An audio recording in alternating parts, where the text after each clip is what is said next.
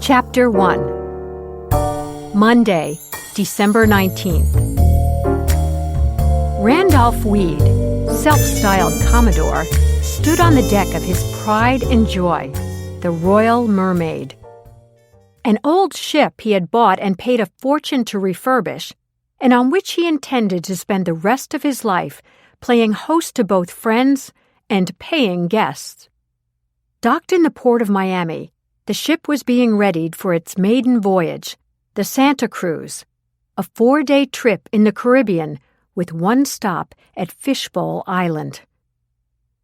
Dudley Loomis, his 40-year-old PR man, who would also serve as cruise director, joined Randolph on the deck.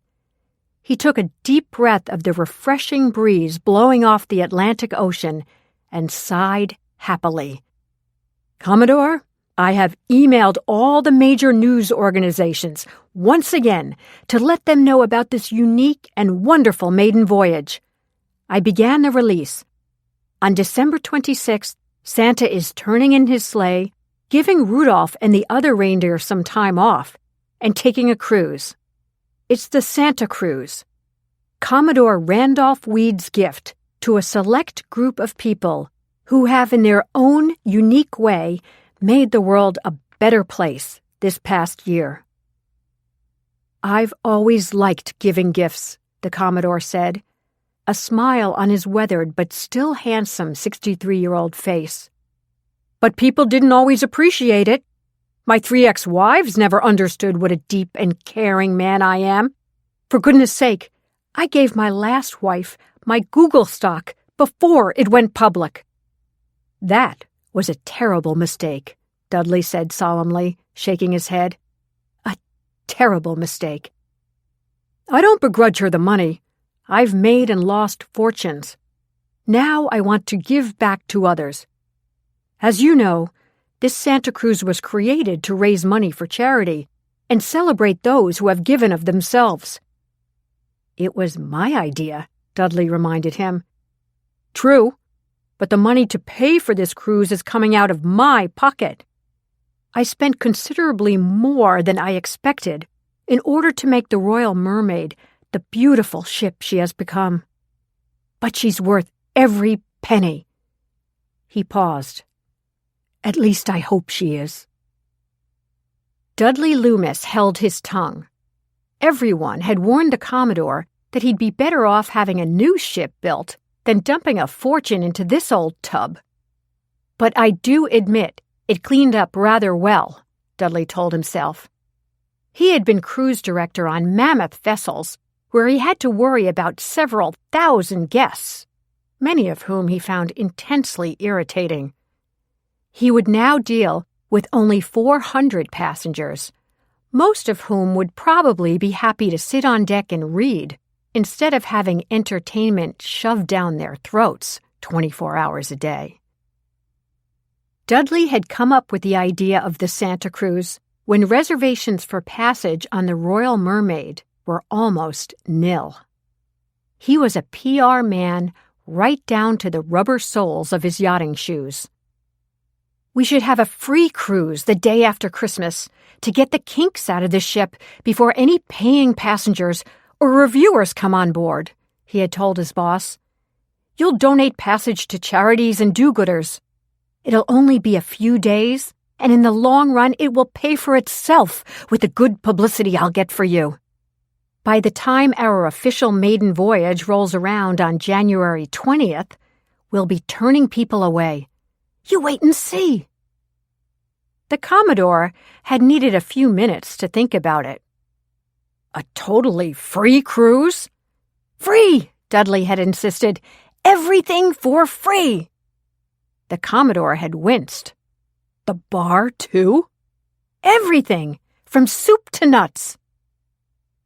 Eventually, the Commodore agreed. The special Santa Cruz would set sail in 1 week, the day after Christmas, and return to Miami 4 days later. Now, as the two men walked along the freshly scrubbed deck, they went over the final details. "I'm still hoping for one of the television stations to at least attend the pre-sailing cocktail party on the deck, Dudley said. I've sent word to the 10 Santa Clauses you are treating to get here early so they can try on the lightweight Santa Claus outfits that you had made for them. They should be ready to mingle with everyone at our evening cocktail party. It turned out to be a blessing in disguise when I had that fender bender with that Santa Claus from Tallahassee last month. While we were exchanging insurance papers, he got weepy and confided how exhausting it was to listen to children all day long, have pictures taken with them, and worse yet, be sneezed on. By the time Christmas Day rolled around, he'd be exhausted and unemployed again. That's when the light went on in my head to include 10 Santas among the guests. You're always thinking, the Commodore agreed. I just hope we get enough paying passengers in the next few months to keep this ship afloat. It'll all be fine, Commodore, Dudley said in his most cheery cruise director voice. You said we hadn't heard from all the people who won this trip at charity auctions. What's the status on that? Everyone is coming. We're just waiting to hear from one passenger. She was by far the highest bidder at an auction for this cruise. I sent her a letter by FedEx, and as an enticement offered her the remaining 2 staterooms so she could bring friends. She's a good person for us to have on board. She won $40 million in a lottery, appears on television all the time, and is a contributing columnist to a large newspaper. He did not add that he had lost the name and address of this winner who had attended his friend Cal Sweeney's auction and had just followed up on it. He almost fainted when he realized Alvirah Willy was not only a celebrity, but a columnist. Splendid, Dudley, splendid! I wouldn't mind winning the lottery myself. In fact, I may need to. Good morning, Uncle Randolph. They had not heard the Commodore's nephew, Eric, come up behind them. Sneaky as always, Dudley thought, as he turned to greet the newcomer. I swear he could make his living as a mugger. Good morning, my boy, the Commodore said heartily, beaming at his kinsman. The warm smile on 32-year-old Eric Manchester's face was the expression he reserved for the Commodore and other important people, Dudley observed. With his perfect tan, sun-streaked hair, and muscled body, Eric had obviously divided his time between the beach and the gym. He was wearing a Tommy Bahama floral shirt, khaki shorts, and docksiders. The sight of him made Dudley ill. He knew that when the passengers came on board, Eric would be outfitted as an officer of the ship, although God knows what office he was supposed to hold. How come I wasn't born good-looking with a rich uncle? Dudley wondered wistfully. I'm running into town, sir, Eric addressed the Commodore, totally ignoring Dudley. Anything you need? I'll let you two chat, Dudley said, anxious to get away from the farce of watching Eric pretend he was of any use to the Commodore, the Royal Mermaid, or the upcoming Santa Cruz. Eric had wormed his way onto the payroll immediately after his uncle bought the ship. The Commodore smiled at his sister's son. Don't need a thing I don't already have, he said. Have fun at the party you went to last night? Eric thought of the wad of cash he'd been given at that party, the down payment on what would make the Santa Cruz a risky and dangerous trip, and profitable for him. It was lots of fun, Uncle Randolph, Eric said. I was bragging to everyone about our upcoming Santa Cruz and how generous you are helping to raise money for charities. Everyone there wished they were coming with us. The Commodore slapped him on the back. Good work, Eric. Get people interested in us. Get people to sign up for one of our voyages. I did, Eric thought. But you won't know about them. He shivered slightly, yet he couldn't help but smile at the irony.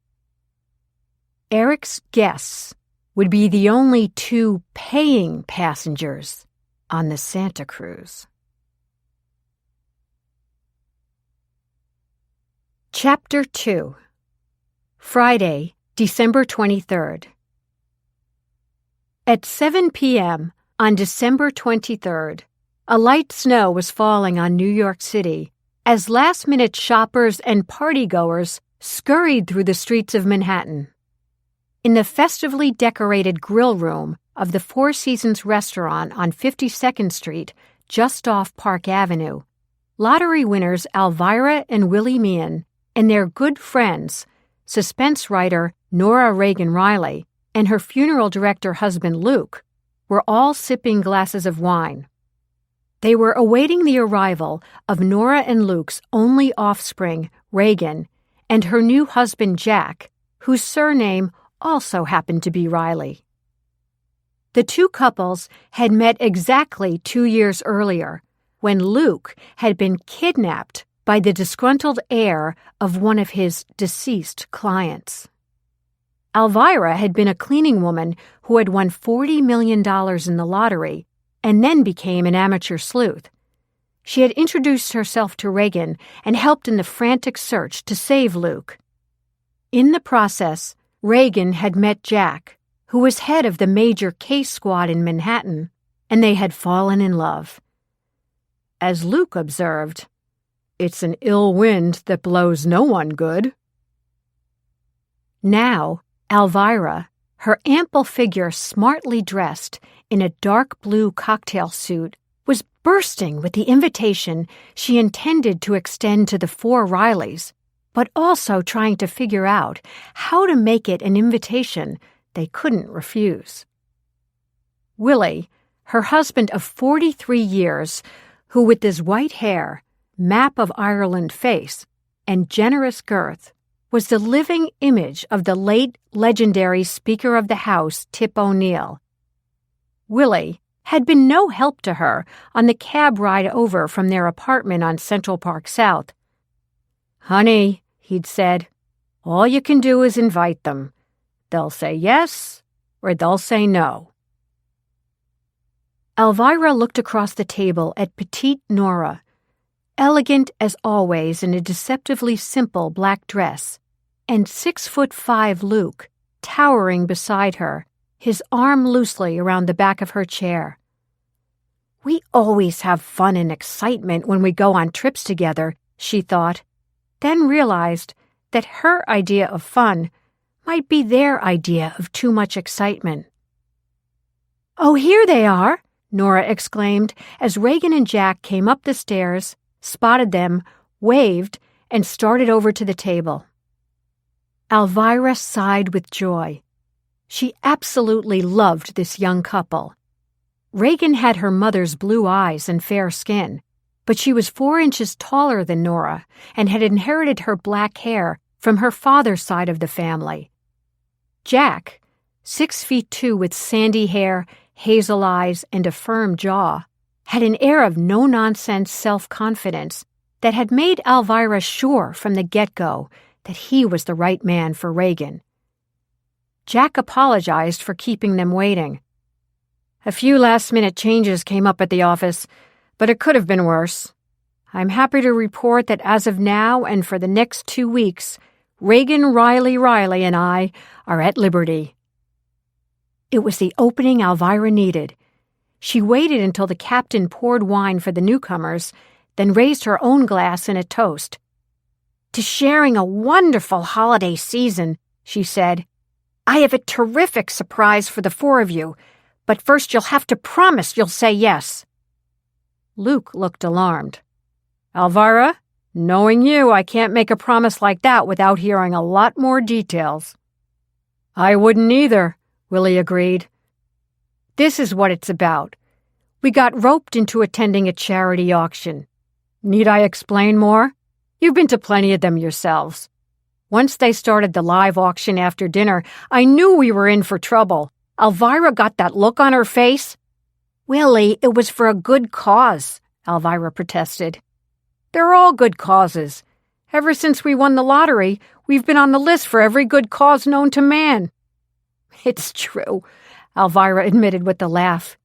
But I went to this one because it was being chaired by Mrs. Sweeney's son, Cal. She's the lady I used to clean for on Tuesdays. Cal is a trustee of their local hospital, and it needs help. Anyway, I got carried away, I admit, and I won a Caribbean cruise for 2. I never heard another word about it and didn't realize it was a Christmas cruise. It's been such a crazy year that, to be honest, I forgot all about it until this afternoon when a FedEx envelope arrived from a cruise director. There'd been some kind of slip-up, and the cruise I won at the auction is set for next week. It leaves on December 26th and comes back on the 30th. 3 days from now? That's mighty short notice, Jack said. Are you going to go? If not, you could probably force them to put you on a different cruise. It's their fault you didn't get sufficient notice. But this is a very special voyage, Alvirah explained eagerly. They're calling it the Santa Cruise. Everyone on board is someone who either won the trip by being the highest bidder in a charity auction, or who was part of a group that did a great deal of good helping other people during the year, or who, after submitting proof of making a generous donation to a worthwhile charity, was selected in a random lottery. You mean no one's paying? Luke asked incredulously as he accepted a menu from the waiter. That cruise line must be rolling in cash. I have the brochure with lots of pictures and all the details, Alvirah said, reaching down and fishing it out of her purse. The ship looks gorgeous. It's brand new. Well, almost brand new. It was refurbished from stem to stern. If you can believe it, it even has a helicopter pad and a rock climbing wall, just like all the new big ships. The best part is that the cruise director is so apologetic about the notification mix-up that he wants us to bring 4 people as our guests to make up for it. And he offered 2 luxury rooms with balconies, just like our cabin. She beamed at the 4 Rileys. I want you all to sail on the Santa Cruise with us. Oh, that's impossible, Nora answered quickly, shaking her head and looking at Luke to back her up. We're just planning to relax next week. Luke began clearing his throat as he tried to think of a stronger excuse. How better to relax than on a cruise? Alvirah insisted. Think about it. You 2 are going to the south of France after the first of the year. Reagan, I know you and Jack are meeting friends to ski at Lake Tahoe on New Year's Eve. What do you have planned for those 4 days after Christmas that beats sailing in the Caribbean? It was a rhetorical question. Reagan, Alvirah continued, I just heard from Jack's own lips that he's on vacation for 2 weeks. What are you committed to do the day after Christmas and the 3 days after that? Absolutely nothing, Reagan said promptly. Jack, we've never been on a cruise together. I think it would be fun. The weather prediction for the New York area next week is freezing to frigid, or the other way around, whichever is colder, Willie said encouragingly. He knew that in the couple of hours since that FedEx package arrived, Alvirah had set her heart on having the Rileys join them on the cruise. We're hiring a private plane to fly us to Miami on the 26th, Willie added, hoping that Alvirah wouldn't admit that this was the first she'd heard of that plan. Think about it. A beautiful ship, fine people as our fellow passengers, swimming in the outdoor pool in December, sitting on the deck reading a book. I bet lots of the people will be reading your books, Nora. What do you say? It sounds too good to be true, Nora said matter-of-factly.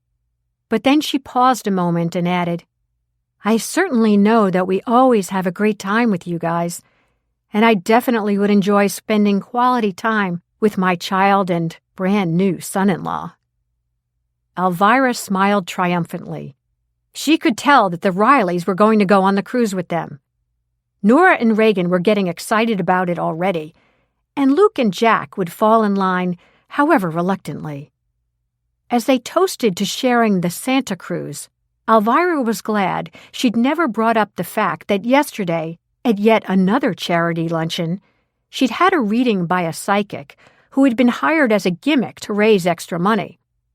As soon as her cards were dealt, the psychic's eyes had widened to the point that her eyelids had disappeared into her skull. "I see a tub," she had whispered. "A large tub. You are not safe in it. Listen to me. Your body must not be surrounded by water. Until after the new year, you must only take showers." Chapter 3. Sunday, December 25th. Under cover of darkness, late on Christmas night, in the port of Miami, a rowboat glided silently up to the side of the Royal Mermaid. A rope ladder was dropped from the lowest deck. "You go first," Bullseye Tony Pinto grunted as he grabbed the ladder and handed it over to his fellow escaping felon. "You just want to make sure the rope is secure before you give it a whirl," Baron Highbridge said icily as he stood unsteadily, put one foot up, tested the ladder, and began to climb. "Hurry up!" a voice urged from above. Larry the Creep, at the helm of the rowboat, extended a beefy hand to Bullseye Tony. "Don't worry, boss. We'll be waiting for you just offshore Fishbowl Island. We'll sneak you ashore, then you'll be home free. Now try to relax on this cruise." "Relax? Hiding in a stateroom with that idiot Highbridge for the next 3 days? I told you I didn't want to be on the run with anyone else." "We were lucky to find this situation," Larry protested. "That poor dope Commodore Weed should only know what a louse he has for a nephew. Lucky for us, though. As soon as the cops find out your wife is wearing your ankle bracelet, they'll be swarming all over the country looking for you." "I'll say that nephew is a louse. He has some nerve charging me $1 million for a 3-night stay." "He wanted more," Larry reminded him. "I drove a hard bargain with them." Bullseye looked up. In the shadowy darkness, he watched Highbridge effortlessly maneuver himself up to the deck and grasp the hand that was extended to him. His heart racing, Tony stood, grabbed the rope, and positioned his foot on the first rung. "Merry Christmas," he muttered bitterly, and turned to Larry. "If you want to give me a present, find where the feds hid that jerk who ratted me out and whack 'em." Larry nodded. "That would be a really nice gift," Bullseye emphasized. From above, sweating profusely, Eric watched Bullseye begin to lumber up the ladder. Eric had been warned by Larry the Creep that if anything went wrong and Tony ended up in the clink, he would be swimming with the fishes. Then Eric stared in horror as Bullseye's gun slipped from his pocket and fell into the water. At least that wasn't my fault, he thought. For $2 million, $1 million for each stowaway, Eric had been willing to take this huge risk. But now, as a cursing, red-faced Bullseye came closer and closer, grasped the rail, and heaved his thick body over the side of the deck, Eric realized that he might have bitten off more than he could chew. The other guy he knew he could handle. I should have stuck with white-collar criminals, he thought, trying to appear in charge as he whispered in what he hoped was an authoritative tone. "Follow me." He did not have to warn them to be silent. Most of the crew was already on board in preparation for the maiden voyage, but it was late and the ship was quiet. Clad in hooded sweatshirts and dark glasses, the two felons followed Eric up a service companionway to the boat deck at the top of the ship. Eric peered out into the carpeted passageway. The coast was clear. He beckoned them forward. As they were passing the Commodore's door, something slipped from under Highbridge's sweatshirt and fell on the floor. Even though the carpet was plush, there was a distinctive thud. "Oh, goodness, my toiletries kit," Highbridge whispered, slipping as he bent down to grab the leather case. Quickly trying to steady himself, he accidentally bumped against the Commodore's door, barely missing the mermaid-shaped doorbell. Eric's heart almost stopped. His uncle was a light sleeper and often spent much of the night reading. He raced down the passageway, the others on his heels, stopped in front of his stateroom, and with trembling hands inserted the key. The green light went on, the electronic lock beeped happily, and he pushed open the door. The two escapees followed him inside the room. Eric shut the door behind them and double-locked it. The curtains to the balcony had been drawn for the night by the cabin steward. A mint was on Eric's pillow. Bullseye Tony lumbered over and sat on the couch, while Highbridge dropped his leather toiletries kit on the bed and sighed. Some roommates, Eric thought. Tony, a dangerous crime boss, and Highbridge, born with a silver spoon in his mouth, who cheated other people out of their money just for the thrill of it. Both in their mid-40s.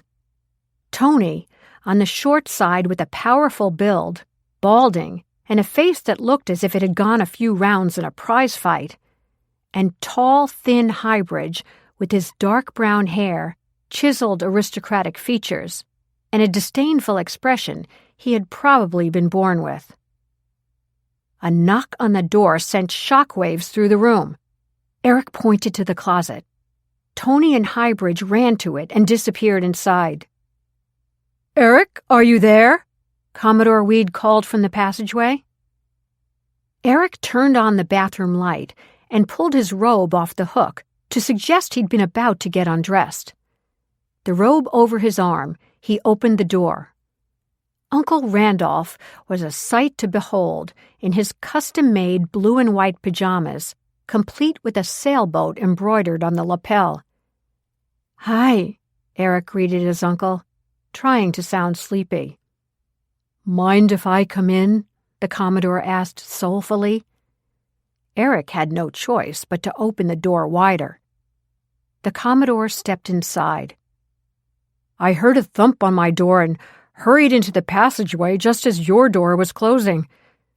I guess you can't sleep either, huh?" In his long history of shady dealings, Eric had learned early on that it was always better to stick as close as possible to the truth. "I went for a walk on the deck, so keyed up about our Santa cruise. Then I realized how tired I was. I think that's why I accidentally bumped against your door." He yawned, then watched in horror as the Commodore picked up Highbridge's toiletries kit off the bed and sat on the couch where the indentation from Tony's generous behind was still fresh. "Handsome kit. I don't think I've ever seen you with it before." "I've had it a while," Eric answered lamely, and deliberately yawned again. "I won't stay long," Randolph said in a tone that suggested he was just getting wound up. It reminded Eric of his long-winded high school graduation speaker who spent the first 15 minutes at the podium mumbling, "Now, before I start my remarks, I'd like to mention—" "It's okay, sir. Stay as long as you like," Eric said weakly. "Insomnia," Randolph began. "The good thing about it is it gives you time to read. The bad thing is it gives you too much time to think. Tonight, I was thinking about Christmases past when you were a little boy." He laughed. "You were a terror.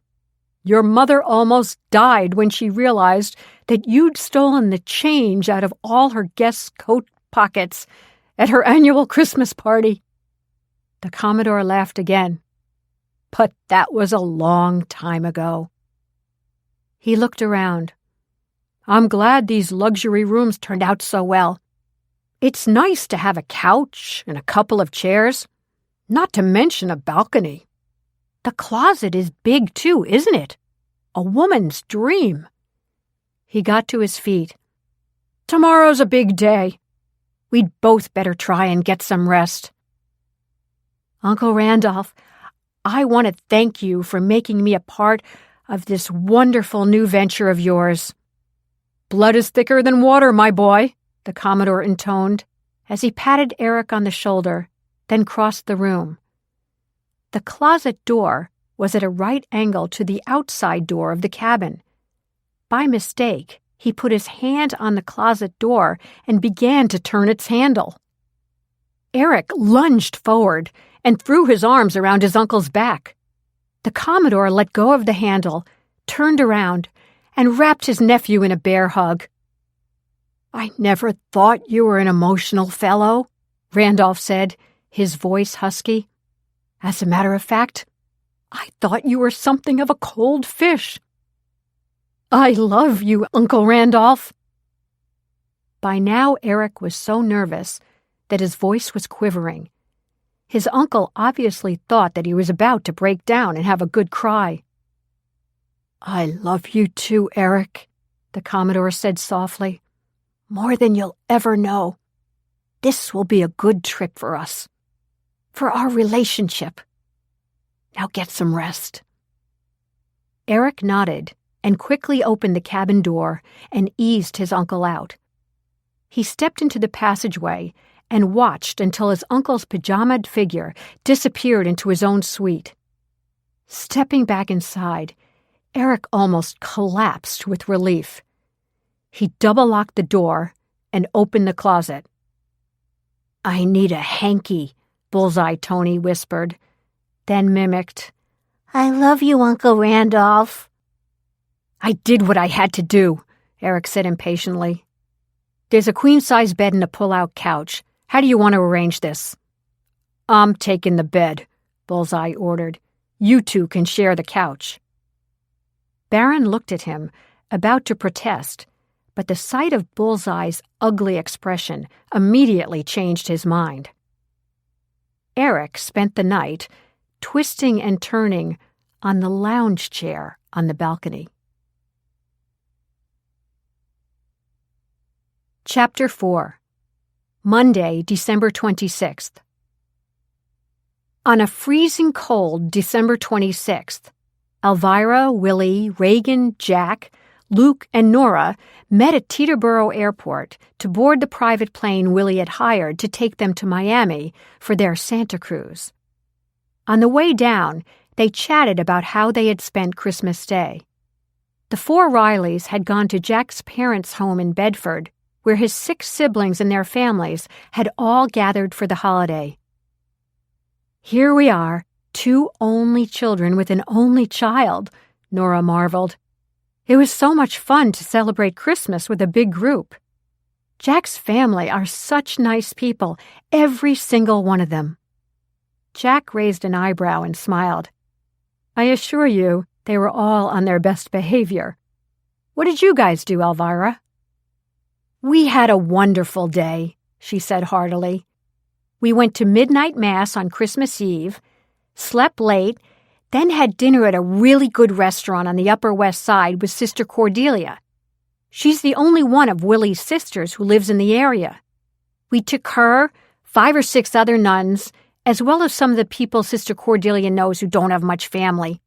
There were 38 of us, and it was really grand." "38?" Jack exclaimed.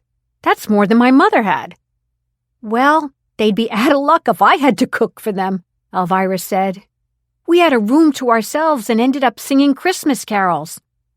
"It's a good thing we had a room to ourselves," Willy interjected. "Next year, Sister Cordelia wants to bring a karaoke machine." Alvirah leaned toward Reagan.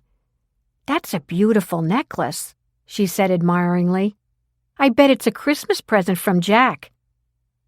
"Alvirah, any time you'd like a job in my office, it's waiting for you," Jack said with a smile. "That necklace is actually a miniature Riley crest." "Complete with diamonds on a gold chain," Alvirah said. "I love it." "Nothing too good for Riley, Jack said. When they arrived in Miami, the sun was shining brightly and the air was hot. "Alleluia," Luke said as they stepped off the plane. "This feels wonderful. These last few days I felt as if I would turn into an icicle." The limo Alvirah had ordered was waiting for them when they exited the terminal. "We have plenty of time to get to the ship," Alvirah said. "How about a nice lunch at Joe's Stone Crab? If we get to the ship by 3, it'll be just the right time to check in." "Alvirah, boarding starts at 1, Willy objected. "And it goes until 4. Let all the anal types get settled in. Then there'll be no line by the time we get there." Everything is going exactly according to plan, Alvirah thought with satisfaction, as the limo pulled up to the terminal where the Royal Mermaid was filling up with the do-gooders of the year. They got out of the car, and as the driver unloaded their luggage, stared out at the ship. An enormous Christmas wreath with the words Santa Cruz in the center was hanging from the bow. "I kind of expected this ship to be a little larger," Willy said. "But I guess I was thinking about those huge ocean liners that carry thousands of people." "It looks perfectly lovely," Nora said hastily. "The brochure said the Royal Mermaid accommodates 400 passengers," Alvirah noted. She waved her hand dismissively. "That's plenty." A porter with a cart came up to greet them. "Go right in the terminal," he said. "I'll take care of your bags." All 3 men reached for their wallets. "I've got it," Luke said firmly. They stepped inside the terminal, where 2 security stations were set up. "I just hope they don't want me to take the pins out of my hair," Nora murmured. "They did that to me at Kennedy Airport when we were going to London. I looked like Gravel Gertie when I got on the plane." But the whole group passed through with flying colors. They walked down a hallway to the departure area where a line of clerks was waiting to check in the guests. It quickly became clear that most of the other passengers had already boarded. There was no one online at any of the counters. 3 men in blue blazers, white slacks, and gold-braided caps had just emerged from the gangplank to the ship.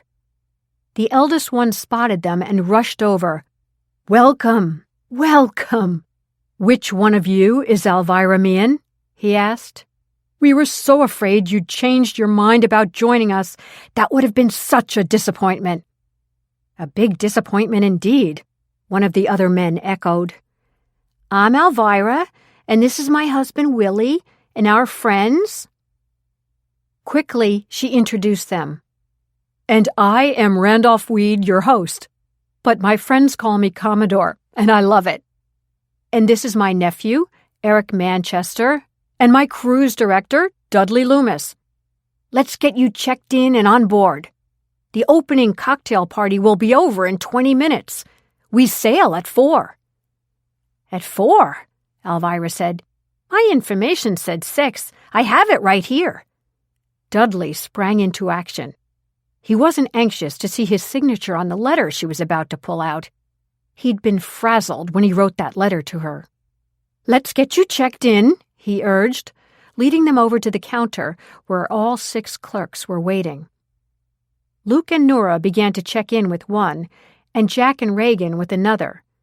The Commodore and his nephew were hovering protectively around Alvirah and Willy. "We're going to have such fun," the Commodore was saying. "A most fascinating group of fine people together on the high seas for 4 days. I promise you'll love every minute." The clerk took Alvirah's and Willy's names and typed them into the computer. She frowned and started tapping away at the keys. "Oh, my," she said. There can't be a problem, Dudley thought. There just can't. "I don't understand how this could have happened," the clerk said. "What?" Dudley asked, trying to keep a smile on his face as the Commodore's expression became stern. "The room assigned to the Mians is already taken, and every other room on the ship is filled." She looked up at the Commodore, Dudley, and Eric. "What are we going to do?"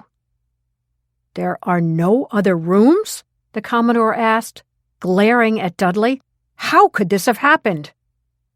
"I must have miscounted," Dudley thought. I should have just offered to let them bring one other couple. Alvirah, Reagan said, Jack and I will spend a couple of days in Miami and then fly out to Lake Tahoe. We don't mind at all. Absolutely not, the Commodore barked. No such thing. We have available one of the most luxurious rooms on the ship that the Means will find most comfortable. It's right next to my quarters. He looked at Eric. My nephew will happily spend this cruise in the guest bedroom in my suite. Isn't that right, Eric? Eric felt the blood draining from his face. There was only one thing he could say. He said it. Of course. I'll have your things moved in a jiffy, Dudley said brightly. Even though he was nervous about his mistake, it was an exquisite pleasure to inconvenience Eric. Eric, I hate to put you out, Alvirah said. Take your time packing your stuff. We'll go up to that cocktail party right now and enjoy a drink until we set sail. Then we'll be happy to settle in. Eric managed a smile. I'd better get packed up so they can freshen the room, he said. I'll see you all later. He turned on his heel and like a shot was up the gangplank. What a nice young fellow your nephew is, Alvirah said to the Commodore. Chapter 5. The welcome aboard Santa Cruz cocktail party had been in full swing for more than an hour. Most of the 400 guests had had a second glass of champagne. Some had had a third glass, and a few even more. You can tell who they are, Ted Cannon thought, as he put down his own untouched flute. The band had been steadily playing holiday music. They swung into Santa Claus is Comin' to Town for at least the fourth time. Here I am, all alone, he reflected sadly. Ted had gone around to hospitals and nursing homes playing Santa Claus in Cleveland for 15 years, something he'd been talked into doing by his late wife, Joan. She had been gone for more than 2 years now, but as a tribute to her, he'd kept up the practice. Then, someone had entered his name in the Santa Claus drawing for the cruise, and he'd been one of the winners. He still found it hard to believe.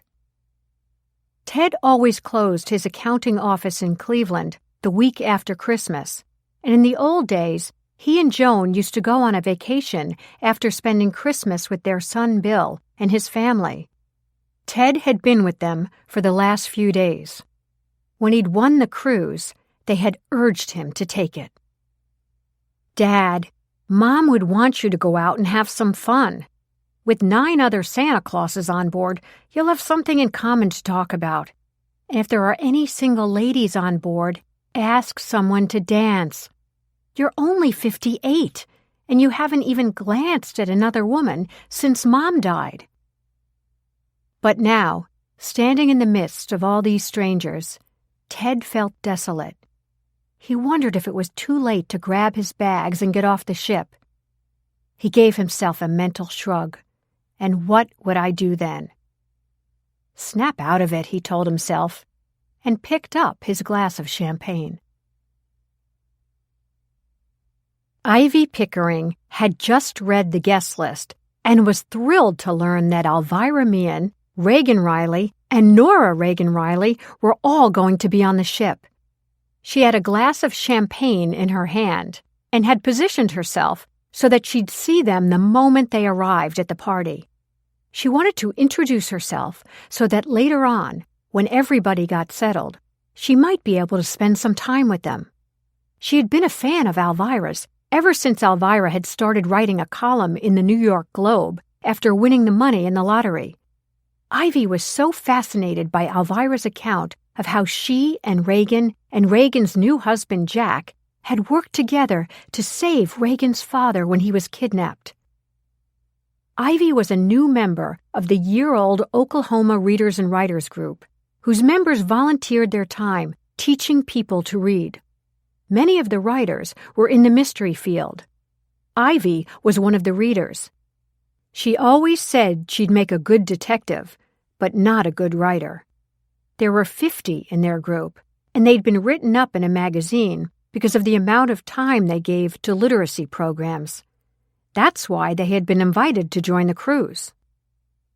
For fun, the group had decided to have a ghost of honor, Left Hook Louie, an Oklahoman mystery writer who, after he retired from the ring as a heavyweight prize fighter, had begun punching out words.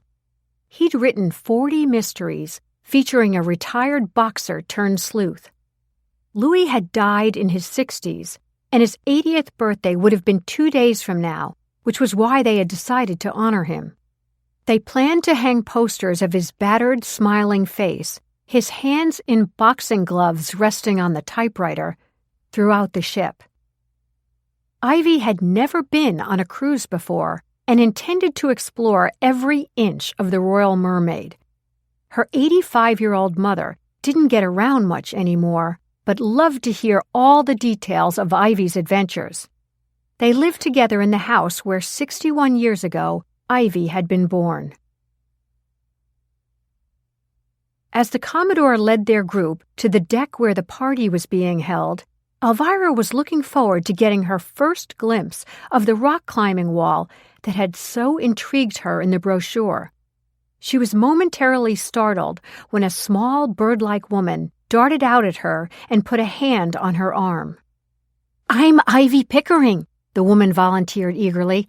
"I'm such a fan. I've read your columns in every single one of Nora's books. I cut out pictures of Reagan's beautiful wedding and saved them. I just knew I had to say hello to all of you the moment you got here." She beamed at them.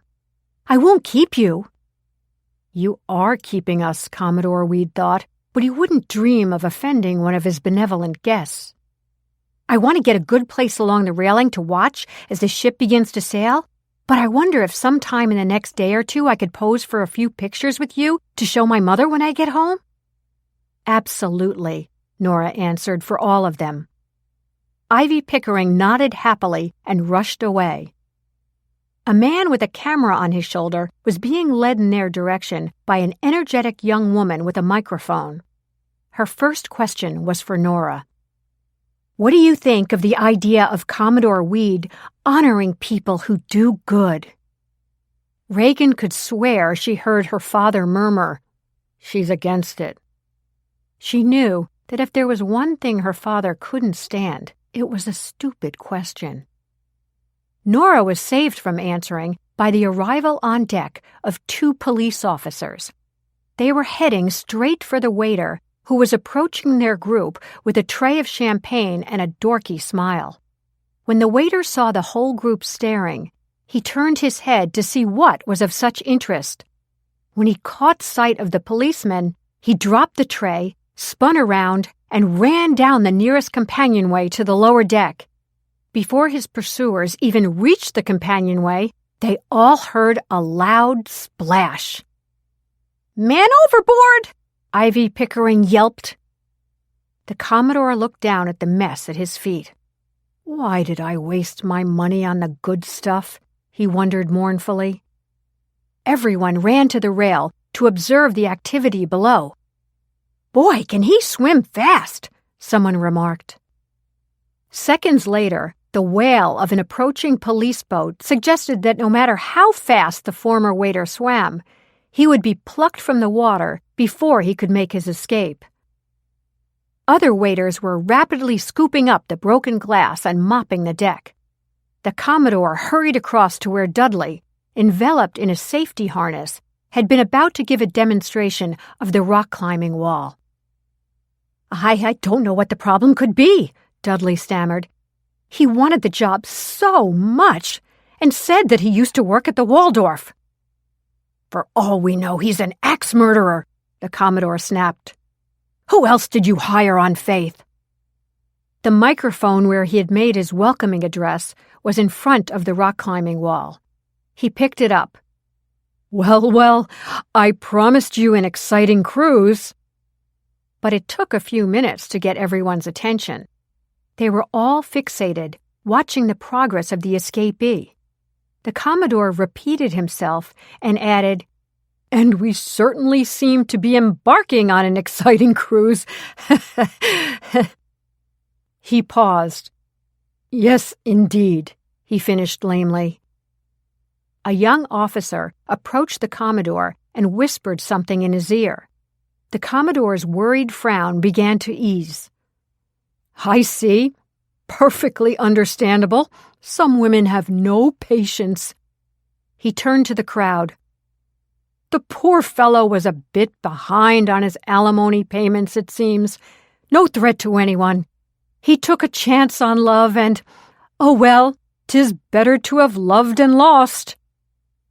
The Commodore had to restore the feeling of conviviality. Now let's refill our glasses and turn our attention to the rock-climbing wall behind me.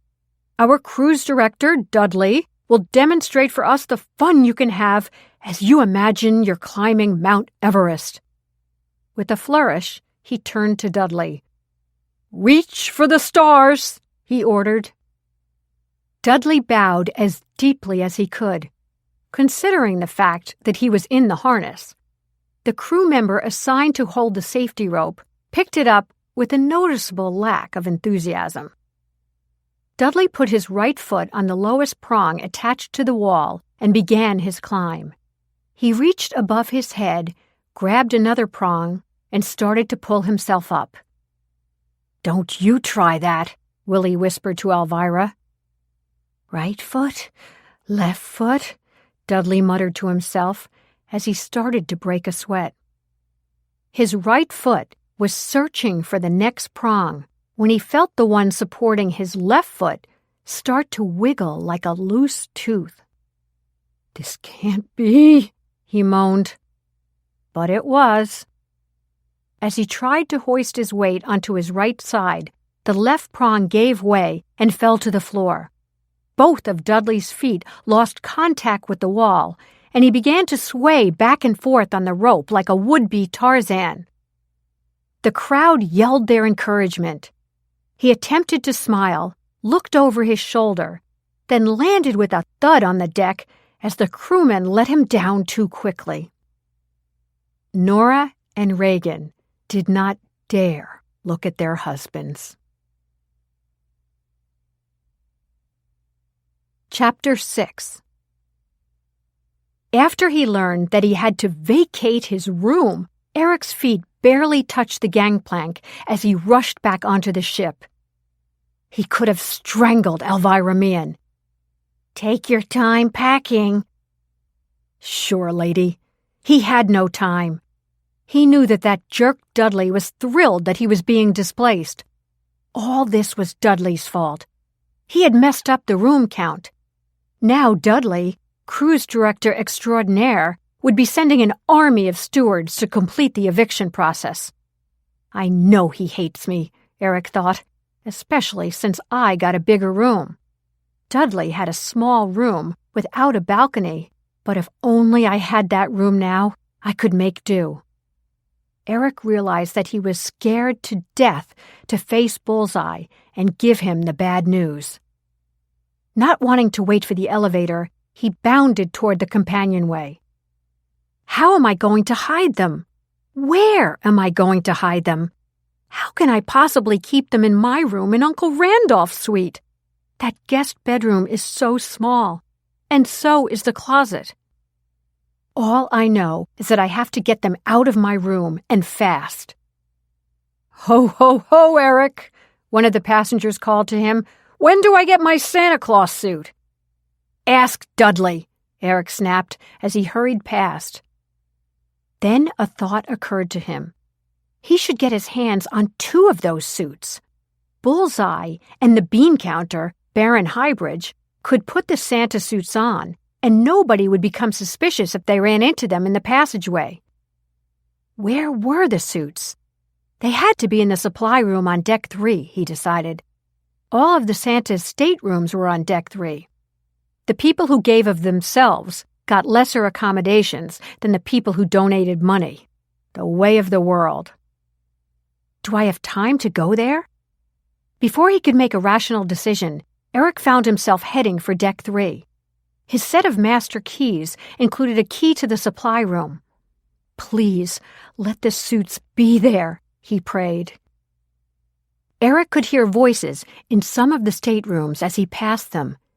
He must not be seen near the supply room. Passing the luggage that was still piled outside various stateroom doors, he pulled the keys out of his pocket and turned a corner. Way down the corridor, he could see two people, but fortunately their backs were to him. He took giant steps to the supply room, put the key in the lock, turned it, and pushed open the door. To his delight, the Santa suits were hanging on a clothes rack. He quickly picked two of them that looked as if they might fit a short, portly bullseye and a tall, thin Baron, two people who only gave gifts to themselves. He grabbed two white beards, two stocking caps, and two pairs of black sandals. The tropical Santas, he thought. In a cabinet, he found a stack of black plastic garbage bags. He jammed all of the Santa paraphernalia into one of them. Time was running out. He was already sweating profusely. He left the supply room and raced up the companionway to the boat deck. He made it to his room without having to explain to anyone why he was carrying a trash bag. The Do Not Disturb sign was still there. He opened the door and braced himself for the stowaway's reactions. Baron was stretched out on the pull-out couch, watching television and eating from a bag of potato chips. "Shh," he warned Eric, and whispered, "Tony just fell asleep. He's been very cranky all day." "Well, he's going to get a lot crankier," Eric snapped. "I've got to move you two." Tony's eyes flew open. "What?" "There was a screw-up. They're one cabin short. A couple of passengers are moving into this cabin." "How cozy," Bullseye snapped. "Do you have any bright ideas about where you're going to put us?" Baron sat up, a look of terror on his face. The bag of chips flipped over, scattering on the sofa bed and on the floor.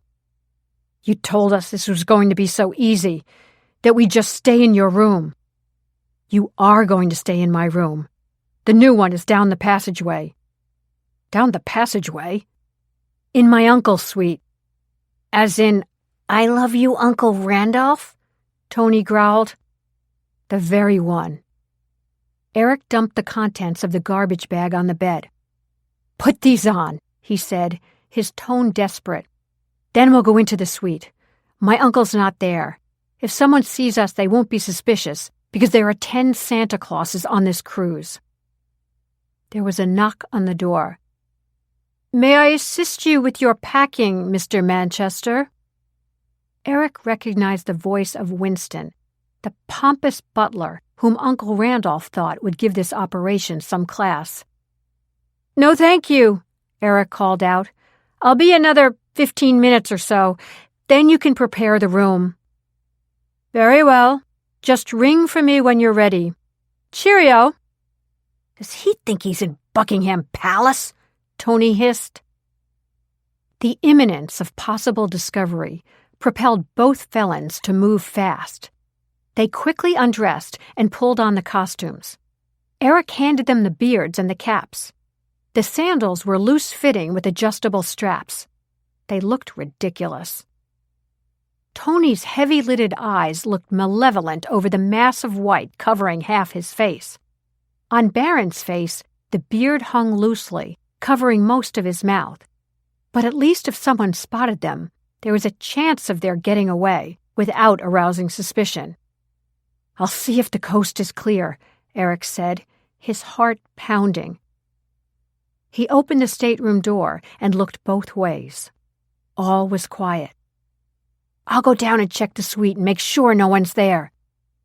He walked down the passageway, opened his uncle's door, and took a quick survey of the rooms inside the suite. He then hurried back to his own room, opened the door, and nodded to the two men. They followed him down the passageway and into the Commodore's suite. Breathing a sigh of relief, Eric shut the door. "The guest room's over there," he said.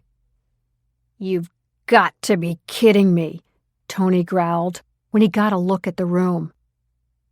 The only furnishings were a double bed a night table, and a single chair in front of the built-in desk and storage cabinets. Barron opened the door of the closet. "You expect us to hide in here?" he asked. "No. Get in the bathroom." Like the closet, the guest bathroom was much smaller than the one in his stateroom. "Wait in there until I get all my stuff moved in," Eric continued. "Lock the door." With a look of murderous fury, Tony nodded. "I'm warning you, Eric. We'd better not get caught." Chapter 7. Promptly at 4 p.m., the Royal Mermaid began her Santa cruise out of the port of Miami.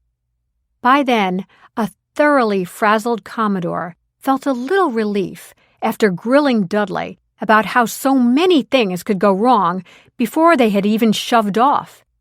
Not getting a satisfactory answer from an equally frazzled Dudley, he headed for the bridge. He stood beside Captain Horatio Smith as the captain fired up the engines. It was reassuring to be in Smith's presence. After a mandatory retirement from a small but excellent cruise line, the 75-year-old Smith had happily accepted the offer to be at the helm of the Royal Mermaid. "All aboard, Commodore?" Smith asked. "-1, the Commodore said grimly, not knowing he was actually +1. "I just hope I won't have to pitch in and wait tables myself." Standing with Smith, who hadn't done anything stupid yet, the Commodore felt his good humor begin to return. Every maiden voyage has its ups and downs, he realized. The Commodore had been disappointed by the anguished expression on Eric's face when he was told he had to give up his room and move in with his uncle. "He seemed so anxious to share this time together when we visited last night," the Commodore thought. "One would think that he'd be happy to be even closer to me. We'd have more time to share.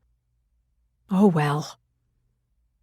The Commodore turned to see how many people might be standing at the peekaboo window, which allowed passengers to watch the captain as he steered the ship. Another disappointment. There was only one observer, Harry Crater, a sickly-looking fellow. In fact, he looks like he's about to keel over, the Commodore thought. When I chatted with him at the cocktail party, it was a relief to hear that he owned a helicopter, and if he had a medical emergency, he would send for it immediately. I wouldn't wish him hard luck, but perhaps a passing medical problem requiring the helicopter would be a newsworthy item. It would highlight our ability to respond to emergencies by having our own landing pad. He made a mental note to point that out to Dudley. The Commodore waved and saluted. At the peekaboo window, Harry Crater waved back. It was the feeble movement of a powerful arm that was being concealed by a jacket 2 sizes too large. He didn't care about anything except the heliport, and that was obviously satisfactory for his plan. Remembering to lean on the cane, he shuffled away. The Commodore watched him depart.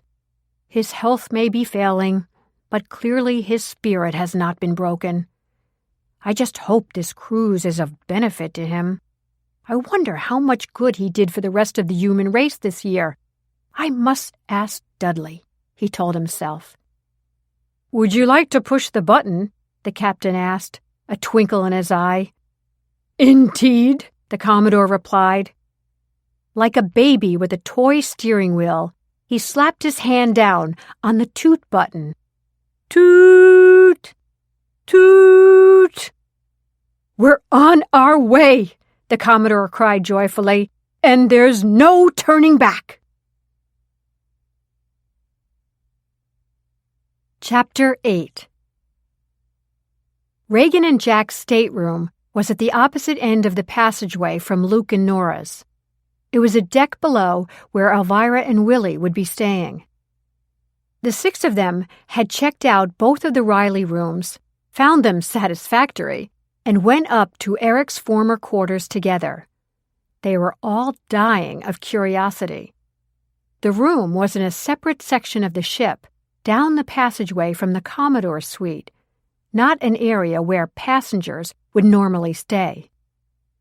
The door to the room was open. "Hello," Alvirah called as she reached the doorway. A straight-backed, balding man in a dark steward's uniform was running a cloth over a night table. "Good afternoon, madam," he replied with a slight bow. "Are you Mrs. Meehan?" "Yes, I am." "My name is Winston. I will be your butler on this voyage. It will be my pleasure to ensure your absolute comfort. I am prepared to serve you everything from breakfast in your suite to a hot chocolate at bedtime. May I add my apologies for your inconvenience because of a reservation mishap?"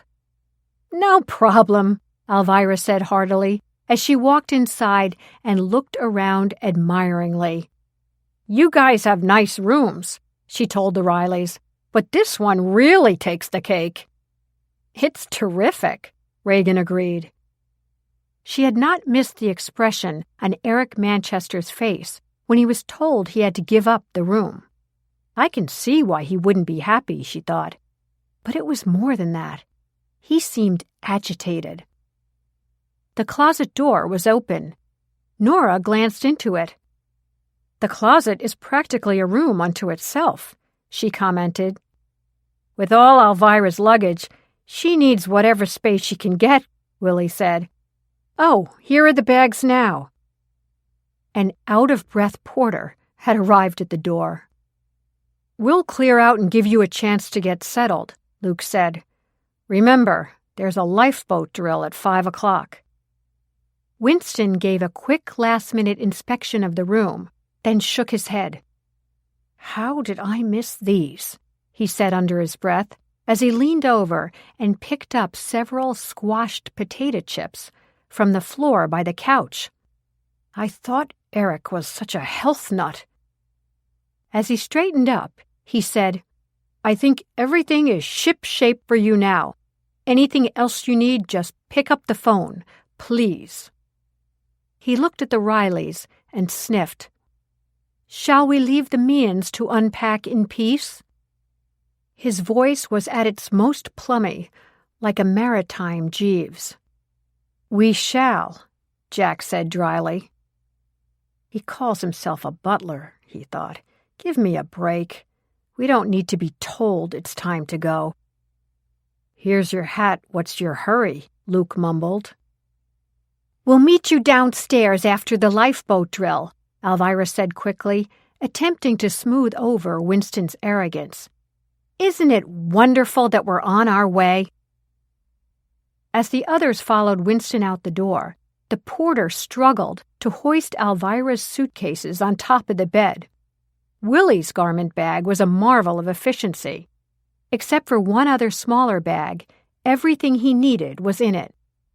Alvirah opened the drawer of the night table next to her side of the bed and placed calcium pills in it. She had heard they were better absorbed if you took them at night. A deck of playing cards was inside the drawer. "Oh, look at these, Willie. Remember how we used to like playing cards? We've gotten away from it these last few years."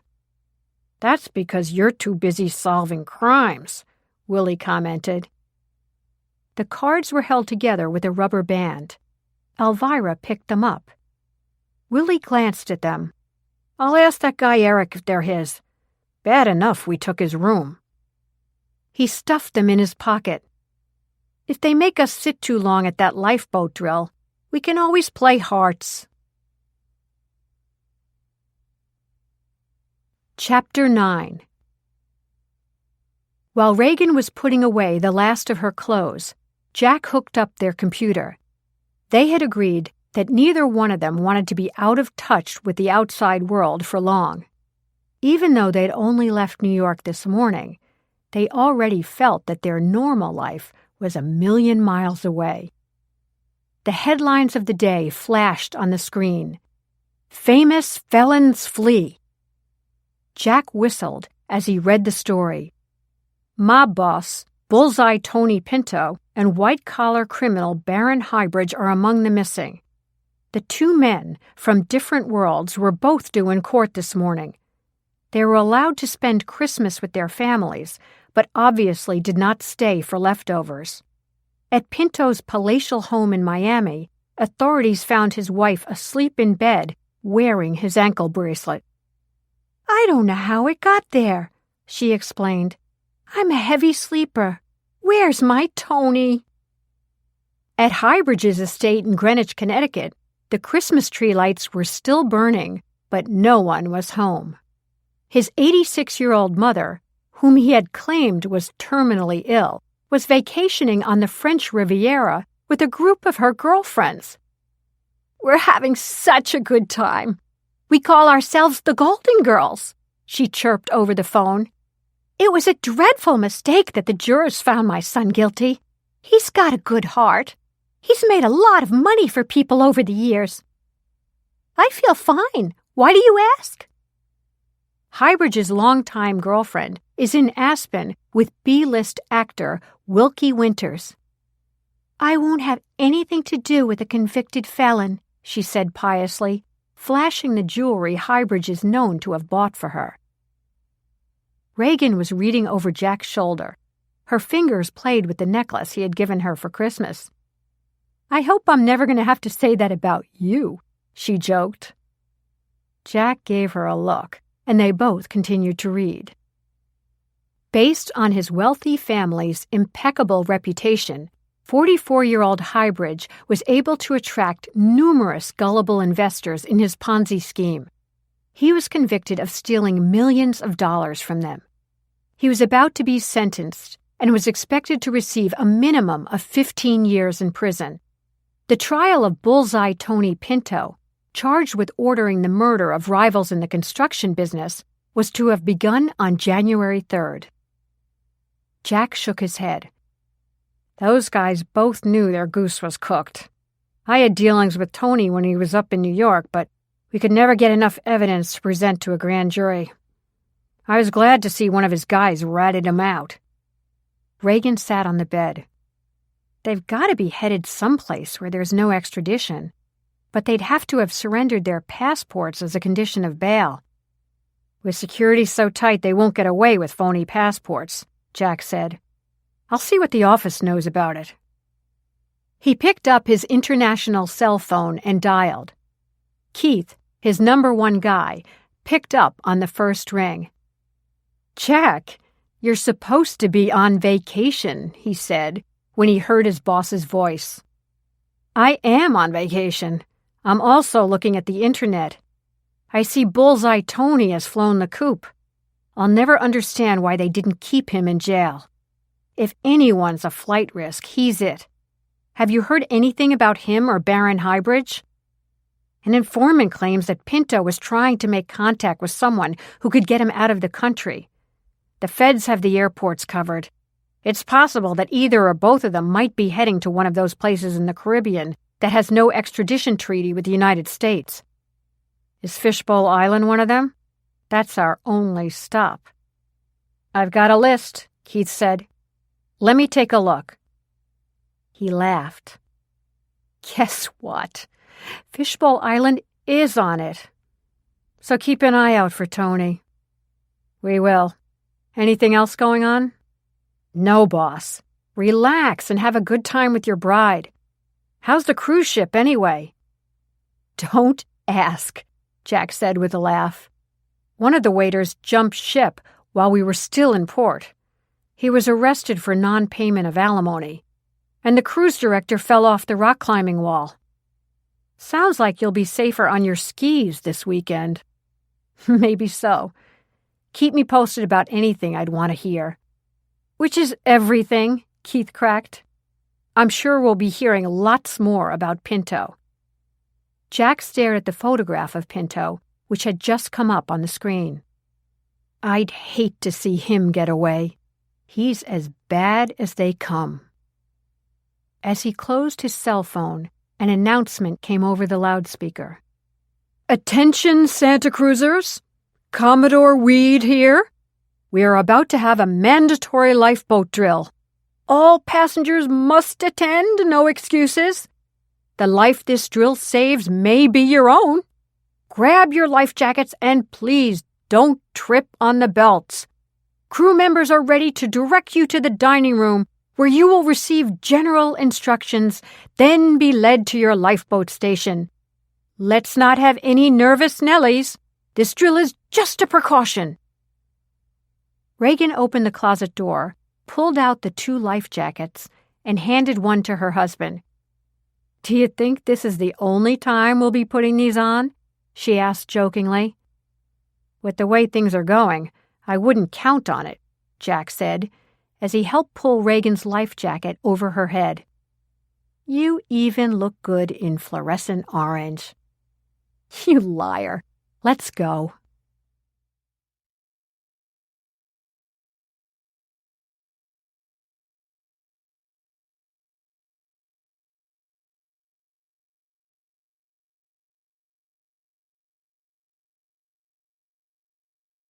Chapter 10. At least the lifeboat drill had gone well, Dudley thought, as he stood in the supply room waiting to hand out the Santa Claus suits. Except for that idiot who thought it was funny to keep blowing the whistle on his life jacket. I wish that the safety instructions didn't have that new advice that if you can't reach a lifeboat, you should put one hand over your mouth, hold down the shoulder of your life jacket with the other, and pretend that you're just walking off the ship as you jump into the water. It was ridiculous. Walk or jump, you're still hitting the water in a most unpleasant way. That kind of talk scares people. I know it scares me. I can just see myself standing on the rail with the ship going down and trying to delude myself I'm out for a stroll. Dudley shrugged his shoulders. There was enough to worry about without borrowing trouble. If anything else goes wrong, I may be walking the plank anyhow, he thought. I cannot believe the Commodore was so mad at me this afternoon. Was it my fault that waiter didn't pay his alimony? No. Was it my fault that first prong on the rock-climbing wall fell off? No. The Commodore should have been thrilled that I escaped with only a few bruises on my buttocks. I could use a good soak in a tub, he thought. But of course, my room doesn't have a tub. I'm lucky it has a sink. But I did hire the waiter, he admitted to himself. And the screw-up on the room was an honest mistake.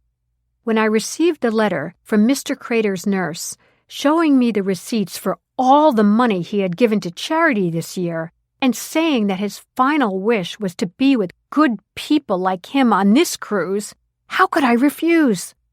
I just wish I had written it down when I gave his name to the reservations people. Maybe I didn't get the final count straight, but it's their fault for assigning 2 people to the same room. There was a knock at the door. "Okay to come in."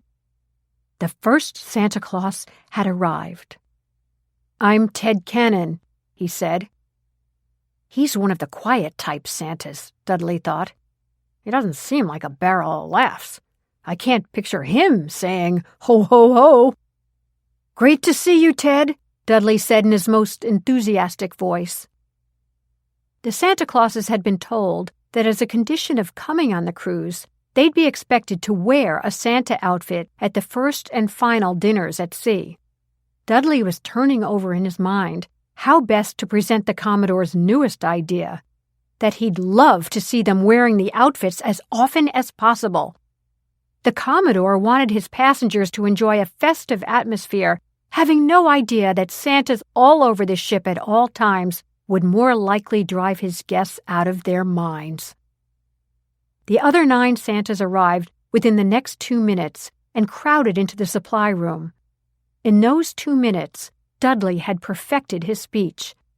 "Don't let them think they're doing us a favor," he reminded himself. "Let them think that they're being honored by being chosen to work." He felt relief as the men began to smile when he told them how proud the Commodore was to have them all aboard. "He wants to put the spotlight on the good you have all done to create warmth and joy for so many people during the holiday season," Dudley explained. thinking that some of the Santas probably promised kids presents they didn't get. Because the Commodore understands how much love you provided to children of all ages when you wore your Santa outfits, he was hoping that you'd want to spread that love as often as possible during the cruise by wearing these outfits. Dudley pointed to the rack.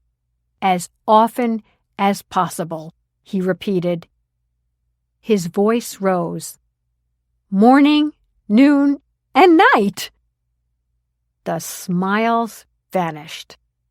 Bobby Grimes, the roly-poly guy from Montana, who looked as though he should have been the cheeriest of all, said, I thought this was supposed to be a free trip, thanking us for all the work we already did. Some thanks. When I work as Santa Claus, I get paid Santa Claus wages. This is a rip-off, what you call a breach of contract. The troublemaker of the group has just identified himself, Dudley thought.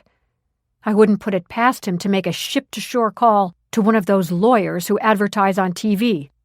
Did you fall? Or almost fall?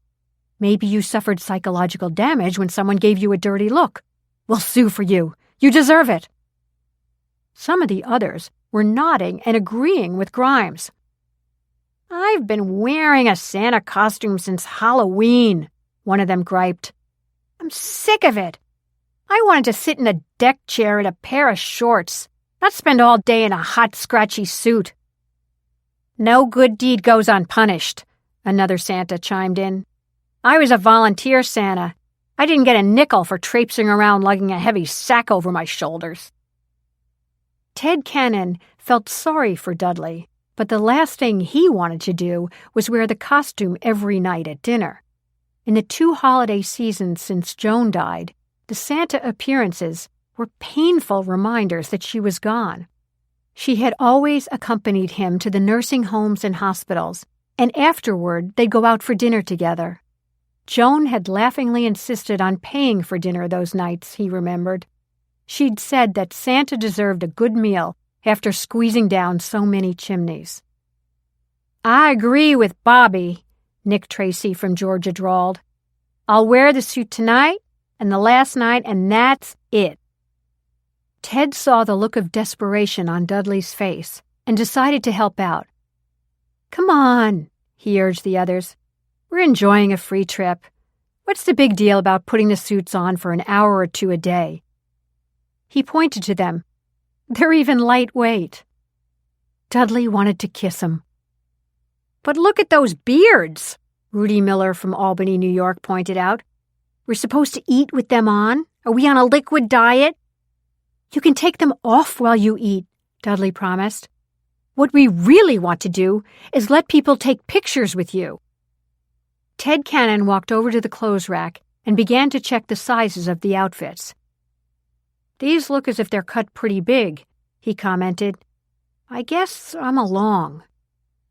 He removed one hanger, folded the contents over his arm, then took a beard, stocking cap, and sandals from the boxes next to the rack. I like wearing a Santa suit, Pete Nelson from Philadelphia piped up. I was always a bit shy, but wearing the suit made it easier to talk to people. My therapist said it was like being an actor. He said that many actors are really very shy when they're not playing a part. He sounds brilliant, Grimes snapped. Who cares whether actors are shy? Most of them are overpaid jerks. I resent that, Nelson said. I'm just trying to share what my therapist is teaching me. Well, most therapists are overpaid jerks as well, Grimes countered. Nelson frowned. I really don't think you're cut out to be a Santa. You're right. This was my last season. Maybe next year he should play Scrooge, Dudley thought. We're off to a great start. Why did I ever think up this Santa cruise? This will turn me into a confirmed landlubber. He began to hand out the suits. By the time 4 of the Santas had taken them, there were only 4 left on the rack. I can't understand it, Dudley said, his voice alarmed. We're missing 2 suits. Mr. Grimes, unless I can track them down, you will be relieved of your obligation to spread good cheer on this cruise. What? It was clear that Grimes was caught off guard. The truth was that he loved dressing up as Santa Claus. Ted Cannon sized up Grimes as the type who always complained no matter what. Maybe we can rotate some of the suits. I'm in the cabin next to Pete. We're about the same size. We can share one.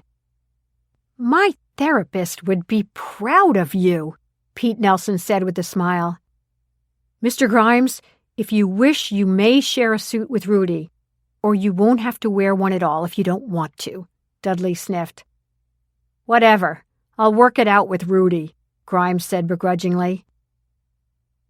When the Santas left, 8 of them carrying outfits, Dudley scoured the supply room. Not only had the 2 suits vanished into thin air, but the sandals, beards, and stocking caps to go with them were also definitely gone. Why would anyone else want them? And how am I going to explain having only 8 Santa Clauses to the Commodore? Who could have gotten into the supply room? It was always kept locked, so it had to have been someone with the key. Dudley got nervous. I didn't have that waiter checked out, he thought. As a matter of fact, I didn't check anybody's references. We all know that most references are given by people who are forced to do a favor for their unemployed friends, and most resumes are a pack of lies. Someone on the ship was up to no good. Dudley didn't know whether it was a passenger or a crew member. What Dudley did know was that if something else happened, it would be his fault. All of a sudden, walking off the ship didn't seem like such a bad idea. Chapter 11. Oh, I sail the ocean blue, and my saucy ship's a beauty, the Commodore sang, as he looked in the mirror over the couch of his sitting room and smiled at his reflection. His new uniform, a resplendent midnight blue tuxedo, with gold-braided epaulets on the shoulders to match the buttons on the jacket, struck exactly the note he was hoping to achieve. He wanted his guests to view him as both a commanding presence and a genial host. But it would be nice to have another opinion, he decided. "Eric?" he called. The door to the guest room was closed and locked, a gesture the Commodore felt was a trifle unfriendly. After all, he reasoned, with this large living room between the bedrooms, it's not as if we're crowding each other. Closing the door was one thing, locking it another. Certainly Eric couldn't think I would barge in on him. When I tapped on the door a few minutes ago and got no response, I only wanted to peek in to see if Eric had been catching a catnap. I simply wanted to warn him that it was getting late. But the door was locked. Then Eric called out in a very cross voice that he was stepping out of the shower, and what did I want? Maybe he should have taken a nap, the Commodore thought. He looked terribly tired today, and he certainly was cranky. Well, I know that he shares my concern that the voyage goes well from now on, despite a few bumpy patches at the outset. There was a knock on the outside door of the suite. The Commodore knew it would be Winston, with his plate of fancy hors d'oeuvres. I much prefer enjoying them here in my suite with a glass of champagne than munching on them while I'm shaking hands and posing for pictures with the guests, he thought. Nothing worse than a crumb on the chin or a dab of mustard on one's cheek when posing for a photo. People should feel free to point out offensive particles of food stuck to another person's face, no matter how exalted the position of the stuckee. "Enter, Winston," he called out. Winston entered the room in dramatic fashion, a tray with an open champagne bottle, 2 glasses, and 2 plates of hors d'oeuvres held over his head. A small smile played on his lips, indicating that he was very pleased with himself. But then, he always was. He placed the tray on the coffee table and ceremoniously poured a glass of champagne for the Commodore. The Commodore inspected the selection of hors d'oeuvres: tiny potatoes sprinkled with caviar, smoked salmon, baked mushroom puffs in pastry shells, and sushi with dipping sauce. His face darkened. Winston looked alarmed. "Are you displeased, sir?" "No pigs in a blanket?" A horrified expression came over Winston's face. "Oh, sir," he protested. The Commodore slapped him on the back and laughed heartily as he settled on the couch. "Only jesting, Winston. I know you would drop dead before you would ever serve such a middle-brow item. But they are tasty." Winston didn't comment, but he obviously didn't agree. The same selection of hors d'oeuvres had been placed in all the guests' rooms, a gesture that Winston felt was surely unappreciated by most of the cruisers. They'd probably have preferred popcorn, he thought. He placed one plate of hors d'oeuvres on the table and picked up the tray. Then he turned and began to cross the room. Before he had gone 6 steps, the door of Eric's room opened. Pulling it closed behind him, Eric gave the Commodore a blinding smile as he hurried to sit beside him on the couch. "Sir, I hope I didn't sound unpleasant a few minutes ago when you called me." He tried to laugh. "Fact is, I stubbed my toe in the shower. I'd just been muttering something I won't repeat when I heard your voice." "That's perfectly all right, my boy," the Commodore assured him as he bit into a mushroom puff. "It did enter my head that you sounded a bit cross, but a stubbed toe is the very devil." A slight frown creased his forehead. "You're not dressed for the evening. You're running rather late, aren't you?" Winston placed the second plate of hors d'oeuvres and a glass of champagne in front of Eric. "I wonder if he'd rather have more of his potato chips," Winston thought disdainfully. "I'll have to inspect his room when I turn the bed down. The last thing I want is him ruining the Commodore's guest bedroom with hidden junk food." It's also interesting, Winston thought, that for someone who claimed to have just stepped out of the shower, Eric had put his daytime uniform back on. "Mr. Manchester," he said, "is there a problem with your dress uniform? Does it need pressing? I'd be happy to take care of it for you."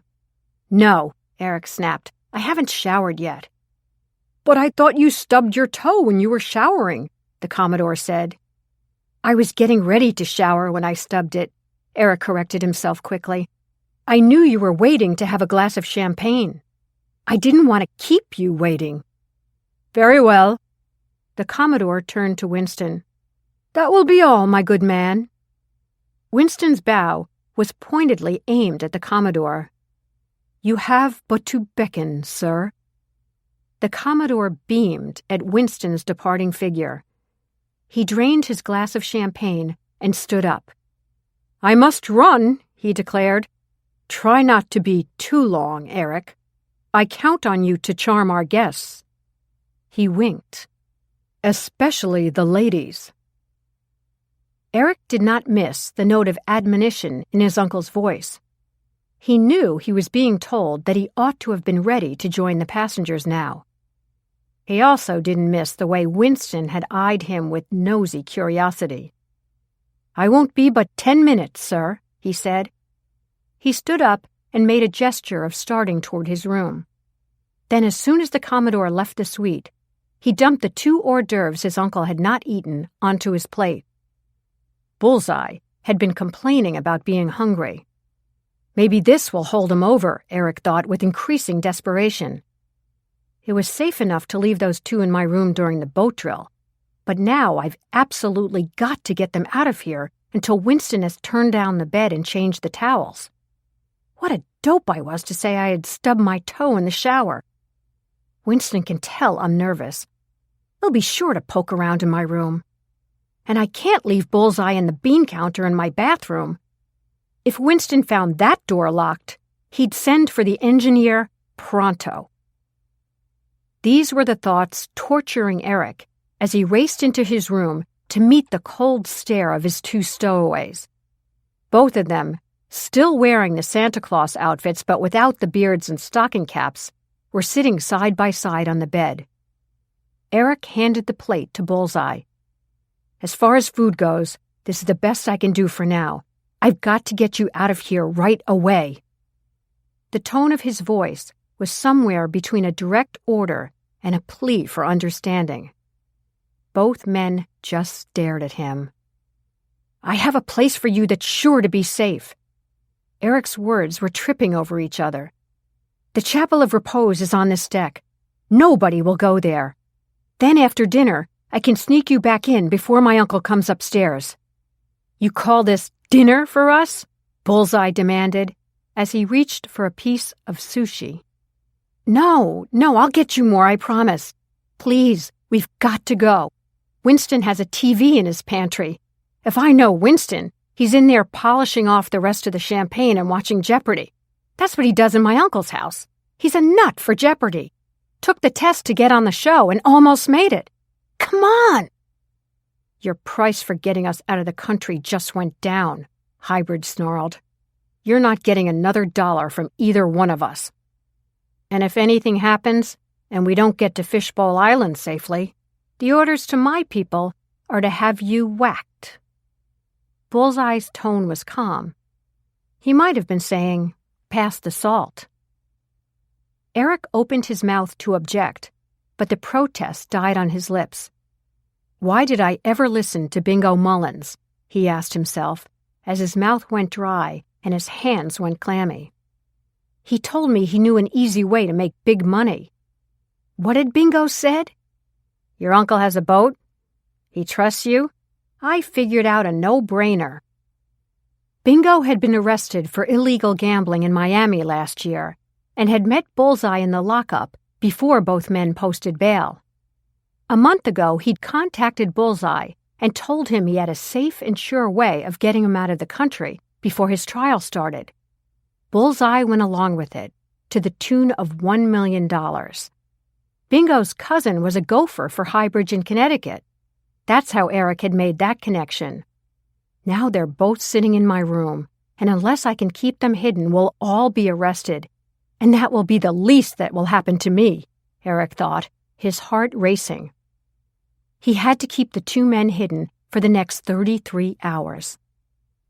Knowing that his very life depended on that gave Eric courage. Put on those caps and beards, he ordered briskly. Let's go. Eric checked to see if the coast was clear. The corridor was empty. He waved to the two of them to follow him. His final instructions were whispered with a nervous tremor that made his voice come out as a squeak. Remember, if people see you, they expect to see Santas roaming around the ship. Don't try to run away from them. Highbridge cursed under his breath. He's changed, Eric thought. There was something in his voice that was both chilling and threatening. Eric's instinct was immediately justified when Highbridge said, My people will get you if Tonys don't do the job. Count on it. It took less than a minute, but felt like hours before they were in the corridor that terminated at the Chapel of Repose. Eric pulled open the heavy wooden door, flicked on the light, and glanced inside. The chapel was the Commodore's pride and joy. It had an arched ceiling with stained glass windows on either side. A carpeted center aisle separated 6 rows of white oak pews and led to a raised area suggesting a sanctuary. The altar, a long table covered by a floor-length velvet cloth, was the focal point. An organ was off to the side. Get in, Eric said quickly, then shut the door behind them. Go sit on the floor behind the table. If you hear the door open, scoot under it. I'll be back as fast as I can after dinner. Make sure you bring food when you get back, Bullseye ordered as he ripped off his beard. I will. Trying not to break into a run, Eric turned off the light, left the chapel, and hurried down the corridor. Alvirah and Willy were waiting for the elevator. Oh, glad to see you, Eric, Willy said. Alvirah found a deck of cards in the night table by the bed. We were wondering if they were yours. No, they're not, Eric snapped.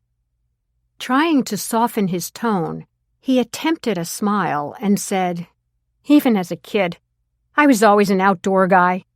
I could never sit still long enough to play cards. Well then, I guess I'll see if I can get a card game going on the ship, Willy said. 5 minutes later, when he was in the shower, a thought hit Eric like a thunderclap.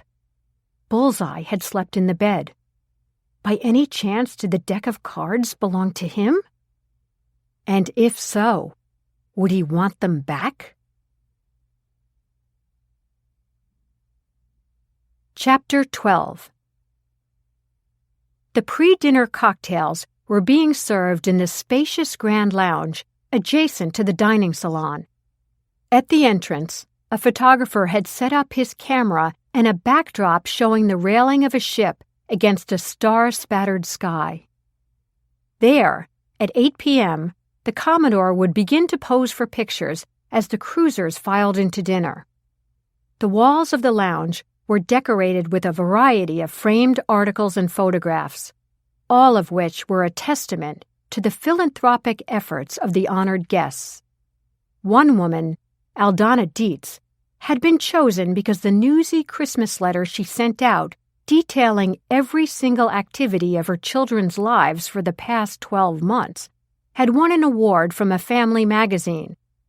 An enlarged and framed version of the letter was displayed prominently on the wall. To make sure no one missed it, a smaller version was a centerpiece at all the cocktail tables. The Commodore was speaking in a low voice to a flustered-looking Dudley, and it was obvious he was not happy with whatever Dudley was saying. "The reason we only have 8 Santa Clauses here is because 2 of the suits are missing, sir."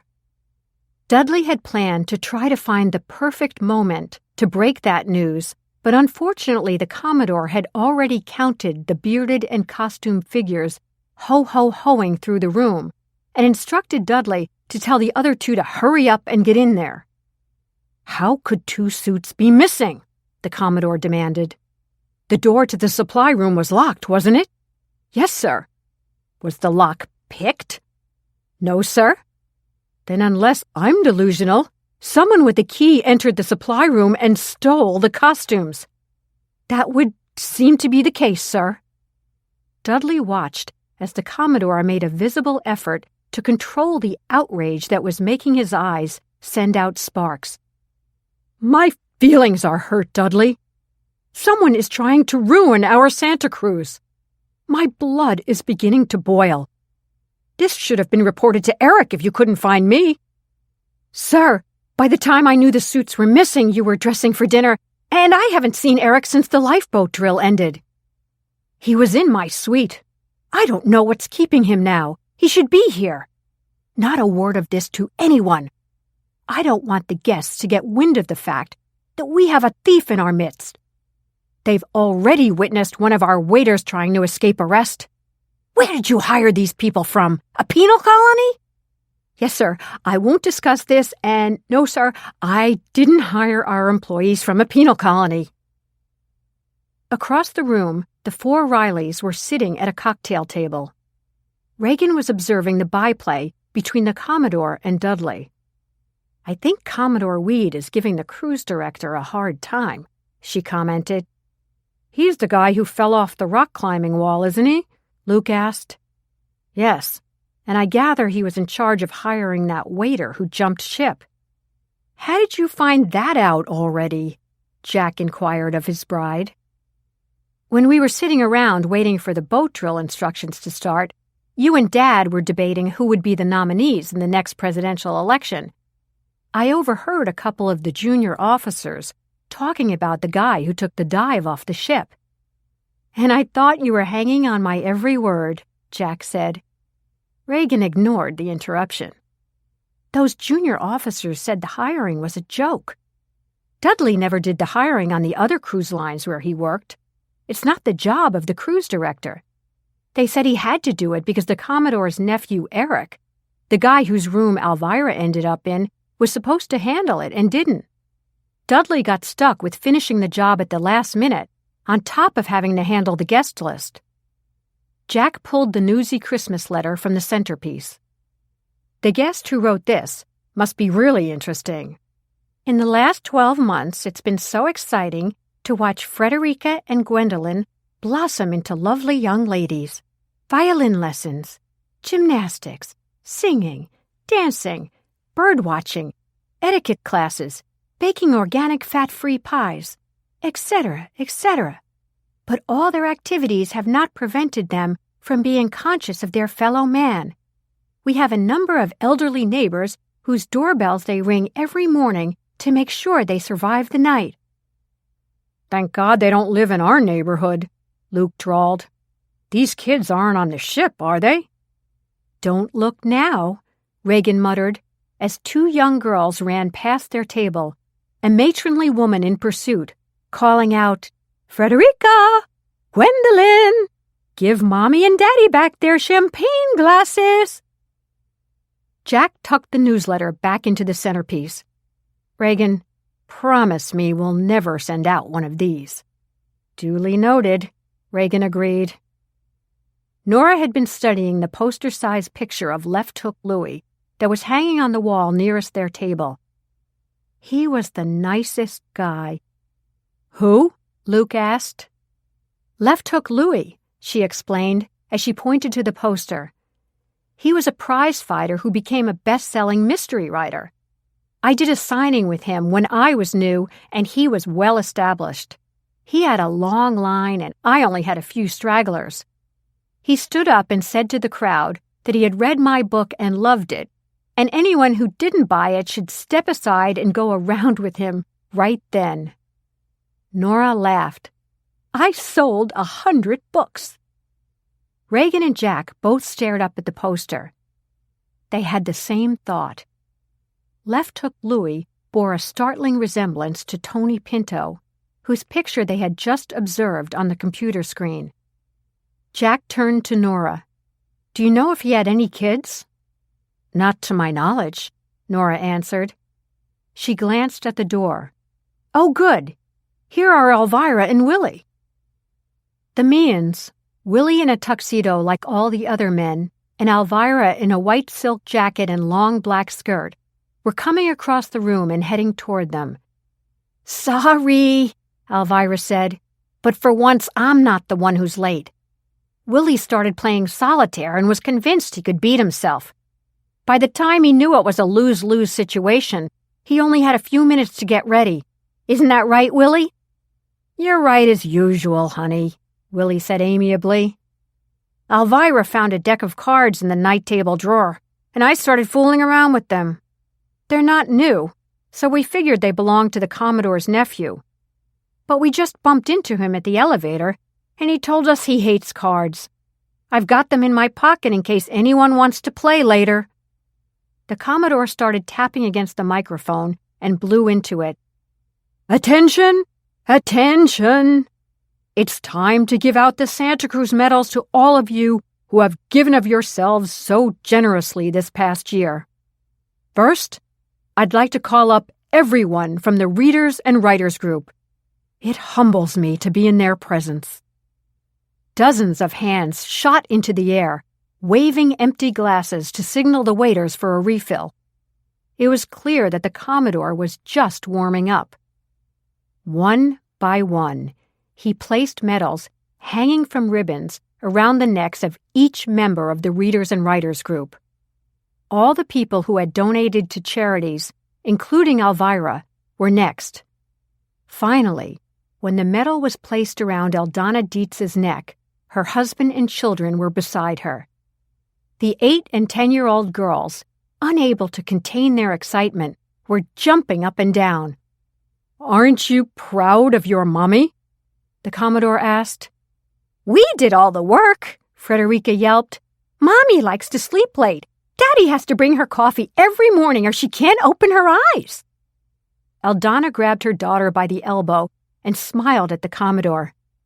"Frederica is our little jokester. Aren't you, dear?" Frederica shrugged. "I don't know," she muttered. Finally, the Commodore called up the 10 Santas, 2 of whom were without costumes. "A little mix-up," the Commodore explained to the crowd, "but all of these 10 wonderful men will be running around the ship in these Santa suits for the next 4 days." "God help us," Luke said under his breath. As the Commodore put the medal around Bobby Grimes' neck, An obviously inebriated Grimes grabbed the microphone. "I should be wearing a Santa suit right now," he growled. "But there's a thief on board this ship. Watch out, everybody. Anybody who would bother to steal 2 of these crummy outfits will have a field day with your cash and jewelry." Chapter 13. Harry Crater had scheduled a phone call to his cohorts for 7 p.m., but the satellite transmission on his cell phone was not working. With increasing irritability, he waited in his stateroom for an hour, trying to put the call through at 10-minute intervals. At 8 o'clock, there was a knock at the door. It was Gil Gephardt, the ship's physician, who had taken it upon himself to check up on Crater. Crater realized too late that without the oversized jacket, he didn't look all that puny. He tried to slump as he stood looking down at his small-framed, owl-like visitor. "Oh, Mr. Crater, we met briefly when you boarded the ship. I'm Dr. Gephardt. When I noticed you weren't at the cocktail party, I was afraid you had taken ill." "Mind your own business," Crater thought. "I didn't expect to nap so long," he explained. "All the excitement of getting ready for this cruise made my heart pound. I was exhausted." He was aware that Gephardt was studying him closely, his eyes barely blinking. "Mr. Crater, in my medical opinion, I must say that you look better already. Only a few hours of beneficial sea air, and the difference is already remarkable. I'm sure we'll have no need to send for that helicopter at all. Now may I suggest you go downstairs and get yourself some nourishment?" "I'll be there in a few moments," Crater promised, ignoring the urge to slam the door in Gephardt's face. Instead, he closed it quietly and rushed to the mirror. The grayish paste he had applied to his face before boarding the ship had pretty much worn off. He applied more, but was afraid to use as much as he wanted. That doctor was sharper than he looked. Before he left his room, he made one more attempt to reach his fellow conspirators. This time, the call went through. He confirmed the plan. At 1 a.m. tomorrow night, he would fake a medical emergency. Gephardt would ask the captain to send for the helicopter. A reasonable time for it to arrive would be before daybreak. At that hour, most of the passengers and crew would be asleep. It would be like taking candy from a baby. When he hung up the phone, Crater headed out the door. As he hurried down the deserted corridor, he took grim satisfaction in realizing that in 33 hours his mission would be accomplished and his big payoff on the way. He took the elevator to the lounge. Remembering to limp and lean on his cane, he walked across the deserted area, unaware of the boozy outburst from a frustrated Santa that had sent waves of excitement through the cocktail party. At the door of the dining salon, the maitre d' rushed to greet him. "You must be Mr. Crater," he said, placing a supporting arm under Crater's elbow. "We have a wonderful table for you. Dudley has placed you with a remarkable family. 2 special youngsters are so excited to be your little helpers on this cruise." Crater, who had no patience for anyone under 30, was horrified. As he approached his table, he saw that the one empty chair was between the 2 little darlings he had found intensely irritating at the welcoming ceremony. As he sat down, Frederica jumped up. "Can I help you cut your meat?" Not to be outdone, Gwendolyn threw her arms around his neck. "I love you, Uncle Harry." Oh my God, he thought, she's going to smear my gray face paint. Chapter 14. As Ivy Pickering found her place at one of the readers' and writers' tables, she was tingling with the excitement of knowing that there was a thief in their midst. She loved to read mysteries, but to be in the middle of a real-life mystery was unbelievable good fortune. She was bursting to report it all to her mother in an email before she went to sleep. A lively discussion about the missing Santa suits began. The waiter had to struggle to complete taking their orders. "Are you sure you didn't arrange this, Ivy?" Maggie Quirk, Ivy's roommate, joked. "You wanted to stage a murder mystery on board, but it was just too complicated. Besides, it isn't our place. We're guests here." Maggie's hazel eyes twinkled. A comfortable size 12, her short auburn hair fell into waves around her pleasant face. Her lips curved up into a ready smile. There was a certain wryness in her tone, which she'd acquired after the failure of her perfect marriage. 3 years ago, on her 50th birthday, the big surprise had been that her husband told her he wanted a divorce because he needed more excitement in his life. After the shock wore off, Maggie realized it was the best birthday gift she had ever received. "That lump has been boring me for the past 10 years, she laughingly told her friends, "and I'm the one who gets dumped." An assistant bank manager, Maggie had resolved to make the most of her free time from that moment on. She had joined the Readers and Writers group and was now delighted to come on the cruise. "Maggie, we don't need a murder mystery," Ivy responded. "Wouldn't it be fun to try and figure out who would take those Santa Claus suits and why?" That poor cruise director looks a little confused. There were probably only 8 suits to start with. Tommy Lawton, the vice president of the group, commented as he dug into his smoked salmon. "I believe 2 suits were stolen," Ivy thought, "and I'm going to make it my business to find out what happened. Then I'll really have an excuse to spend time with the Rileys and the Meehan's." Everyone agreed that the appetizers and the entrees they'd ordered were delicious. "This food is surprisingly good," Maggie commented as the entrees were being cleared. "And it tastes even better because it's free." The waiter began serving salads. Lawton looked perplexed. "Did you forget to pass these around before the main course?" "No, sir," the man sniffed.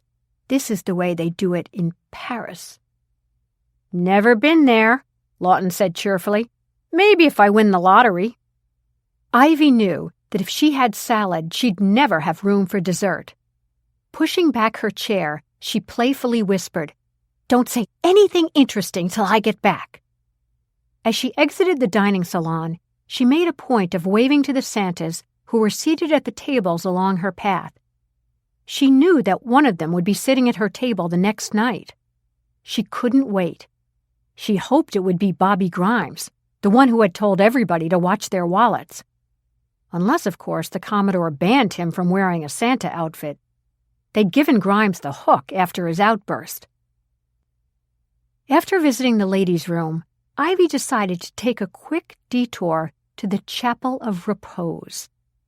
It would be nice to include a description of the room in the email she'd send to her mother tonight. No one would be there now, and she'd get a chance to get a good look around in peace and quiet. "This stupid suit makes me itch," Bullseye complained. "I've got to take it off or I'll go nuts." They'd been sitting in the dark behind the altar, complaining to each other about how hungry they were. "Then do it," Highbridge snapped. Bullseye stood up, removed the jacket and pants, and dropped them on the floor. Clad only in his boxer shorts, he began to stretch his arms and jump up and down. At that precise moment, the door of the chapel opened and the light was flicked on.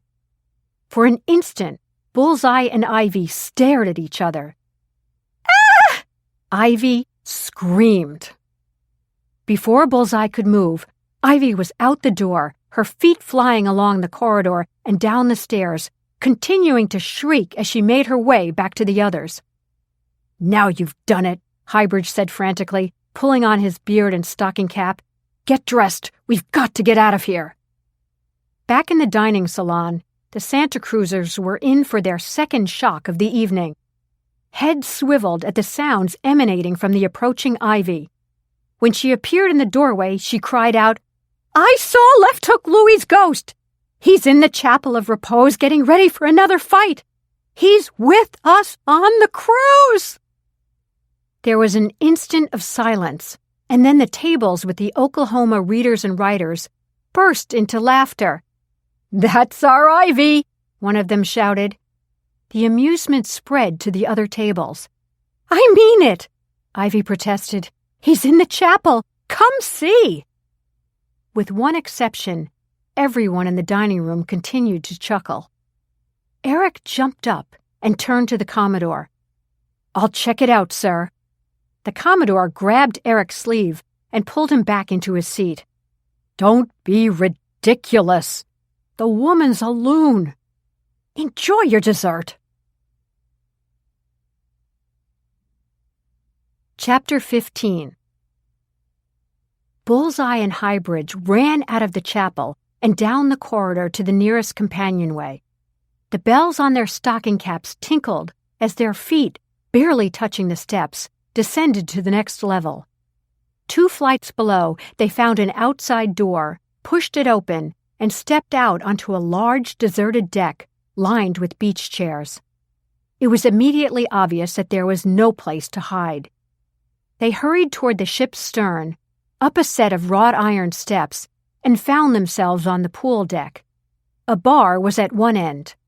A wall of glass windows at the other end of the deck looked into a cafeteria-style dining room marked the Lido, where several waiters were carrying platters and placing them on a long table. "They must be setting up for the midnight buffet," Highbridge whispered.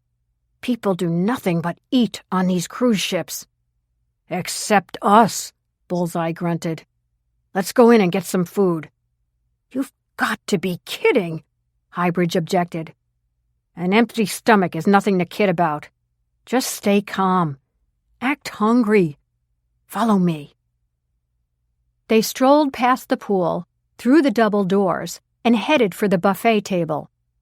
An ice sculpture of Marlon Brando, in a naval uniform, his feet in a drip pan, served as the somewhat watery centerpiece. "Sorry, the midnight buffet doesn't start until 11, a waiter on his way to the kitchen stopped to tell them. "Yeah, well, we just got back from the North Pole, and it's too late to have dinner downstairs," Bullseye explained, his voice trying to sound jolly. Even to his own ears, the words didn't ring true, so he started to laugh. He realized the laugh didn't ring true either. "We'll grab enough to tide us and the reindeer over," Highbridge added. "Rudolph gets temperamental when he hasn't eaten." The waiter shrugged. "None of the hot food is out yet. I hope Rudolph likes cheese." Bullseye nodded, then whispered under his breath. "Enough with the small talk. We'll sneak in later. Let's grab whatever they have and get out of here fast." Chapter 16. "Doesn't anybody believe me?" Ivy screamed. As one, the Oklahoma Readers and Writers group yelled, "No!" At the Riley-Meehan table, the 3 couples exchanged worried glances. "I've been to a lot of murder mystery weekends," Nora said, "but no one ever sounded as convincing as Ivy. I don't think this is an act." "She definitely believes she saw something," Reagan agreed. Dudley was sitting nearby. He jumped up and ran to Ivy. "Miss Pickering, I know you're trying to have some fun on this cruise, but—" Ignoring Dudley, Ivy ran to Alvirah's table. "They all think I'm joking. I'm not. I saw Left Hook Louie in tartan plaid boxer shorts in the chapel. He was warming up for a fight, like this." She started jumping up and down and stretching her arms. With a regretful glance at her as-yet untouched creme brulee, Alvirah hoisted herself out of the chair. "Let's go take a look," she said. "We'll all go with you, Miss Pickering," Jack said decisively. Thank you. Call me Ivy." Not wanting to wait for an elevator, they took the companionway up to the boat deck.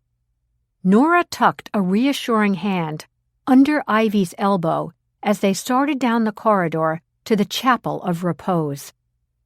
She's trembling, Nora realized. She's really scared. "I just wanted to take a peek at the chapel because I'm sending an email to my mother. I don't care how good it is for you. I hate salad. Besides, they didn't serve the salad on time. I thought I'd take a few minutes to check out the chapel while everyone was chomping on their rabbit food. Maybe even say a prayer for my mother. She's 85 but still going strong. Sharp as a tack. She took up yoga. It's been wonderful for her. She goes to church every day. That's why I knew she'd be interested in what the chapel here was like." "The chapel is very special to the Commodore," Dudley said quickly. "He was hoping someone would decide to get married on this cruise. The chapel is perfect for any special occasion." Jack pulled open the ornate chapel door. The sanctuary was in darkness, except for the faint glow of the outside lights filtering through the stained glass windows. "Ivy, was the light on when you got here?" "No.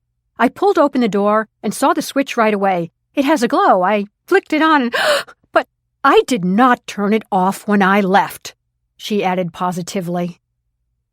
"We plan to encourage our guests to turn out lights whenever possible. It's so wasteful to leave on your cabin lights when you go to dinner. The Commodore is very concerned about global warming," Dudley explained, then realized that no one was paying attention to him. Jack reached over and flicked the switch. The overhead and side lights went on, illuminating the chapel. Ivy pointed to the side of the altar. "That's where he was jumping and stretching. Left Hook Louie. I know it sounds crazy, but he was here. Or at least his ghost was here." "Ivy, did he say anything to you?" Alvirah asked.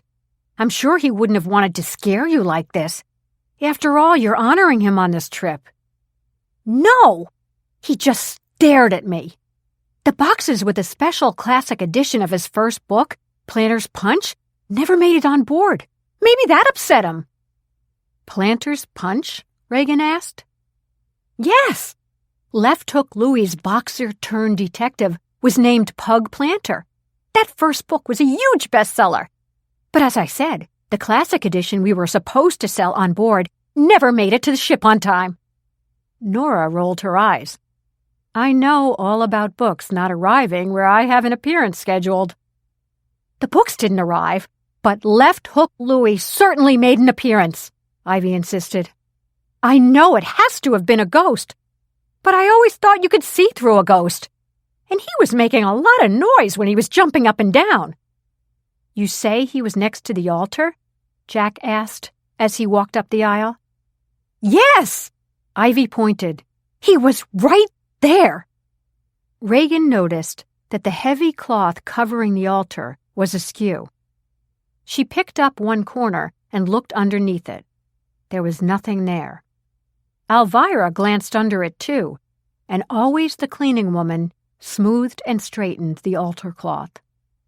"I know what you're all thinking," Ivy said, "that I imagined this whole thing. But I'm telling you, I saw a man in boxer shorts. If it wasn't Left Hook Louie, it was his twin." "Ivy, did anyone in your readers and writers group know you were coming up here?" Reagan asked. "No, I didn't know I was coming myself." "It doesn't look as though Louie left anything behind," Jack observed. Ivy cast a quick, suspicious glance at Jack to see if he was being sarcastic. "Someone might have been planning a practical joke," Jack theorized. "Perhaps you caught him practicing up here. Do you know everyone in your group?" "Some I know better than others. A couple of the husbands I've only met a few times, but none of them look like Left Hook Louie." "You have posters of Louie all over the ship," Alvirah said. "Maybe someone on board is planning to surprise your group at one of your seminars. Naturally, you were so frightened when you saw him that you only had the quickest of glances, then turned and ran." "I know what I saw," Ivy insisted. "I saw someone who was a dead ringer for Left Hook Louie." Luke had been standing by the last pew. Something on the floor just inside the pew caught his eye. He leaned over and picked up a small metallic ball with slits and a smaller solid ball on the inside. "What have you got there?" Nora inquired. "Got where?" Alvirah asked, her ears always capable of hearing a whispered conversation 3 rooms away. Luke walked forward and held out his hand.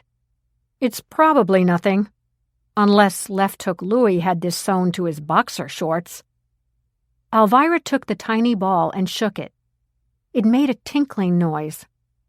"They use these all over for Christmas decorations." She smiled. "We'll keep it as evidence." Dudley's heart nearly stopped. He knew that little bell had come off one of the Santa Claus caps. Could it have been from one of the stolen caps? With a last look around, Reagan turned to Ivy. "You look as though you need to relax. Would you like to have a nightcap with us?" "I'd love to," Ivy replied enthusiastically. "Maybe the Readers and Writers group isn't on my side, but you all are, and I couldn't be happier." "We'll figure out what's happening on this ship," Alvirah promised. Dudley wanted to cry.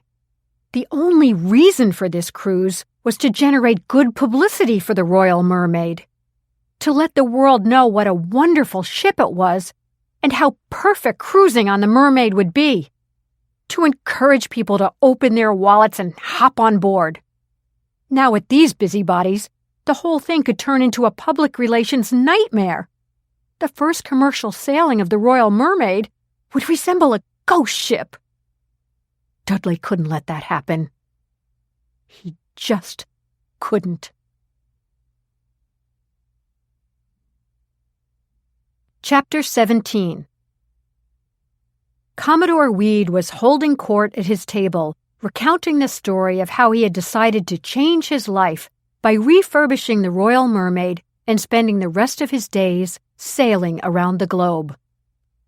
"My love for the sea began when I received a plastic boat at age 5. I had my little life vest on, and my father pulled me around the lake near our house." Eric and Dr. Gebhardt had heard this story at least 100 times. They were required to sit at the Commodore's table each evening and be charming to the rotating guests. Tonight the Jaspers, an elderly couple who'd been on the cruise at a fundraiser for Save the Amphibians, and the Snyders, a middle-aged couple from the Readers and Writers group, had the privilege of dining with the ship's officers. Eric was desperate to get away, frantically wondering what course of action his 2 felons had taken after being discovered in the chapel. Why did Bullseye take off his Santa outfit, and what was he doing jumping up and down? Had he gone crazy? Had the Rileys and Meehan's gone up to the chapel with that screaming dingbat? He'd seen them leave the dining room together. Bullseye and Highbridge couldn't have been stupid enough to stay in the chapel. Or could they? Eric was furious that Dudley had managed to escape from the table when Ivy Pickering went nuts. Dr. Gebhardt had circulated at the cocktail party before going up to check on Harry Crater. Crater must have given a lot to charity, Gebhardt thought, for the Commodore to have risked having someone on board who was so sick. He glanced over at the table where he knew Crater was sitting and saw the old man getting out of his chair. The children on either side of Crater jumped up eagerly. Crater was about to go out of his mind. The kids had driven him crazy all during dinner, and their parents' conversation was mind-numbing. At least the outburst from that woman had provided a much-needed jolt to his system. "Mr. Crater, I must get a picture of you with the girls," Eldana insisted. "We'll make a scrapbook of the cruise and send it to you. We'll have to get your address. Please sit back down." Crater begrudgingly agreed and began his descent. Eldana's eyes widened in horror as she realized Gwendolyn had pulled Crater's chair away from the table, just as she had been taught in the Assisting Senior Citizens Etiquette class. Eldana watched as the expression on Crater's face turned to bewilderment and then panic when he realized there was no chair to catch him. A loud thump sounded as Crater disappeared below the table. Gasps from surrounding diners interrupted the Commodore's tale of the happy years he had spent at sailing camp on Cape Cod. Cursing under his breath, sprawled flat on his back, and momentarily shocked, Crater knew that he'd thrown out his back again. Frederica leaned over, having dunked her napkin in her water glass, and began wiping his face. There, she cooed. It was Mommy's fault. Ew, what's this gray stuff on your face? Crater grabbed the napkin from her hand. My medicine causes that, he growled. Get your hands off me. By now, Dr. Gebhardt was squatting beside him, thrilled that he had a reason to flee the Commodore's table. Gebhardt held up a finger. Mr. Crater, can you see my finger? Crater slapped the doctor's hand away and attempted to get up, but the pain in his back made it impossible to move. Gebhardt frowned.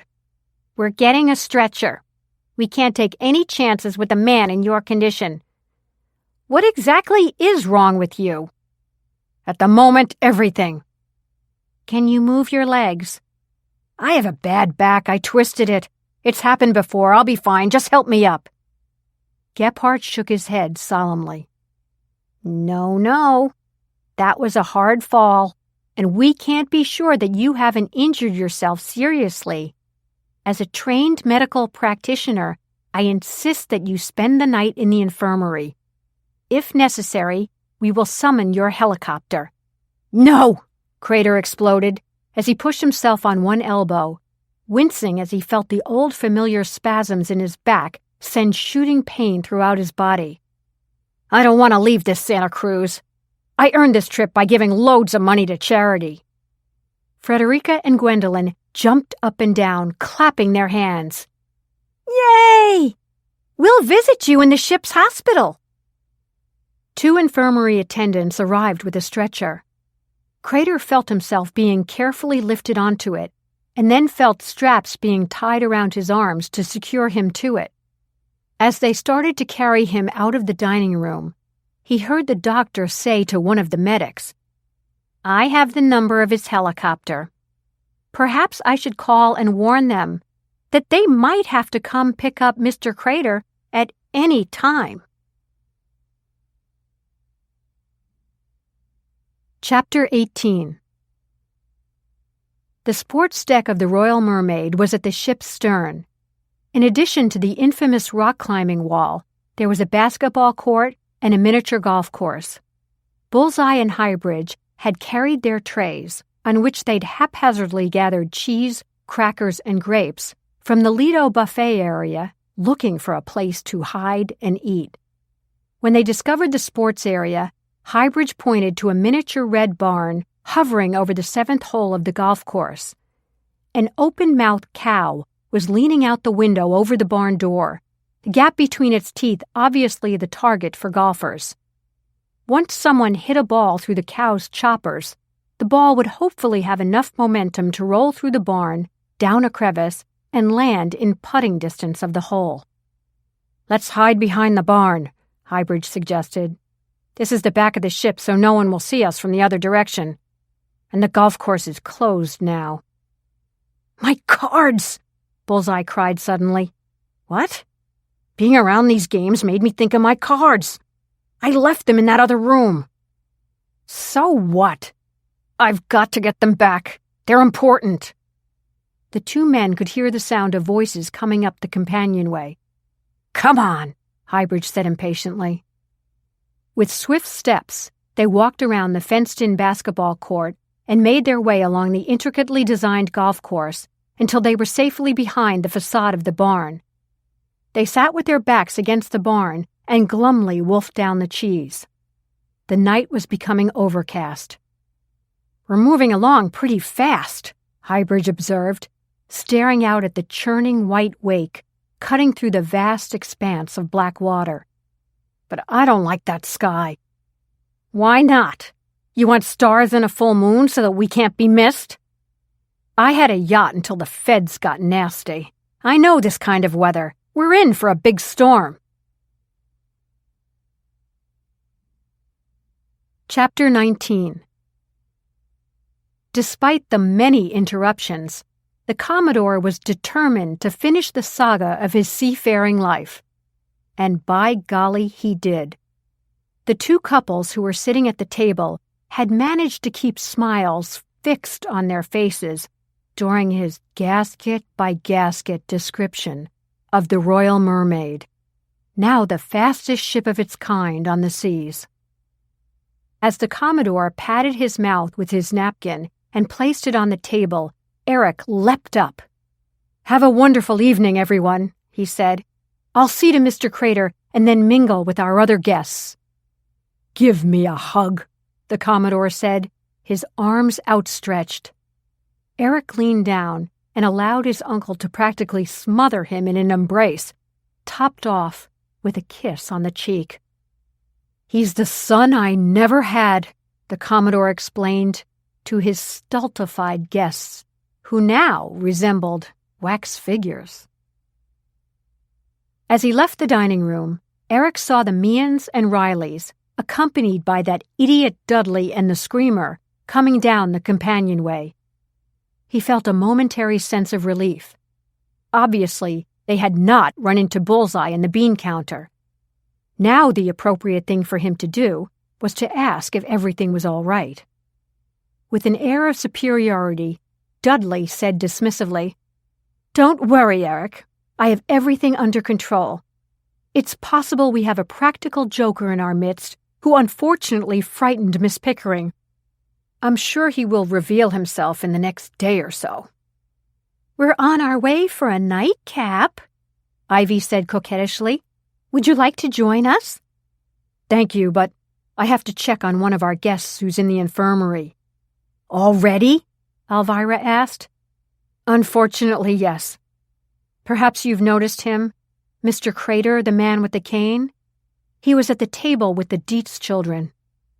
"Poor guy," Luke murmured.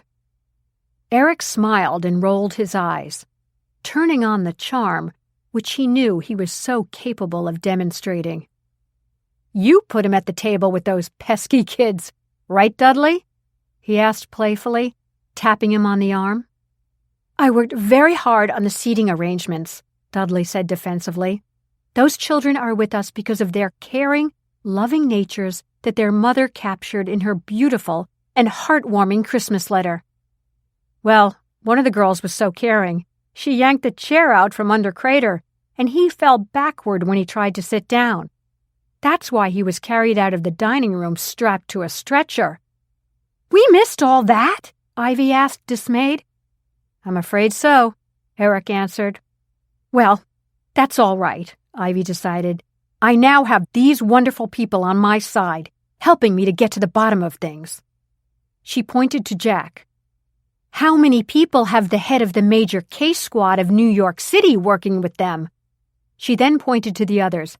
"How many people have a renowned private investigator, a famous suspense writer, and a prize-winning amateur sleuth taking the time to dig for the truth? Not many, I tell you. But Ivy Pickering is proud to say, I have them all." By now, Eric's mouth was wide open. He had met the couples earlier when he'd been forced to give up his room to the Meehan's, but he had no idea that Alvirah's guests included the head of the major case squad of New York City. Eric was worried. Bullseye looked exactly like the ex-fighter who became a famous writer. The news headlines announced that Bullseye was missing, and his picture was all over the media. Would Jack Riley have any suspicions that the man Pickering had seen was not a dead writer, but an escaped criminal?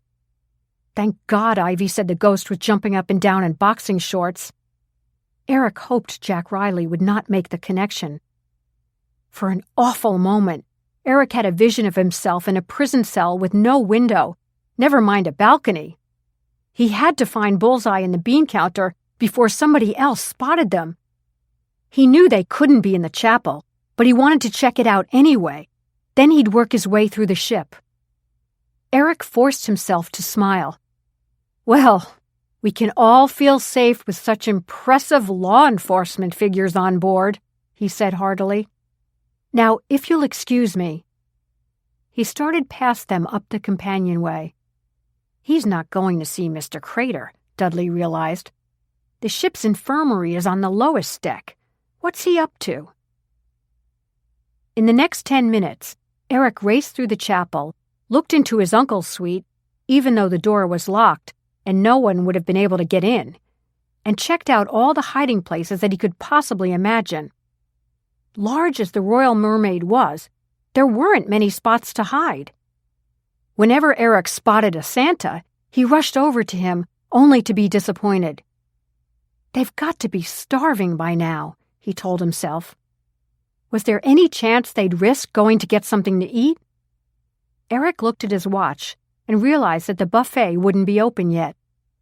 "I'd better go down and check on Crater," he thought, "and then I'll head to the Lido."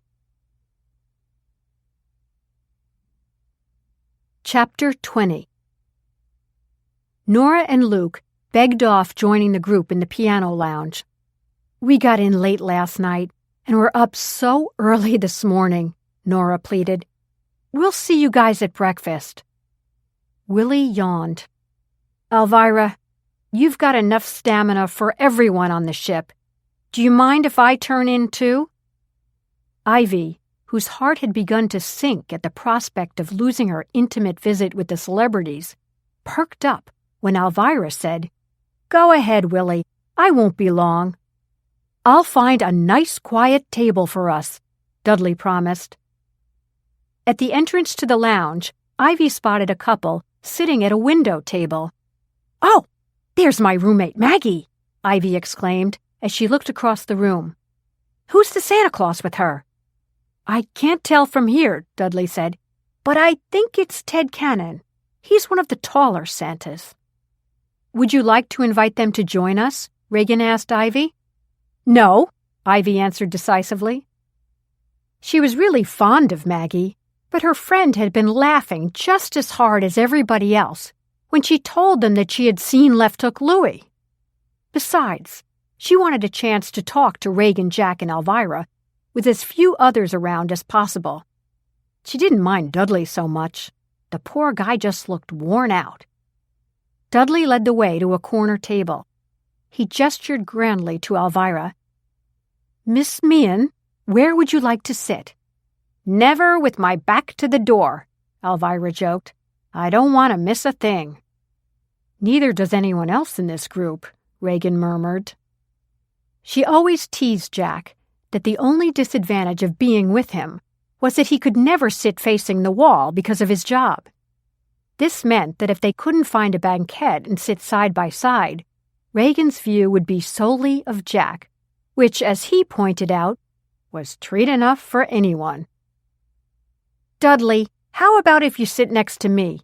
Alvirah suggested. "Whew," she said, grabbing onto a chair. "The sea must be getting choppy." "The sea is an unpredictable lady," Dudley said knowingly, helping Alvirah ease into a chair. "As are most ladies," he added with a raised eyebrow. "We men never know what to expect. Isn't that right, Jack?" Reagan was amused at the expression on Jack's face. She knew it must have aggravated him when Dudley insinuated they were birds of a feather. Jack had already told her that he thought Dudley was a harmless bumbler.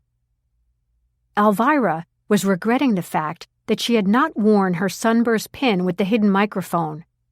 It had often picked up something someone had said that turned out to be revealing when she listened quietly to the replay. As soon as everyone was seated, a waiter materialized and took their orders. Alvirah turned to Dudley. "You've had quite a day, haven't you?" she asked sympathetically. "Any news on that waiter who took a swan dive into the port of Miami?" Dudley felt a faint fluttering in his stomach. He hadn't had the courage to go to his office and read his email. He was grateful for the fact that most of the time local TV stations weren't picked up by the ship's communication system. He knew that the Commodore's business office in Miami had probably contacted him about any coverage of the incident that had broken on the evening news. "I'm like Scarlett O'Hara," he admitted to himself ruefully. "I'll think about it tomorrow." He was able to answer Alvirah honestly. "I haven't heard anything else." As the Commodore announced, his offense was of a domestic nature. The man was way overdue on his alimony. Ivy wagged her finger. "That's one good thing about never meeting the right person. I've never had to worry about a deadbeat ex. When I was little, Papa gave his paycheck unopened to my mother every Friday night, and she handed him his allowance. It worked just fine until he asked for a raise." She smiled at the waiter as he placed an apple martini in front of her. With great anticipation, she took a sip. "The things they can do with apples," she exulted. "Oh, I should have waited until you were all served.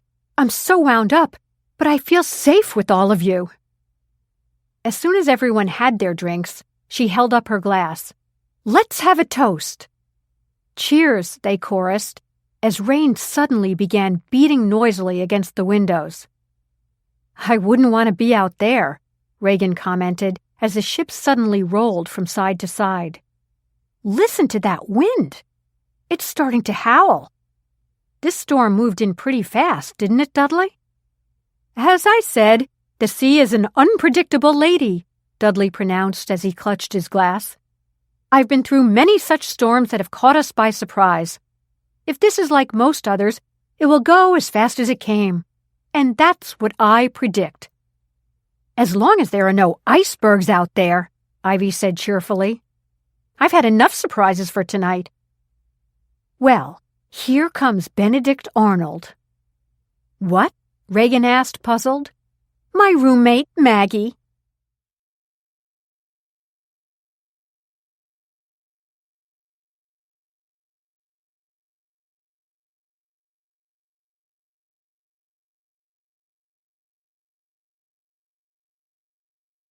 Maggie Quirk was crossing the room toward them, followed by Ted Cannon, who had removed his beard and cap. "Whoa!" Maggie cried as the ship suddenly lurched again. She grabbed Ted's arm. "The ship didn't roll, Maggie," Ivy called out sweetly. "You just imagined it." Maggie smiled as she approached the table. "Ivy, I'm sorry. At first we all thought you staged that scene because you wanted so much to have a murder mystery on board. Now everyone knows that something really frightened you." "There certainly is something going on," Jack agreed, as he and Dudley stood. Introductions were made, and extra chairs pulled up to the table. "Ted knows I'm your roommate, so he asked me about you," Maggie explained. Alvirah noticed the cap in Ted's hands.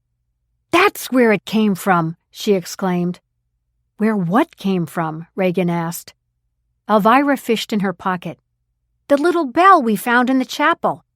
It's the same as the two on the tip of Ted's cap." She turned to Dudley. "How many bells are supposed to be on those caps?" Dudley hesitated. "2. "Dudley," Alvirah said, "we should check the 8 caps the Santas are wearing and see if they all still have 2 bells.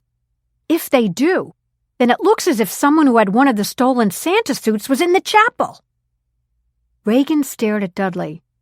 He would certainly have recognized the bell as coming from one of the caps. He hadn't mentioned it before. Clearly, he doesn't want us to think that the person or persons who stole those outfits is wandering around the ship in them. And if that were the case, were they somehow connected to whatever it was that Ivy saw? Another rolling motion of the ship knocked their glasses over. "Time to call it a night," Jack said, as they all pushed back from the dripping table. "Be careful, everybody. This storm feels as though it's getting worse." Trying to be cheerful, Dudley proclaimed, "Don't worry, everyone. You're as snug as a bug in a rug in this old tub." The psychic's warning flashed into Alvirah's mind. "I see a tub. A large tub. You're not safe in it." Chapter 21. "This is nuts!" Bullseye spat out the words as he and Highbridge huddled behind the barn, driving rain hitting them from every direction. "We're getting soaked. When it gets light, what are we going to do? Even if it stopped raining, we're going to look like a couple of drowned rats. There's no way we'll be able to walk around in these Santa suits." Highbridge longed for his Greenwich estate with its view of Long Island Sound. "I had so much family money, I didn't even need to cheat investors," he thought. But it had been so much fun. Now, as he sat miserable and wet, wearing a scratchy Santa suit, he realized he should have gone into therapy and worked out his criminal instincts. And all the money he had wasted on his gold-digging ex-girlfriend, who was now skiing down the slopes of Aspen with someone else? If he didn't get to Fishbowl Island, there was one thing he could count on. She'd never qualify for a cruise like this by visiting him in the clink. The thought of trading his Armani wardrobe for an orange jumpsuit riddled him with even more anxiety, if that was possible. "Eric's got to be looking for us," Highbridge said. "It's his neck, too, if we're found." Suddenly, the blades of a windmill on the 9th hole, which had been spinning wildly, came loose and went flying through the air. They landed inches from their sandaled feet. Chapter 22. Eric knew that if he ran into Alvirah Meehan on an isolated deck, he'd toss her overboard. If it weren't for her, Bullseye and Highbridge would still be safely in his stateroom, and he'd be that much closer to his big payoff. The way things were, they had told Eric they wouldn't give him the second half of his money when their people picked them up off Fishbowl Island. And he'd be lucky if one or the other of them, once they were safely outside the United States, didn't write a letter explaining to the authorities exactly how they fled the country. Eric had another thought. If he came across Dudley on an isolated deck, it would be an even greater pleasure to throw him in the drink. All this was coursing through his mind as he was temporarily forced to abandon the search for his 2 charges and check on Crater. Grabbing onto the banister, he hurried down flight after flight of steps to the medical facility in the bowels of the ship. With each descending flight, the rocking of the ship lessened somewhat, but even so, he had to steady himself along the guardrail of the passageway outside the infirmary. Expecting to find an empty waiting room, Eric was disagreeably surprised to find it filled with queasy passengers demanding ear patches for their seasickness. Bobby Grimes, whose drunken outburst had been the talk of the cocktail party, was holding his head in his hands. When he spotted Eric, he barked, "I knew I should have stayed home." "I wish you had too," Eric thought, as he crossed the small reception area and opened the door that led to Gephardt's office and the treatment rooms. The nurse behind the desk was sorting medication. She had the aura of a guard dog. Looking at Eric, she frowned in disapproval. "My uncle wants me to speak to Crater," he told her. "Which room is he in?" "Second on the right," she answered crisply. "Dr. Gephardt is with him." The door to Crater's room was open. Gephardt was beside the bed. Eric heard him say, "This shot will definitely relieve those back spasms, Mr. Crater. It should also help you sleep." "I want to go back to my room," Crater protested, his voice drowsy. "Not tonight," Gephardt said firmly.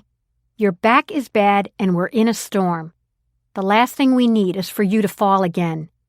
Down here you're in the calmest part of the ship, and we can keep an eye on you." Crater tried to sit up, but fell back immediately, moaning in pain.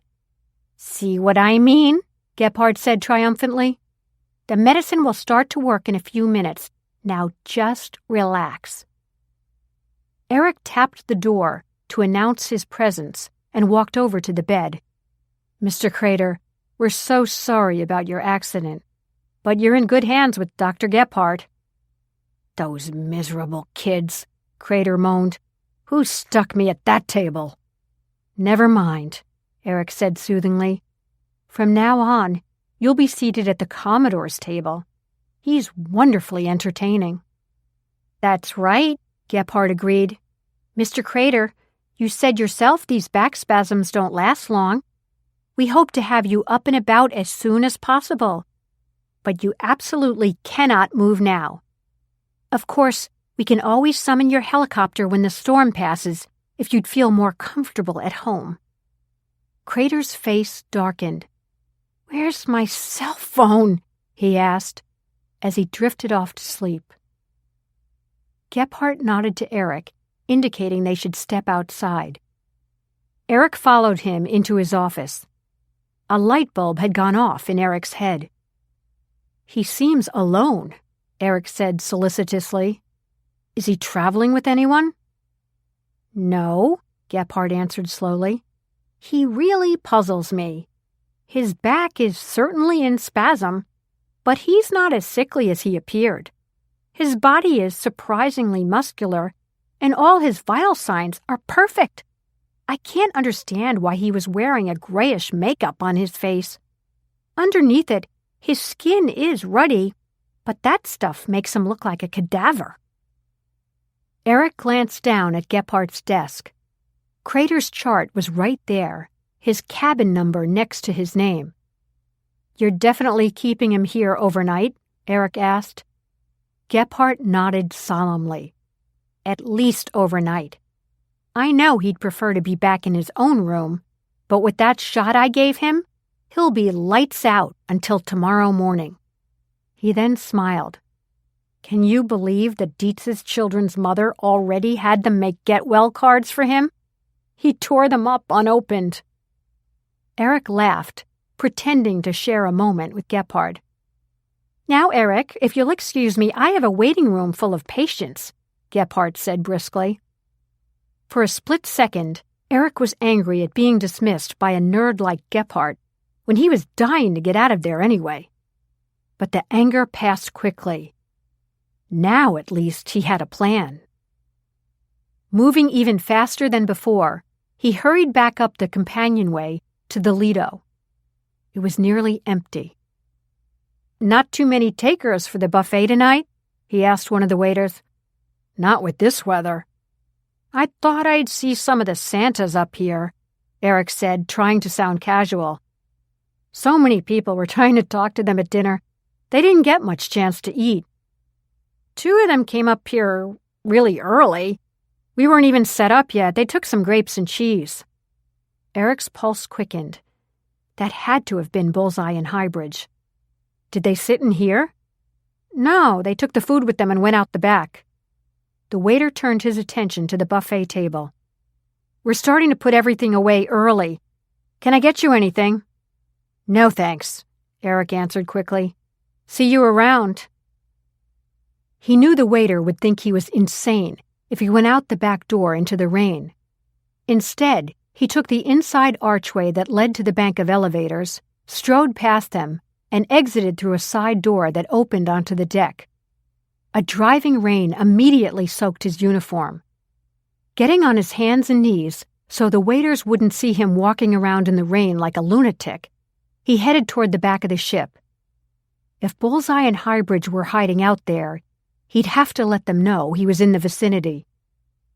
He waited until he got to the sports area before he started singing, "Santa Claus is Comin' to Town."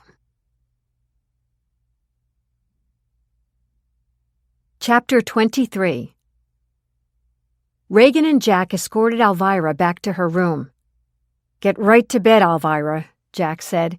"The way this ship is rocking, it would be very easy to fall." "Don't worry about me," Alvirah said. "For 40 years I stood on wobbly tables to dust chandeliers. I always said I could have been a tightrope walker." Reagan laughed and gave Alvirah a peck on the cheek. "Take Jack's advice. We'll see you in the morning." Alvirah let herself into the room and was comforted by the sight of an almost invisible Willy wrapped up in the blankets and the sound of his rumbling snore. The desk lamp was on. "I'm too wound up to sleep," she told herself. "And anyhow, I want to record everything that happened today while it's still fresh in my mind. My editor, Charlie, said that if I could get an exciting story out of this cruise, he'd be interested, but he didn't want a travelogue or just a feel-good piece. I appreciate all the good deeds these people have done, he had said, not sounding particularly appreciative. But it doesn't sell papers. Well, some pretty interesting things have happened today, Alvirah thought, as she retrieved her sunburst pin with the hidden recorder out of the safe and settled down at the desk. When we arrived at the ship, they didn't even have a room for us, she began, her voice soft. Behind her, she heard Willy stir. Sometimes he could sleep through a fire alarm, but with the way the ship is moving, I might wake him up if I talk in here, she realized. I'll stand outside the door. In the passageway, Alvirah grasped the railing with one hand and with the other held the sunburst pin close to her lips as she recounted every detail of the day's events. She ran down the list of what had happened. The room mix-up, Dudley's fall from the rock-climbing wall, the waiter jumping overboard, the missing Santa suits, and Ivy spotting a ghost. She paused and added one more detail. It's funny that Dudley didn't explain immediately where that bell we found in the chapel must have come from. He had to have recognized that it was from one of the Santa caps. That really is something to think about. Alvirah clicked off her recorder and went back inside the room. In the bathroom, she removed her makeup, brushed her teeth, and changed into a nightgown and robe. She crawled into bed next to Willy and was about to flick off the desk lamp from the bedside switch when she noticed the cards that Willy had been playing with were resting in a furrow of the blanket.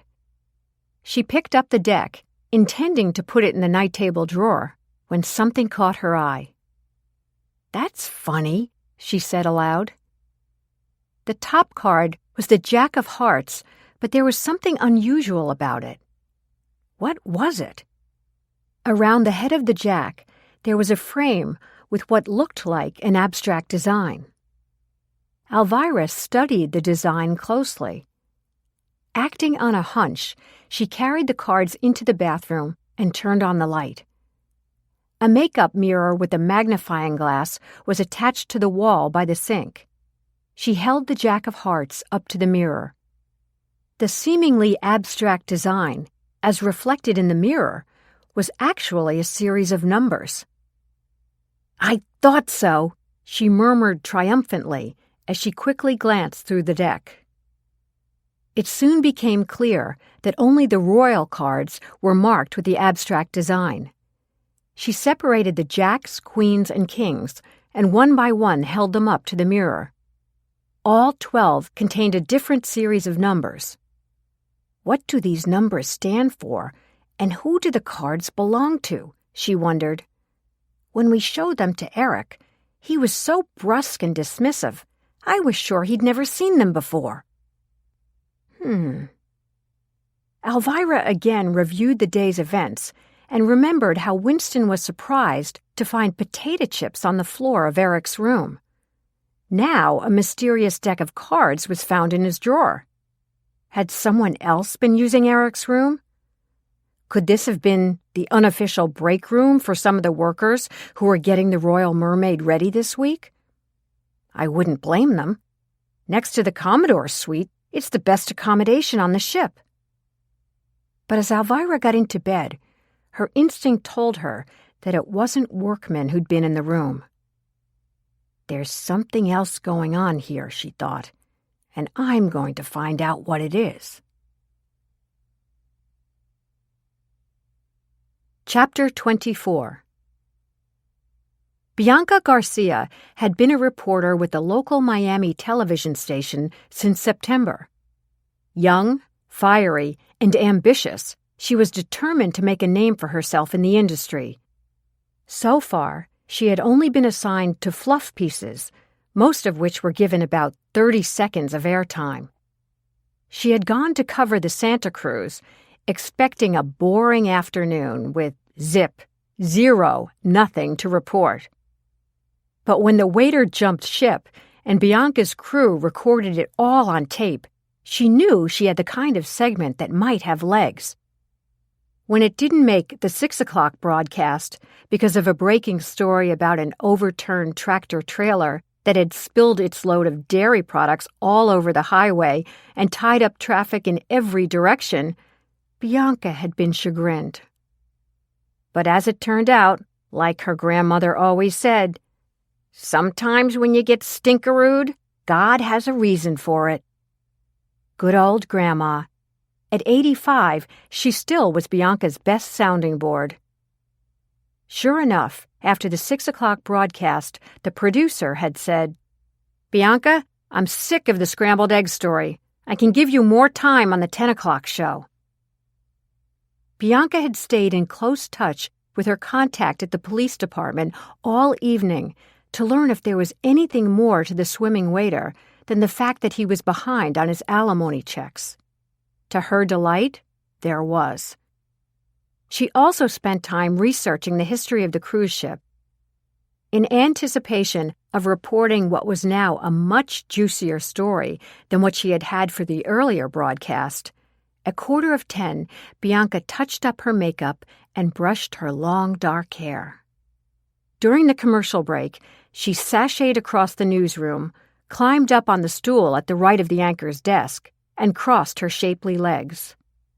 "Hello, Mary Louise," Bianca said sweetly to the woman who had considered the 10 o'clock broadcast, The Mary Louise Show, for the past decade.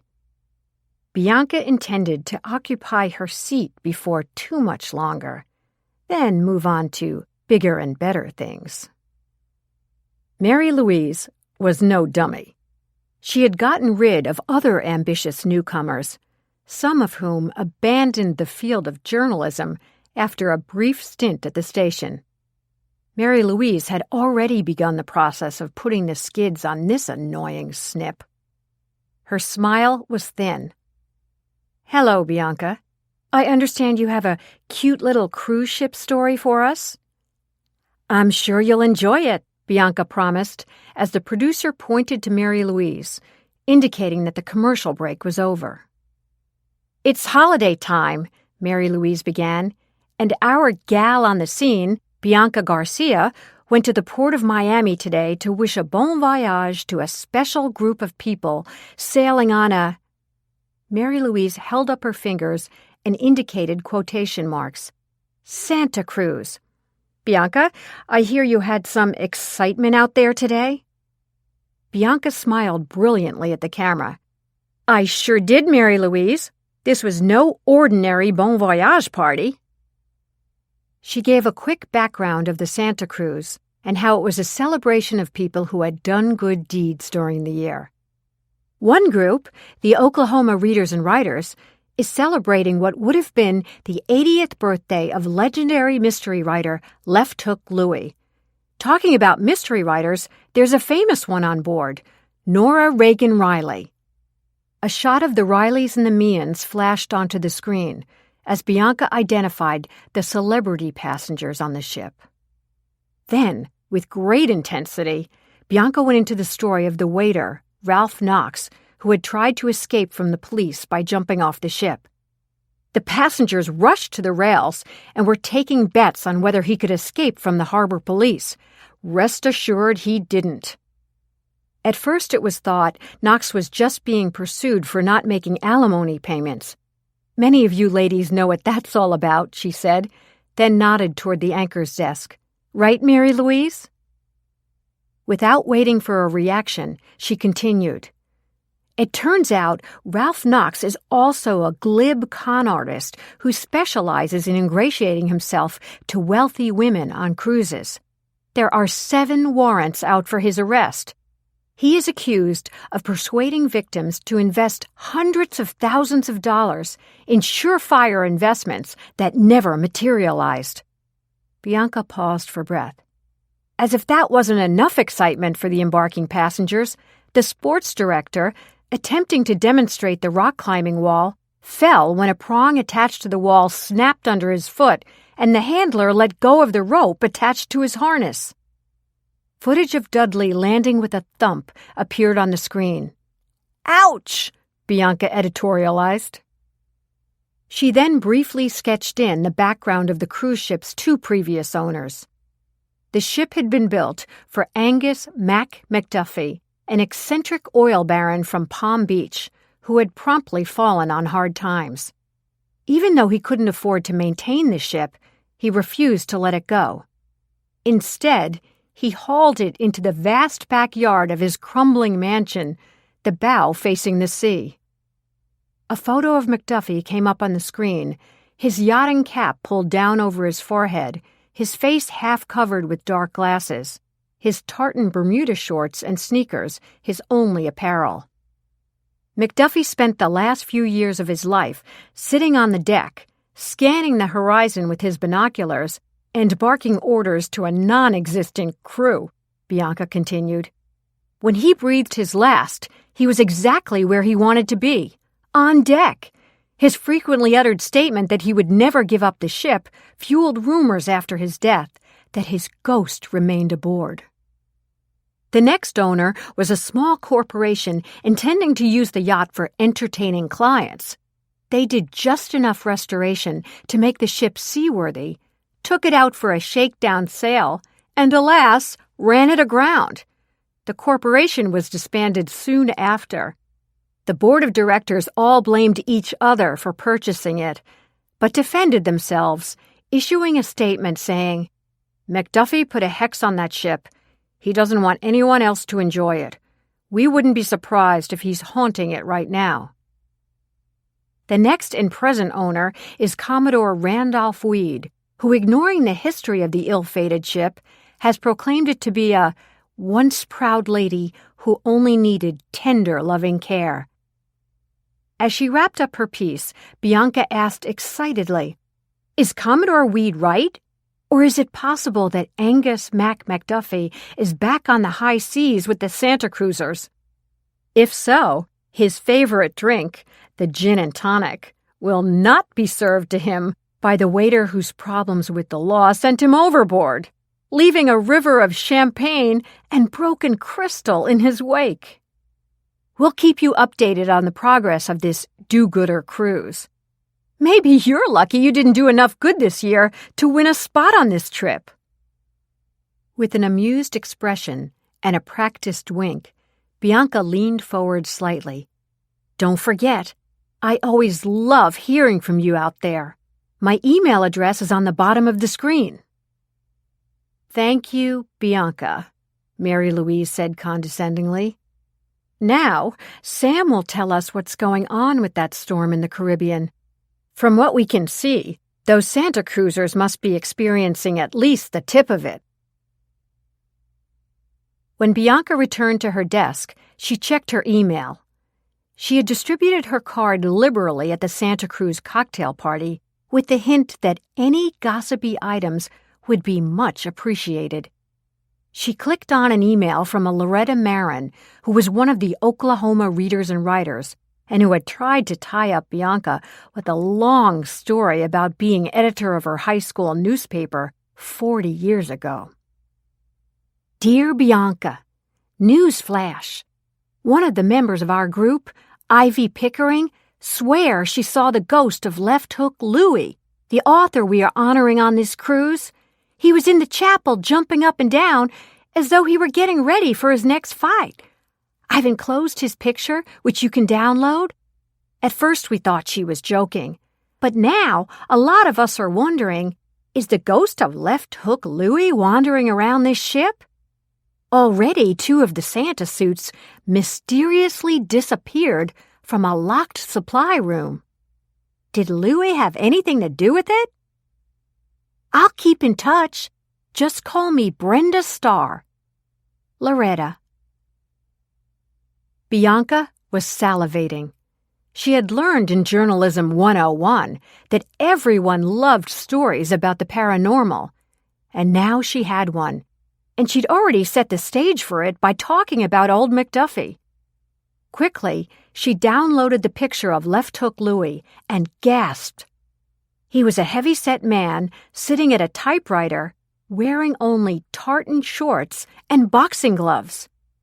Bianca grabbed the picture of the heavy-set McDuffie perched on the deck in his tartan shorts, holding his binoculars. He said he'd never give up the ship.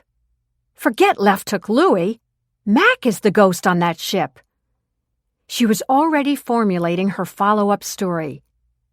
Is there at least one extra passenger who doesn't belong on the Santa Cruz? Chapter 25. Dudley was barely inside his room when his beeper sounded. He did not need to look at it to know it was the Commodore.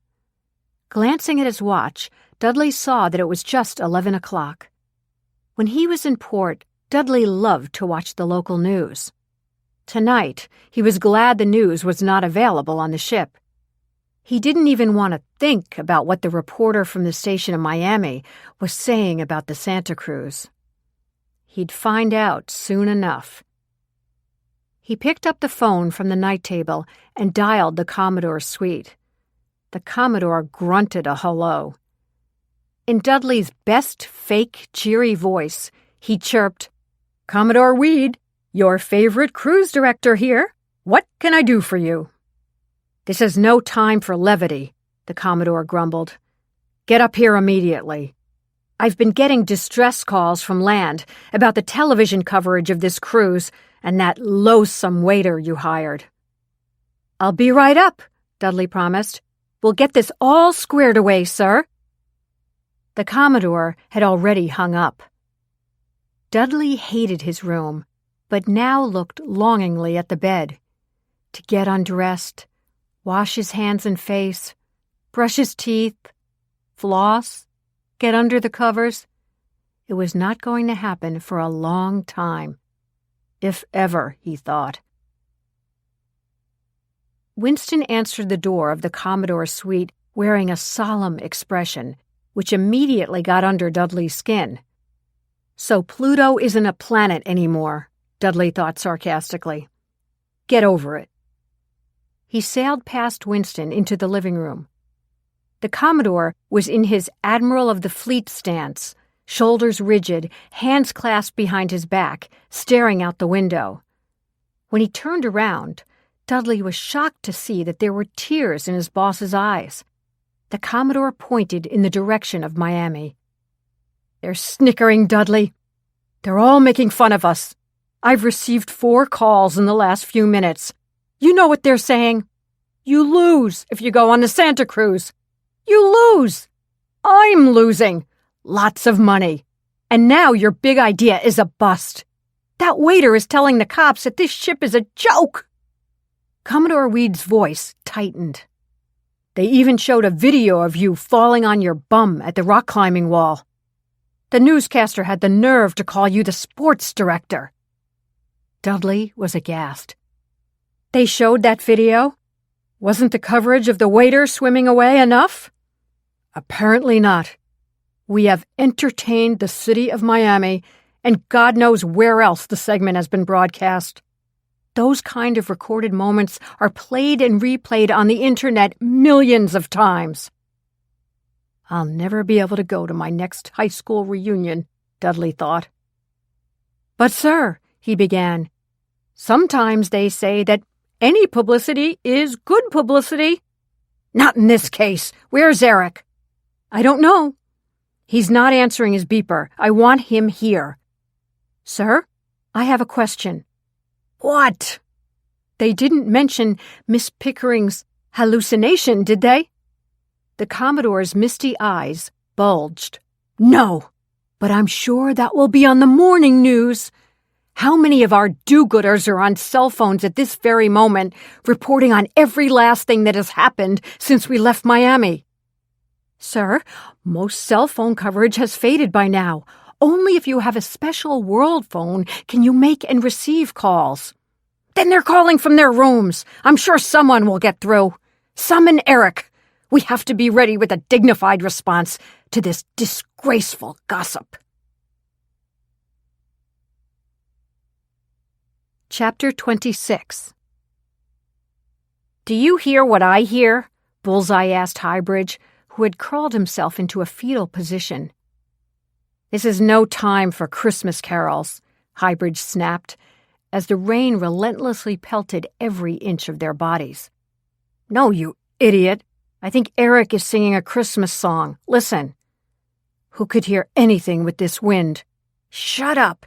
He must be looking for us." The faint sound of Eric's voice was drifting toward them. Highbridge strained as he made out the words Eric was singing. It was a line from Santa Claus is Coming to Town. "He's off-key," Highbridge muttered. "At least he's trying to find us," Bullseye snapped. "What do you want him to do, call out our names?"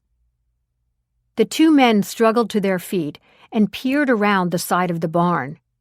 Eric was standing at the first hole, singing his heart out. "Psst! We're here!" Bullseye called to him. Eric hurried over. "I've looked everywhere for you." "Well, you found us," Bullseye said. "Now what?" "Some guy had an accident in the dining room and is in the infirmary. He'll be there at least overnight," Eric told them. "I have a pass key to his room. Follow me, but we have to be careful.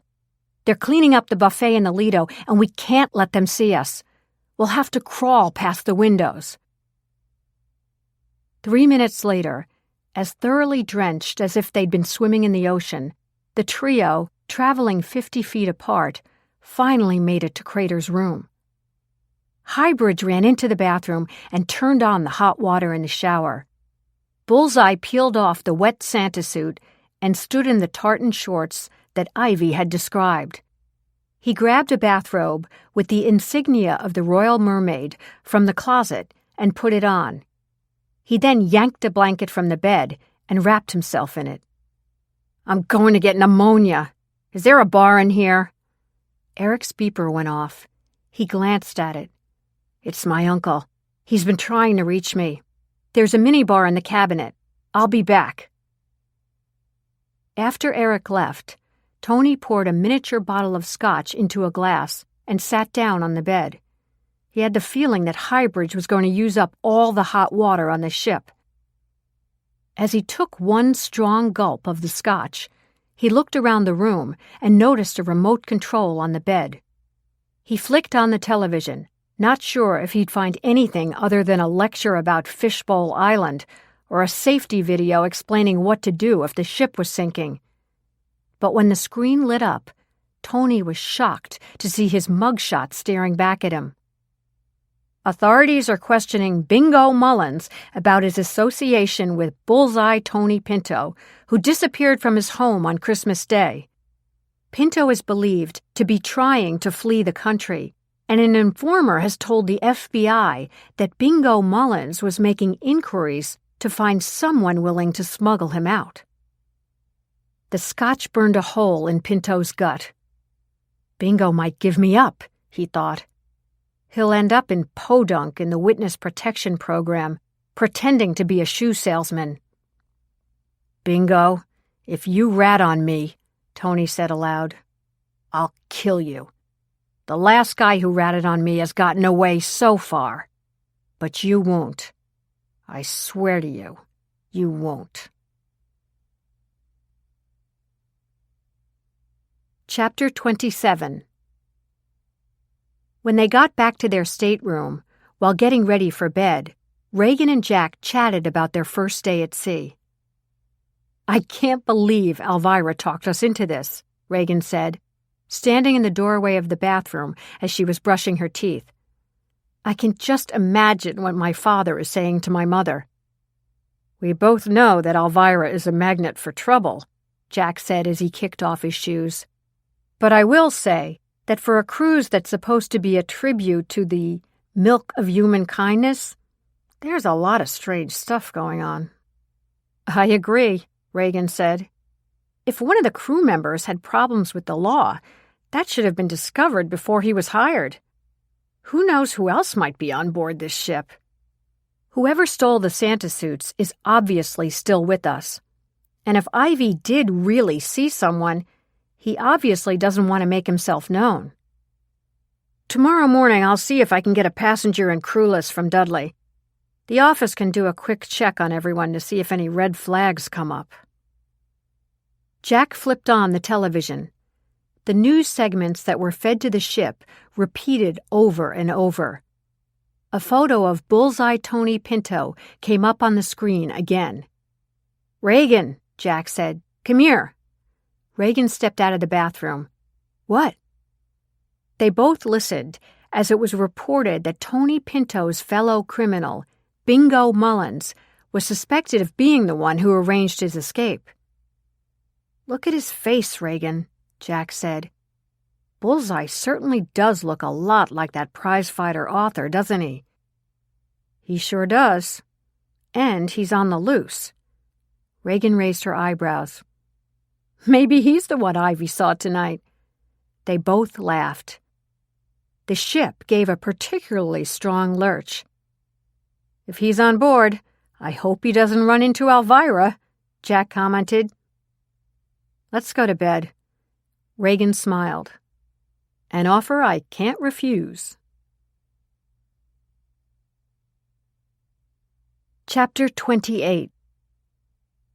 Not dripping, but still thoroughly wet, Eric let himself into the Commodore's suite, fully expecting a frosty reception. He had not responded to his beeper immediately, as his uncle always expected him to do. Worse, he had not responded to 3 separate summons, which he knew the Commodore would consider outright mutiny. He had his explanation ready. The Commodore and Dudley were seated on the couch. They both gave him a dirty look when he entered the living room. Eric could tell that Dudley was thrilled he was in trouble.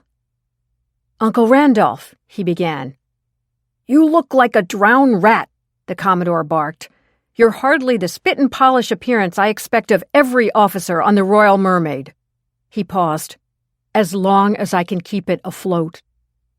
"Sir, I'm soaked because of my concern for our passengers. I heard people talking about how much fun it would be to sit outside in a storm. I scoured the decks to make sure no one was that crazy. I know how foolish people can be, not realizing how dangerous that is." "Did you find anybody?" Dudley asked in a monotone, his eyebrows raised. "Thank God, no," Eric answered vehemently. "I feel so much better knowing everyone is safe on board. The passageways are empty. Everyone is tucked in for the night, hopefully being rocked to sleep in the comfort of the Royal Mermaid, a protective cradle in this stormy sea." The Commodore raised his hand. "I didn't realize you were that poetic, Eric.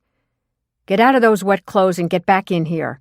On the double, we have a crisis on our hands." Everyone was warned that it was not safe to go out on deck in the storm.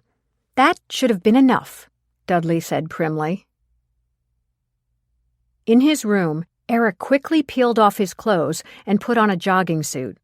When he returned to the Commodore's living room, his uncle was staring at the locked glass cabinet on the wall opposite the couch. "Eric," the Commodore said, pointing to the cabinet, "I didn't tell you because I wanted it to be a wonderful surprise. We have an extra passenger on this voyage." Eric's knees turned to water. "An extra passenger? Who?" "Grandma." "Grandma? Grandma died 8 years ago." "Your grandmother's ashes," Dudley injected. "They're in the silver box in the glass case." "Grandma was cremated?" Eric asked, stunned. "It was her wish to be cremated. In her last hours, she told me she knew I would realize my dream to own a cruise ship. And when that happened, she wanted me to take her on the first sailing and scatter her ashes at sea." "Nobody tells me anything," Eric complained. "If you had attended her funeral, you would have known," the Commodore admonished. "My 3 ex-wives attended. They had great respect for your grandma. Your ex-Aunt Beatrice, your ex-Aunt Joanna, and your ex-Aunt Renee all sat together, crying their eyes out. When I spoke to Renee not too long ago, I told her the time had finally come, and I was planning to scatter Grandma's ashes on this maiden cruise. She wanted to join us, but even I have a limit to my patience. Now this cruise has been marred by bad publicity." "How do you know?" Eric asked, his heart skipping a beat. "What are people saying about this cruise?" The Commodore gave him the rundown. "It's such disrespect to your grandmother's memory. She did so much good in her life that I thought it would honor her memory to have her final send-off not only from my first cruise, but surrounded by good people. Now it's all become a mockery." The Commodore's voice cracked, and he reached in his pocket for his handkerchief. "It's so unfair," he said, wiping his eyes. "Not a single person is paying to be on this cruise. Not a single one. And everybody's making fun of me." Eric sat down next to his uncle, awkwardly put his arm around him, and was shocked when the Commodore buried his head in his shoulder. There, Uncle Randolph. Grandma doesn't deserve this. At dinner tomorrow, I was going to make an announcement that my dear mother's ashes would be lowered to the sea early Wednesday morning on what would have been her 95th birthday. When Dudley suggested we have this Santa cruise that is costing me a fortune, the fact that your grandmother's birthday would fall during the cruise made me realize it was meant to be. I was going to tell our passengers tomorrow night that there would be a brief but moving ceremony in the chapel at dawn, and I would be so touched if anyone joined me. I know, of course, Eric, that you will be at her final send-off. I think you've matured in these last 8 years. But now, I just don't know what to do." Eric looked over at the glass case. "Hello, Grandma," he said softly. Tears flowed from the Commodore's eyes. "That beautiful woman is in that exquisite silver box, under lock and key. You were always so protective of her." The Commodore nodded. "In life and in death. I've heard terrible stories about ashes of the beloved being spilled by careless or clueless parlor maids. That's why I've guarded those ashes with my life." "Where did you keep Grandma all these years?" "Her urn was in a cabinet exactly like this one in my bedroom at home. It's fireproof, waterproof, and theft-proof. I haven't discussed it much. It was too painful. But from me, Grandma gets only loving care." Dudley cleared his throat. "Sir, I have been through many crises before, and it's how the situation is handled that is important. For goodness sake, I was on a cruise ship that accidentally sailed without any desserts or dessert makings on board. The pastry chef had quit and turned out to be quite spiteful. He canceled the orders for all the flour, chocolate, etc. His last-minute substitute didn't have the ingredients to whip up so much as a Twinkie. There was a revolt among the passengers, but we turned it into an advantage. We had round-the-clock exercise classes and gave a free cruise to the person who lost the most weight. Someone won by 1/10 of a pound." Dudley stood and began to pace the room. "I suggest we send out a press release tonight, stressing the purity of this cruise, the sweet story of your mother, and the charitable achievements of everyone on board. And if the media can't understand that, well, then they should be ashamed of themselves. You should go ahead with your plans to have the beautiful ceremony for Mother Weed. Tomorrow, another press release will go out, hailing the new day and how lucky these freeloaders, guests, are to have spent their first night on the high seas on this beautiful ship." The Commodore wiped his eyes and blew his nose. "I'm so blessed to have the two of you. Believe it or not, I miss being married. Your companionship means the world to me." Dudley nodded I will go back to my room and work on the first press release." "Sir, you should go in and get some sleep," Eric said to his uncle. "Eventually, but now I'm going to stretch out on the couch and visit with Grandma. I don't have much time left with her before she belongs to the sea." Inwardly, Eric panicked. He had to go back downstairs to check on Bullseye and Highbridge. How could he get away? "Eric, I insist you go in and take a hot shower and get to bed. I can't have you getting sick. If we're going to pull ourselves up by the bootstraps and make this cruise a success, we all have to be in top form. Now, say goodnight to Grandma." Chapter 29. The scotch did not calm Bullseye down. It increased his sense of frustration. He felt trapped. If Bingo gave him up, it wouldn't take long for the feds to arrive in a helicopter or pull up on a boat, and that would be the end. He got up from the bed, poured himself another scotch, pulled open the drawer next to the liquor cabinet, and found a jar of peanuts, a package of Hershey Kisses, and a roll of breath mints. It took about a minute and a half to polish them off. If Highbridge was going to use up all the hot water, he was going to eat everything he could get his hands on. Most of the other drawers were empty. Whoever was staying in this room had packed lightly for the cruise. Then, in the last drawer he opened, Bullseye found a tube of gray paste. He read the label. It was costume makeup. A spark of suspicion, the kind of instinct that had always served him well, made Tony curious to check out everything else in the room. He walked over to the closet, opened the door, and the light went on automatically. 3 jackets and a tuxedo were hanging there. 44 extra large, he noted. I could wear these, he thought. He checked the pockets, and in the third one, his fingers closed around a gun. It was a Glock, a weapon he preferred. Who is this guy, he wondered, as he transferred the gun to the pocket of his robe. Then he reached up and felt along the ledge under the life jackets. His fingers touched soft leather.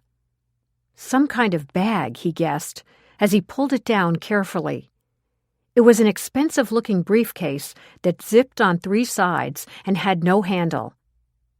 He brought it back to the bed, picked up the scotch, took another gulp, and opened the briefcase.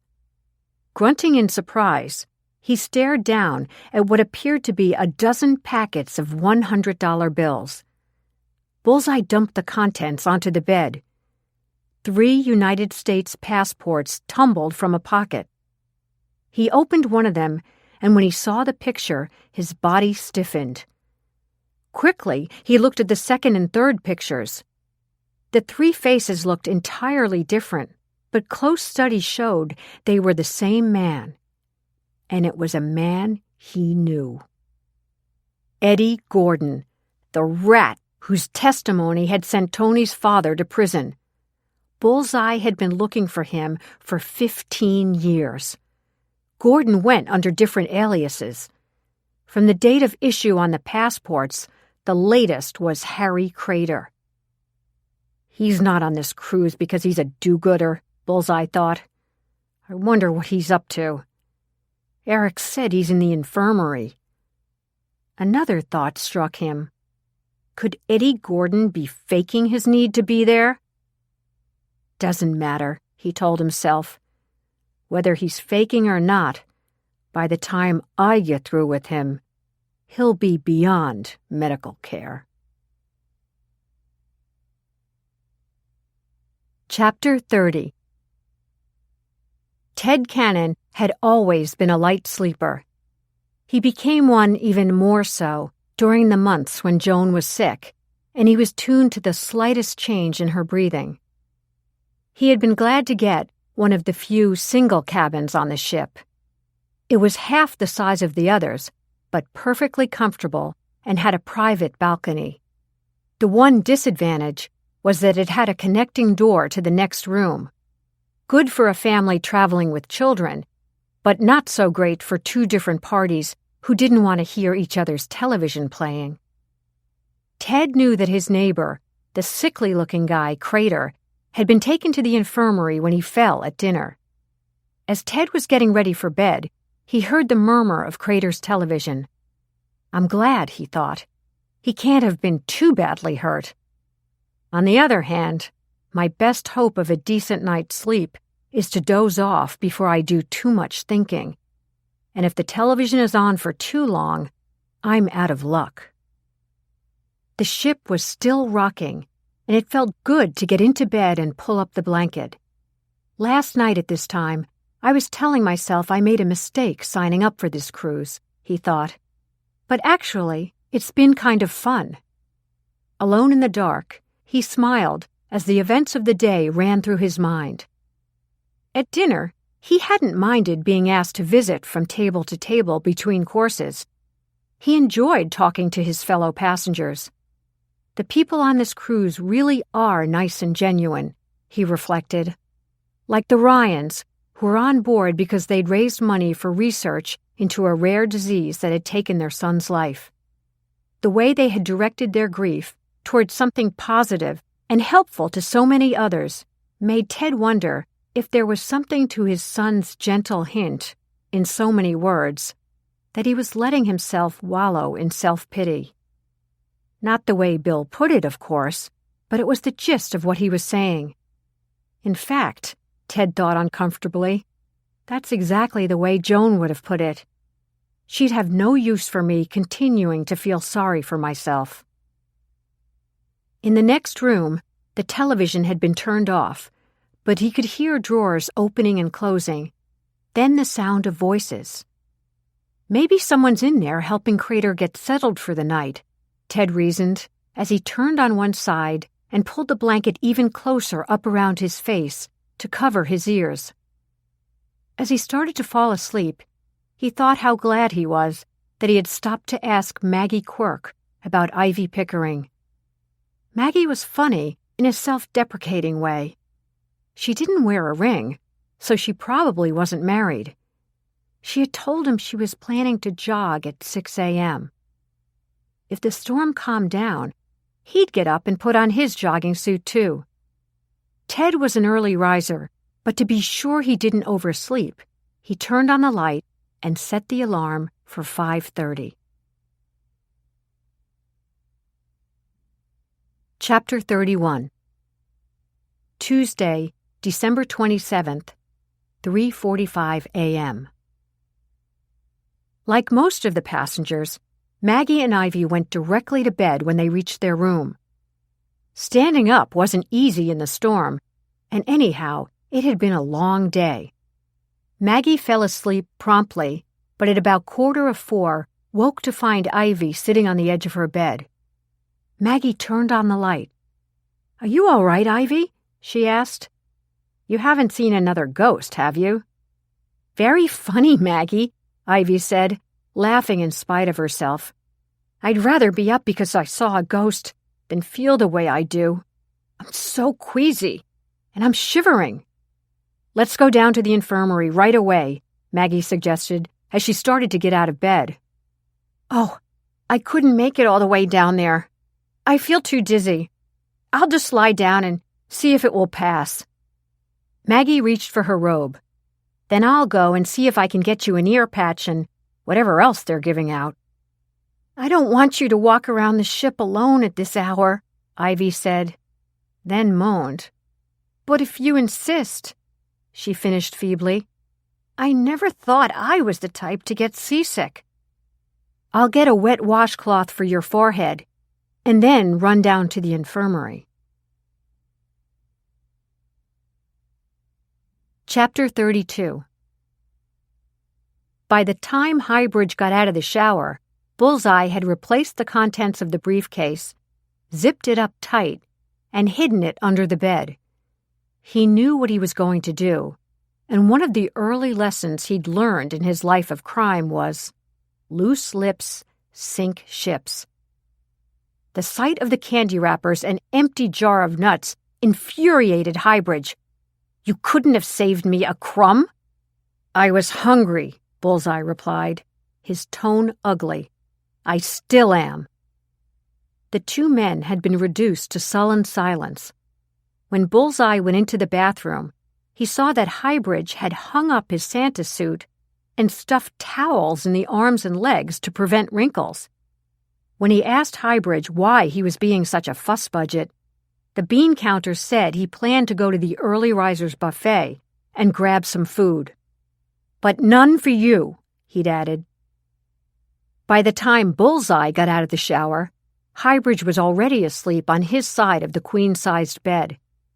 Bullseye lay down and turned out the light. How could Highbridge sleep at a time like this, he wondered. Bullseye's mind was racing. He had to get his cards, and this was his only chance to get Eddie Gordon.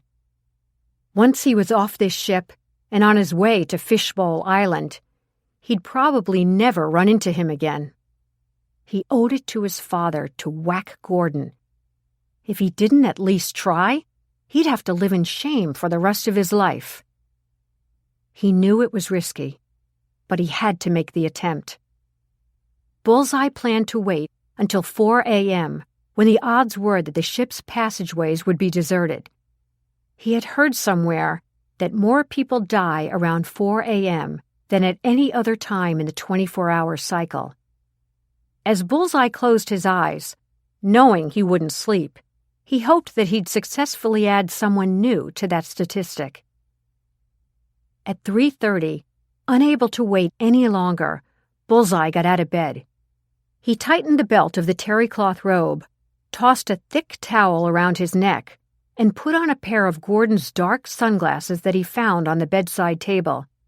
He was grateful they weren't prescription.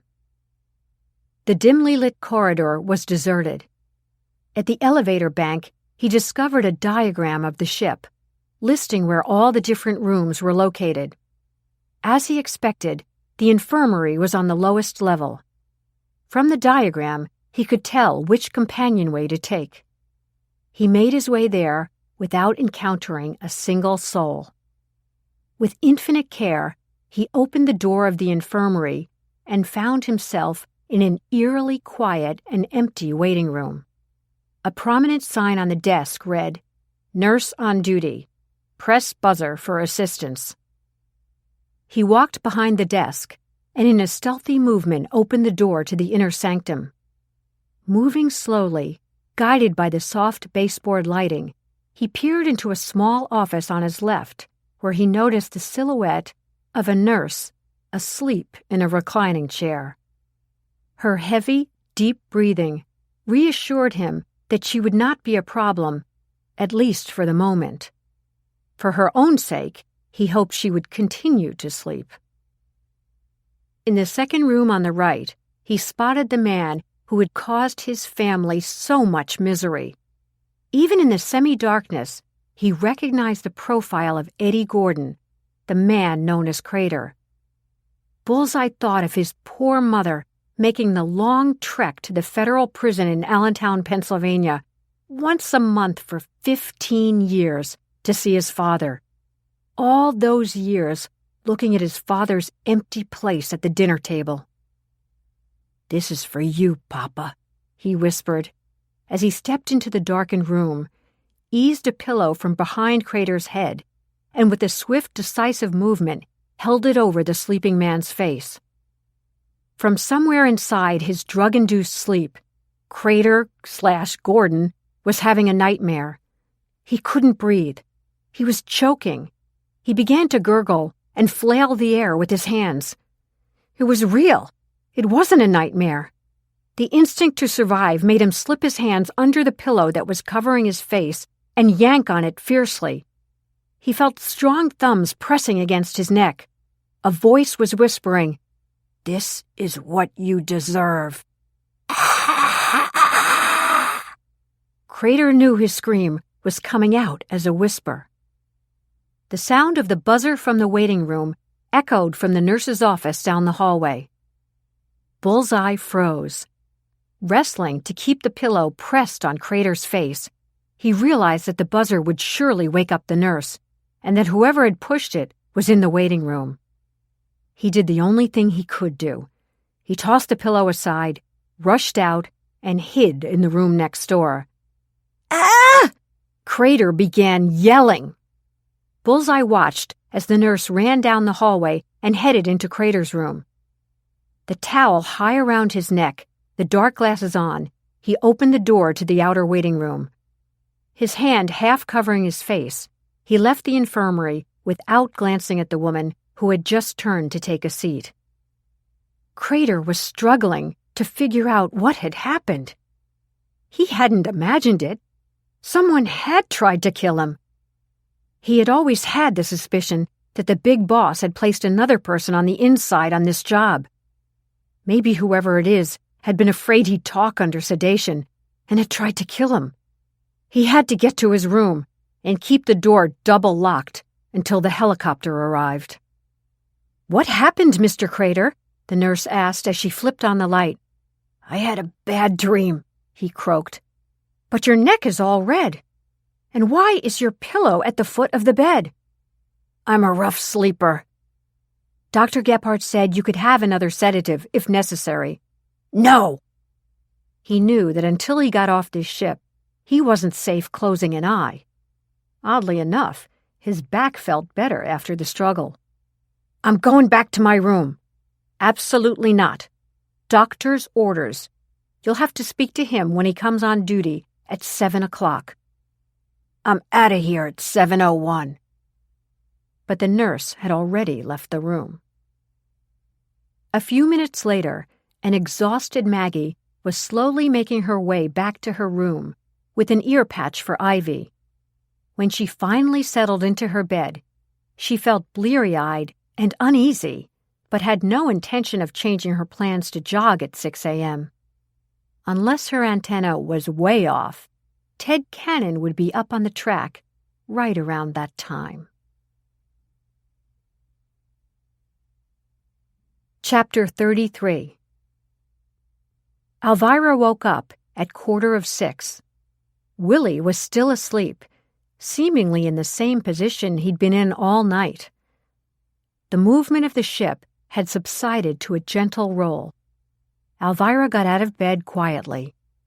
In the bathroom, she splashed cold water on her face and brushed her teeth. She slipped on a jogging suit and snapped on her sunburst pin. "I do my best thinking in the morning with a cup of coffee," she thought. "And I know they serve coffee, juice, and bagels from 6 to 7 in the Lido before they open for the full breakfast." She scrawled a note for Willie, propped it against the lamp on the desk, then with infinite care opened the door quietly and stepped out into the passageway. Closing it with the faintest of clicks, she hurried down the corridor and was startled when the door to the Commodore's suite opened. A sleepy-looking Eric, dressed in a rumpled jogging suit, appeared. "The early bird gets the worm," Alvirah said cheerfully, then tried to seize the opportunity to corner Eric for a chat. "Join me for coffee. You were so nice giving up your room to us. I expect to do a very favorable column for my newspaper about the cruise, and I'd love to feature you in it." Eric did not miss the sharp glint in Alvirah's eyes and was aware that she was studying him carefully. He had pretended to go to bed in his room, but left the door open enough so he could see when his uncle either went to bed or fell asleep on the couch. The trouble was that Eric had fallen asleep before his uncle and had only just awakened with the shocking realization that it was early morning and Crater could return to his cabin at any time. Eric called down to the infirmary and was told by the nurse that Crater's back was definitely much better and that he insisted on being discharged as soon as the doctor came on duty at 7 a.m. That meant Eric had only 1 hour to get Bullseye and Highbridge out of Crater's room and hide them until Winston had straightened up the suite and he could sneak them into his own room. "Thank you, Mrs. Meehan," he told Alvirah. but I have to go down to the infirmary and check on Mr. Crater, then get back up and dress for the day." He laughed and patted Alvirah's arm. "My uncle might seem easygoing, but he runs a tight ship, as they say." A tight ship, Alvirah thought. Judging from what I've seen, this ship is going to hell in a handbasket. "Another time," she suggested sweetly. "Don't you just love dawn's early light? I swear my brain tingles when I get up with the birds. I guess you know I have the reputation of being a good amateur sleuth. When I'm trying to figure out what's going on, I put my thinking cap on and, lo and behold, I often come up with an answer." For the briefest of moments, the muscles in Eric's neck tightened. "What are you trying to figure out now?" he asked, trying to sound as though he was amused. "Oh, this and that," Alvirah answered airily. She was dying to ask Eric if he liked potato chips, but knew the question would come out of left field and would not be well received. "For example, I'd love to figure out who took those Santa suits. They might not be worth much, but no matter how you slice it, it's still theft." Eric didn't want to continue the conversation. With every word the woman uttered, he felt his heart pounding harder in his chest. This tiresome old bag was playing with him. He knew it. "I'm sure you're quite the sleuth, Mrs. Meehan," he said. "Enjoy your coffee while I check on our patient." By now they had reached the elevators, but Eric darted down the nearby steps. He must like to get exercise, walking all the way down to the infirmary, Alvirah thought. "I'll spare my knees." She pushed the down button and waited. At 6:04, she was in the Lido at the coffee maker, pouring that first wonderful cup for herself. Behind the heavy swinging doors, she could hear the kitchen workers clattering dishes. "I guess I'm the first customer," she thought. But glancing out the window, she saw a tall Santa with a tray of coffee, juice, and bagels walking rapidly along the deck, away from the Lido, toward the stern. She wondered if it could be that nice Mr. Cannon. He was one of the taller Santas. She hurried over and pushed open the glass door. "Hey, Santa!" she boomed, a smile in her voice. The Santa glanced over his shoulder, but instead of slowing up, increased his pace. It was then that Alvirah saw, or thought she saw, that he had only one bell on his cap. She started to run after him, but the deck was slippery, and the next thing she knew, the coffee had gone flying, and she had gone down like a ton of bricks, smashing her head into the side of one of the deck chairs. For a moment, she was totally stunned and gasping for breath. Her head began to explode with pain, and she felt blood gushing down her face. Dazed, she looked up. The Santa was nowhere to be seen. "I'm going to pass out," she thought. But first, with her left hand, in a reflex action, she snapped on the microphone of her sunburst pin. "I'm sure he saw me," she began, her voice groggy. "He was tall. I thought it was Ted Cannon. I think he had only one bell on his cap. My forehead is bleeding. I fell chasing him, and now I'm sprawled on the deck." Then Alvirah fainted. After that, she had a blurry memory of people around her, of being lifted onto a stretcher, of something cold being pressed to her forehead, of riding in an elevator.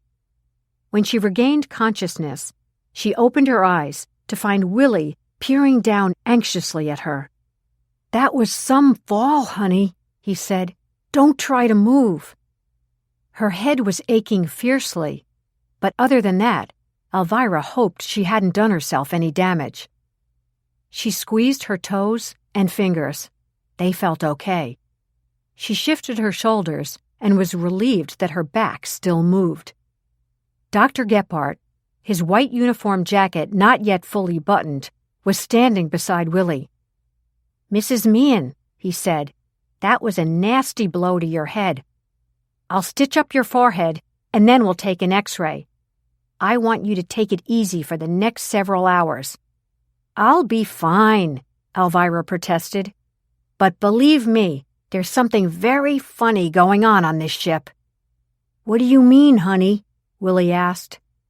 Alvirah's head was one solid ache, but her brain was beginning to clear. "I saw one of those Santa Clauses right after I got coffee. I thought it was that nice Ted Cannon." "He's in the waiting room," Willy interrupted. "He was jogging with Maggie, and they came around the corner and found you lying on the deck. You were talking." "Into my microphone," Alvirah said. "Well, then you passed out." "I know Ted wouldn't have ignored me, but the Santa I saw did. I yelled to him. He turned and looked at me and then kept going. And he had only one bell on his cap. I'm telling you, he must have been wearing one of the stolen suits. We've got to find out who that Santa is and where he is. Let's get Dudley and Reagan and Jack." "Reagan, Jack, Luke, and Nora are right here in the waiting room." "Send them in," Alvirah ordered. "Mrs. Meehan, I think you need to stay calm," Gephardt began. "I'm okay," Alvirah insisted. "I've taken harder knocks than this. My family is famous for thick skulls. I'll never stay calm, knowing there's a thief who may be up to no good on this ship." From the next room, they heard a raised voice. "I hear the doctor. I want him in here now." "If you'll excuse me," Gephardt said as he dashed out. "That must be Crater," Alvirah told Willy.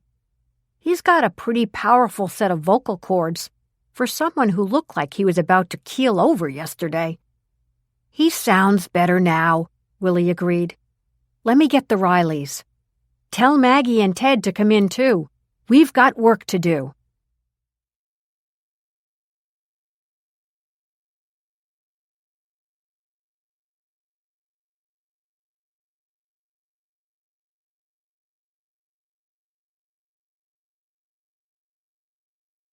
In the couple of minutes it took everyone to get to her room, Alvirah's thoughts turned to Eric. He was supposed to have come directly down to check on Mr. Crater. Her hunch was that he hadn't made it.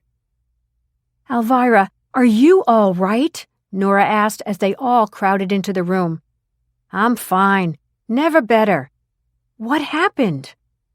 Alvirah recounted the story of the unfriendly Santa. Ted and Maggie had already explained to the Rileys how they had found Alvirah lying on the deck. "I'm almost certain he was wearing a cap with only one bell," Alvirah told them. "We've got to have Dudley round up all 8 Santa suits and make sure they all have 2 bells on the caps. If they do, then whoever I saw was wearing one of the stolen suits. What I've been thinking is we can enlist the other Santas to help us. We'll have to mark the Santa suits in some way so that we'll be able to pick out either of the stolen suits if someone wears them around the ship. I think someone must have stolen those suits so 1 or 2 people can get around this ship in disguise. I almost caught one of them." "Are you sure he heard you call him?" Reagan asked. "Positive. He turned around. I couldn't see his face with that beard." She turned to Ted. "From the back, I thought it might have been you. He was on the tall side." Ted smiled. "I'm glad I have a reliable witness." "That's me. Old Reliable," Maggie quipped. Jack shook his head. "It makes sense that whoever stole the suits wants to be able to get around the ship incognito. I don't think any of the real Santas would be expected to roll out of bed and put on their suit to go down and get coffee."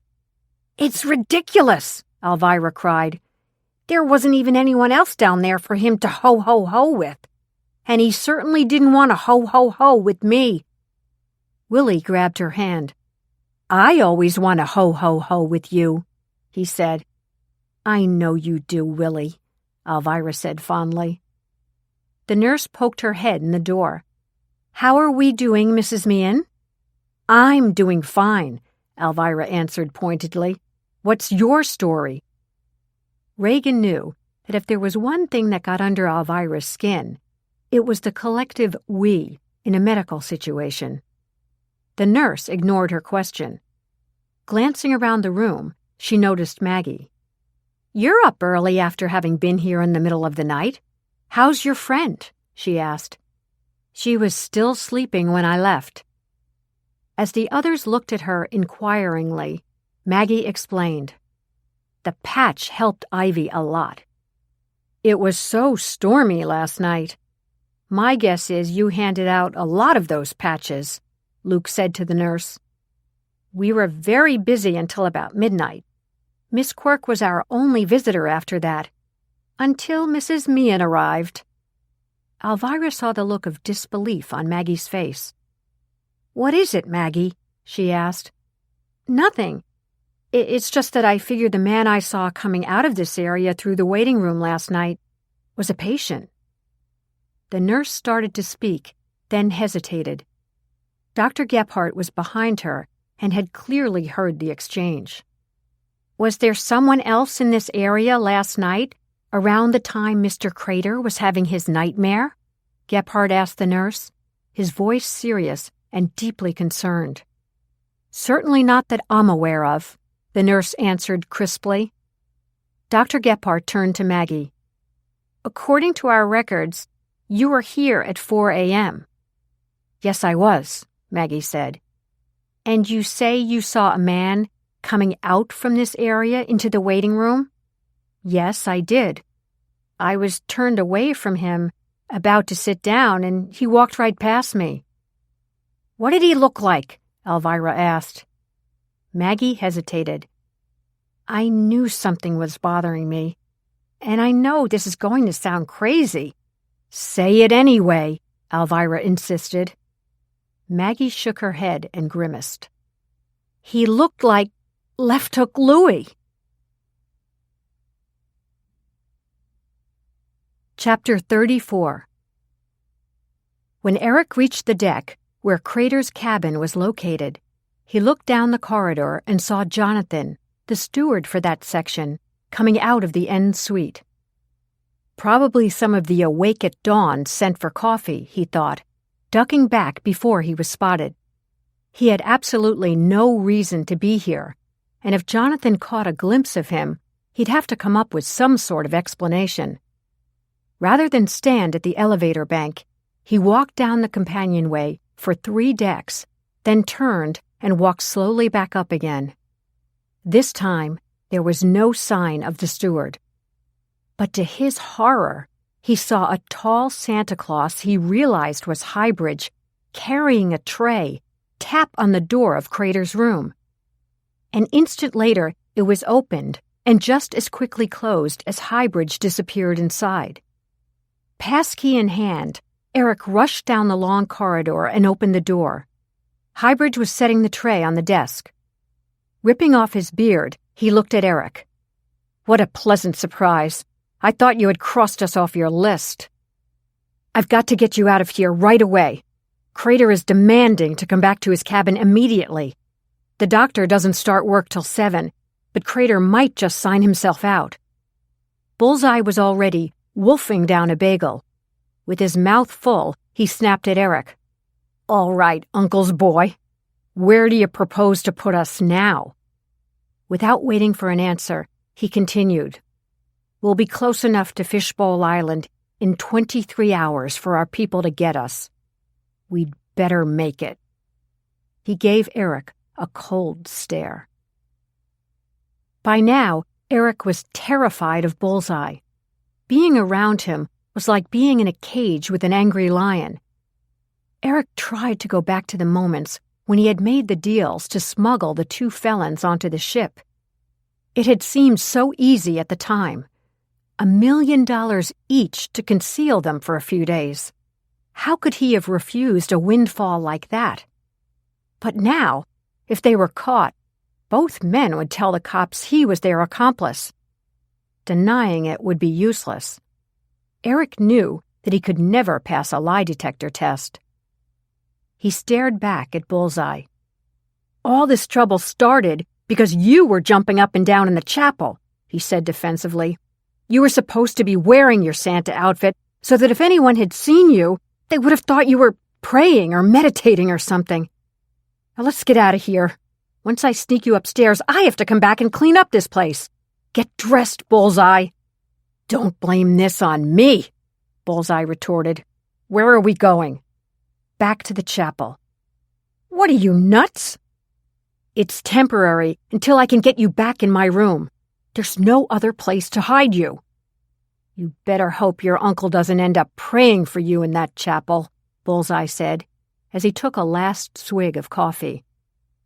He had dropped his Santa outfit on the floor when he shed it and changed into the robe. Now a stream of muttered invectives rushed from his lips as he pulled on the wet, wrinkled pants and jacket. The beard was a soggy mass of sour-smelling fuzz. As he hooked it over his ears, he began to sneeze. "I'll go first," Eric instructed. "Once we make it to the companionway, we won't be likely to run into anyone. It's still too early." He opened the door a slit and listened. There was no sound in the corridor. Jonathan was nowhere in sight. "Come on," he whispered sharply. It was only 6:25. The ship was very quiet. On the boat deck, Winston wouldn't show up for at least another 20 minutes. He'd been told to bring in the Commodore's breakfast at 7:15 every morning. But Uncle Randolph will be awake soon, Eric realized. He does yoga from 6:45 to 7:15, and he told me he's going to start giving himself extra time so he can perfect the lotus position. One deck up, and safe so far. 2, 3. The sound of silence calmed Eric's quivering nerves. They turned right and hurried down the corridor to the chapel. Eric opened the door and looked in. No early worshippers, thank God. He led the two crooks up the aisle. "Get under the altar and don't move this time," he ordered. "I'll be back for you in a couple of hours. Once my uncle's butler makes the bed and cleans up, he won't go near my room until tonight. I'll have food there for you." As Bullseye squatted down, Eric noticed for the first time that he had a zippered leather briefcase under his arm. "Where did you get that?" Eric demanded. "I found it outside while we were getting soaked last night," Bullseye said sarcastically. "Something else. I left my cards in the night table drawer in your first room, where we're supposed to be right now. Get them. They're very important." "Cards?" Eric thought of Willie Meehan offering him the deck of cards. "I didn't know," he began. "What do you mean you didn't know?" Nothing. I'll get them. I've got to go, now." It was 6:31. Eric rushed out of the chapel, and a minute later was inside the supply room near his uncle's suite. He grabbed towels and washcloths and 2 folded robes to replace the ones Highbridge and Bullseye had used, dumping them in a plastic bag. Those 2 could have been a little neater, he thought, remembering the candy wrappers he'd seen on the desk. Why didn't they put a sign on the door? "Crooks in residence.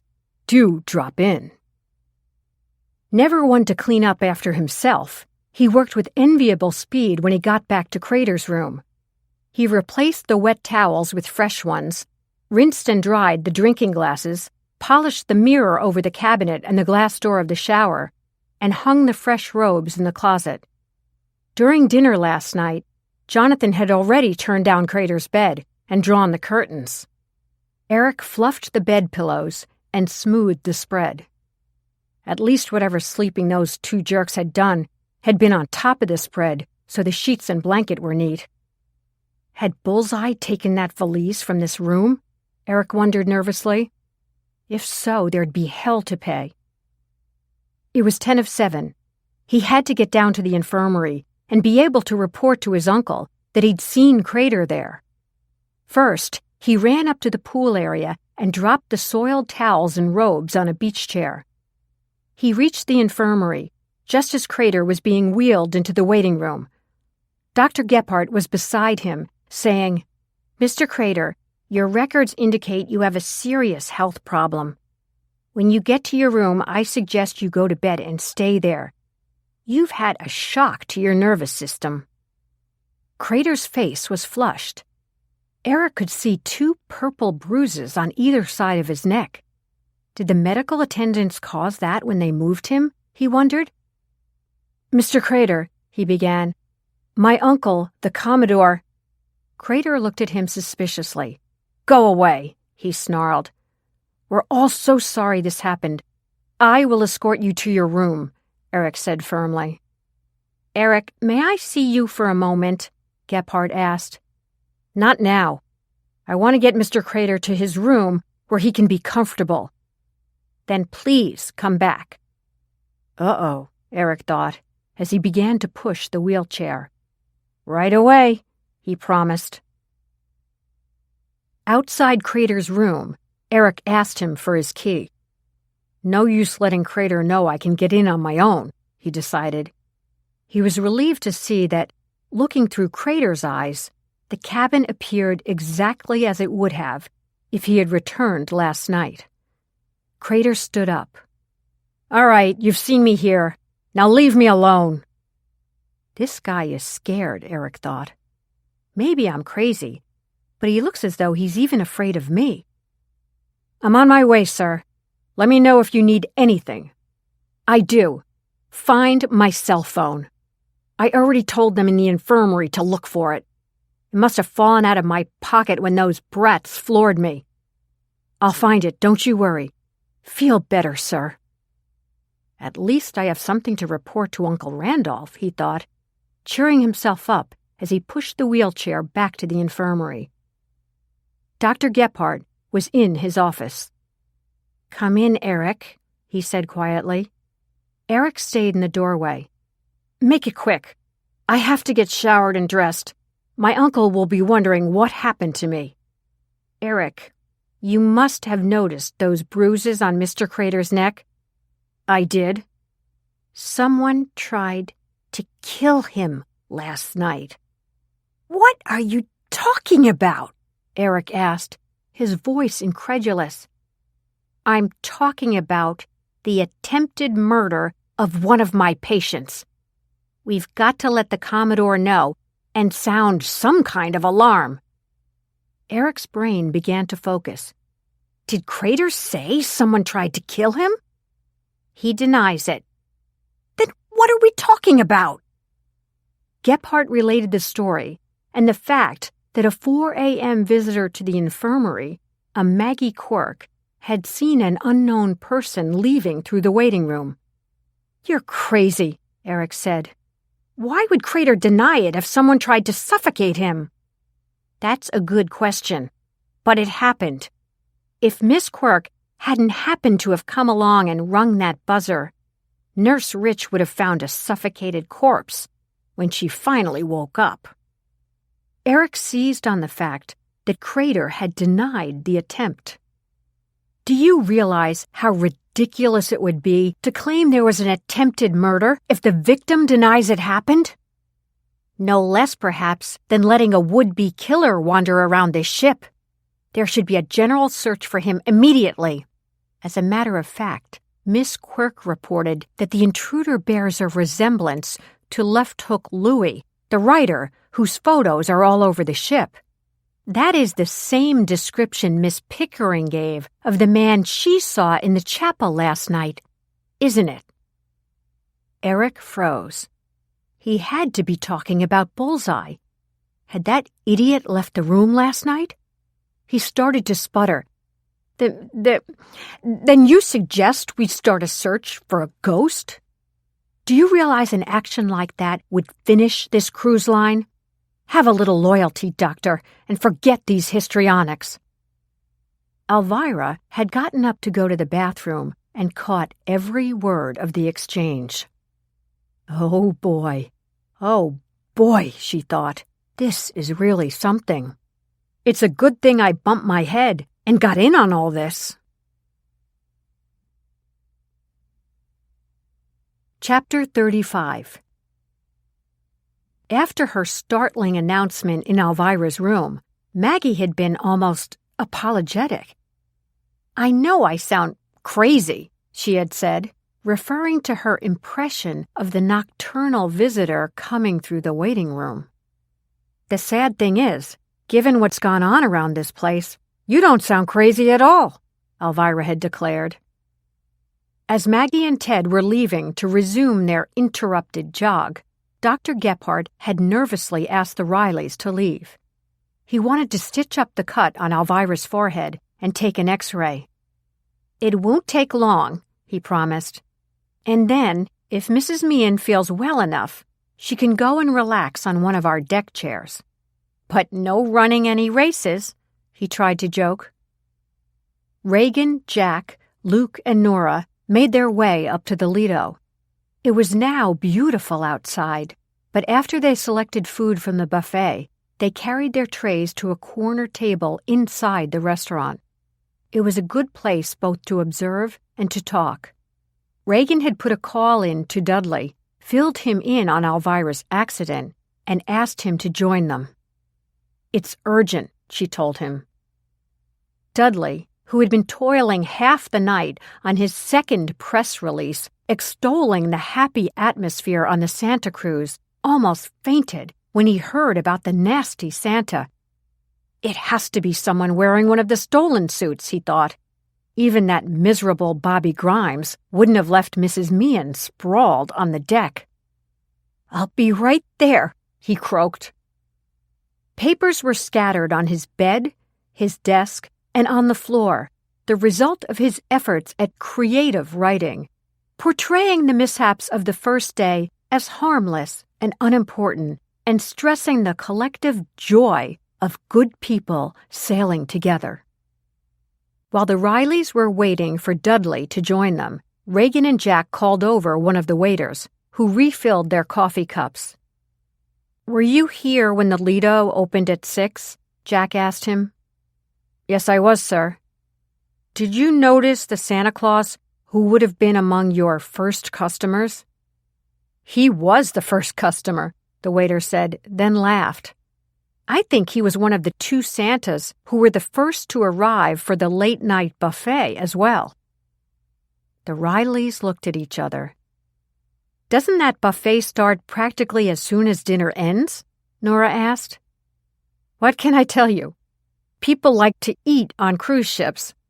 The buffet starts at 11, but we were just setting up when the 2 Santas came through the door. There wasn't much out yet. They piled their plates with cheese and crackers and grapes." "Sounds as though they missed dinner," Luke suggested. "There were 8 Santas in costume at dinner," Nora said positively. "I'm sure of it." "Anything else I can get you?" the waiter asked.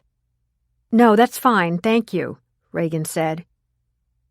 As the waiter walked away, Dudley approached them. Yesterday's beaming cruise director looked as though he needed both a tranquilizer and a good night's sleep. "Good morning," he said, his voice automatically trying to achieve his usual cheery sound as he sat down. "I feel just terrible about Mrs. Meehan." "Dudley," Jack interrupted, getting right to the point. "We believe that there are 1, if not 2 persons walking around this ship in the stolen Santa suits. Mrs. Meehan is almost positive that the Santa she saw this morning had only 1 bell on his cap. We want you to call a meeting of the 10 Santas as soon as possible and ask everyone who has a Santa suit to bring it to the meeting so we can confirm that none of the 8 caps are missing a bell. If they all are intact, then we can be pretty sure that one of the stolen Santa suits is being used by someone on this cruise." Dudley put his hand over his heart as though to slow its beating. "I'll do anything you say." Then Reagan filled him in on Maggie Quirk's sighting. "Oh, dear Lord," Dudley sighed. "You know, Miss Quirk and Miss Pickering are roommates and are both in the Readers and Writers group that is honoring Left Hook Louie. Maybe they are in on a big practical joke." The Rileys all shook their heads. "It would be easier for everyone if that were true," Jack said. "But we don't believe it. We're convinced that there's at least 1 person running around this ship who has his own agenda in mind. Dudley, I need the passenger and crew list. I'll have my office check out everyone on board. Dudley was about to protest when Alvirah's voice called out, Yoo-hoo! She had a bandage over her forehead, Willy in her wake. You won't believe what I'm going to tell you. She looked at Dudley. I'm sure you'll hear this anyhow, so you might as well hear it now. Someone tried to kill Mr. Crater in the infirmary last night. He denies that it happened, but it must be the guy Maggie saw coming through the waiting room, the one who looks like Left Hook Louie. Dudley moaned. I'll get those lists for you right now, immediately. He jumped up, his feet barely touching the floor, only stopping to grab a cup of coffee on his way out of the restaurant. Chapter 36. At 7:30, the ringing of Harry Crater's cell phone woke Gwendolyn and Frederica. 10-year-old Frederica sat up in bed, fumbled through her drawstring purse, and grabbed the phone. Good morning, Frederica speaking, she chirped, as she'd been taught in her etiquette class. A warm greeting and then identify yourself. I must have dialed the wrong number, a gruff voice muttered. A distinct click in Frederica's ear signaled that he had hung up. How rude, Frederica said to her sister. When one dials a wrong number, a sincere apology is in order for disturbing the recipient of that call. Well, no matter. It's time for us to go down to the infirmary and cheer up Uncle Harry. The phone rang again. My turn, 8-year-old Gwendolyn cried, reaching for it. Good morning. Gwendolyn speaking. Gwendolyn heard a forbidden word in her ear. What number is this? The caller then asked. I don't know. This is Uncle Harry's phone. Uncle Harry? Where the hell is he? He's in the infirmary. We're just going to visit him now. What happened to him? He fell and couldn't get up, so they had to carry him out of the dining room on a stretcher. Gwendolyn heard the same forbidden word, then a sharp command. Tell him to call his personal physician immediately. Thank you, doctor. I will relay your message. Have a nice day. She clicked off. That doctor sounded grumpy, she told her sister. Most old people are grumpy, Frederica answered. Everyone we visit in the morning is grumpy. It's our job to make them happy, but it gets harder and harder. Let's get dressed and go. 3 minutes later, clad in matching shorts and Santa Cruz t-shirts, the girls grabbed the pictures they'd been permitted to draw for Uncle Harry last night before bedtime. Frederica's creation depicted the sun rising over a mountain. The subject of Gwendolyn's masterpiece was a helicopter landing on a ship. As quietly as she could, Frederica opened the connecting door to their parents' bedroom. Through the crack, she heard the two of them snoring. Situation normal, she reported to her sister. Let's go. We'll be back before they wake up. In the infirmary, they were told by the day nurse, Allison Kane, that Mr. Crater had already returned to his room. I don't think he wants visitors, she said. The girls held up their pictures. But we drew these for him. How adorable, Nurse Kane said insincerely. If you leave them here, we'll get them to him. But we want to see him. We love Uncle Harry. I'm sorry, I can't give you his room number, Kane said firmly. But Gwendolyn started to protest. Frederica nudged her. That's all right, she said. Maybe he'll come to dinner later. Thank you, Nurse Kane. Frederica curtsied, and they ran out the door. But I wanted to see Uncle Harry, Gwendolyn whined. Follow me. Frederica found a house phone on a table in the passageway. She picked it up and asked for Harry Crater's room. When he answered, he sounded mad. "How are you feeling?" Frederica asked, after properly identifying herself. "Lousy. What do you want?" "We drew pictures for you and want you to have them. We think they'll make you feel ever so much better." "I'm resting. Leave me alone." "We also have your cell phone." It was now Frederica's turn to hear the forbidden word. "Where are you?" Crater demanded.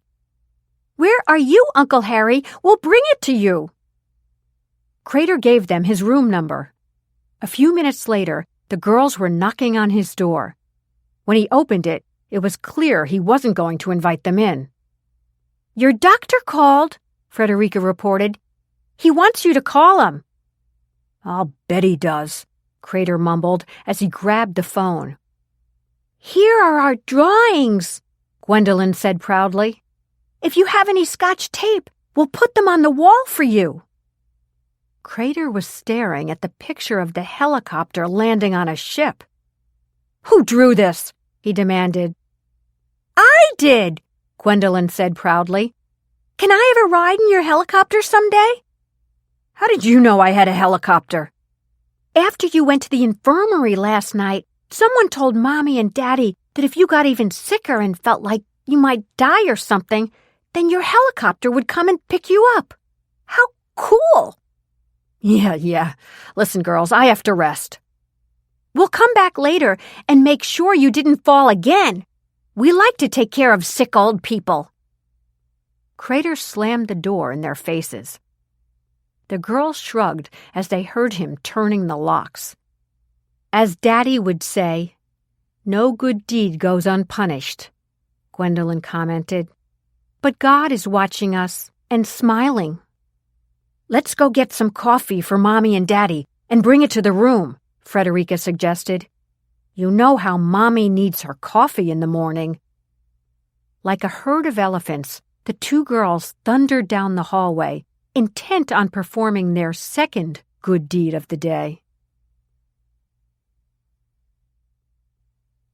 Chapter 37.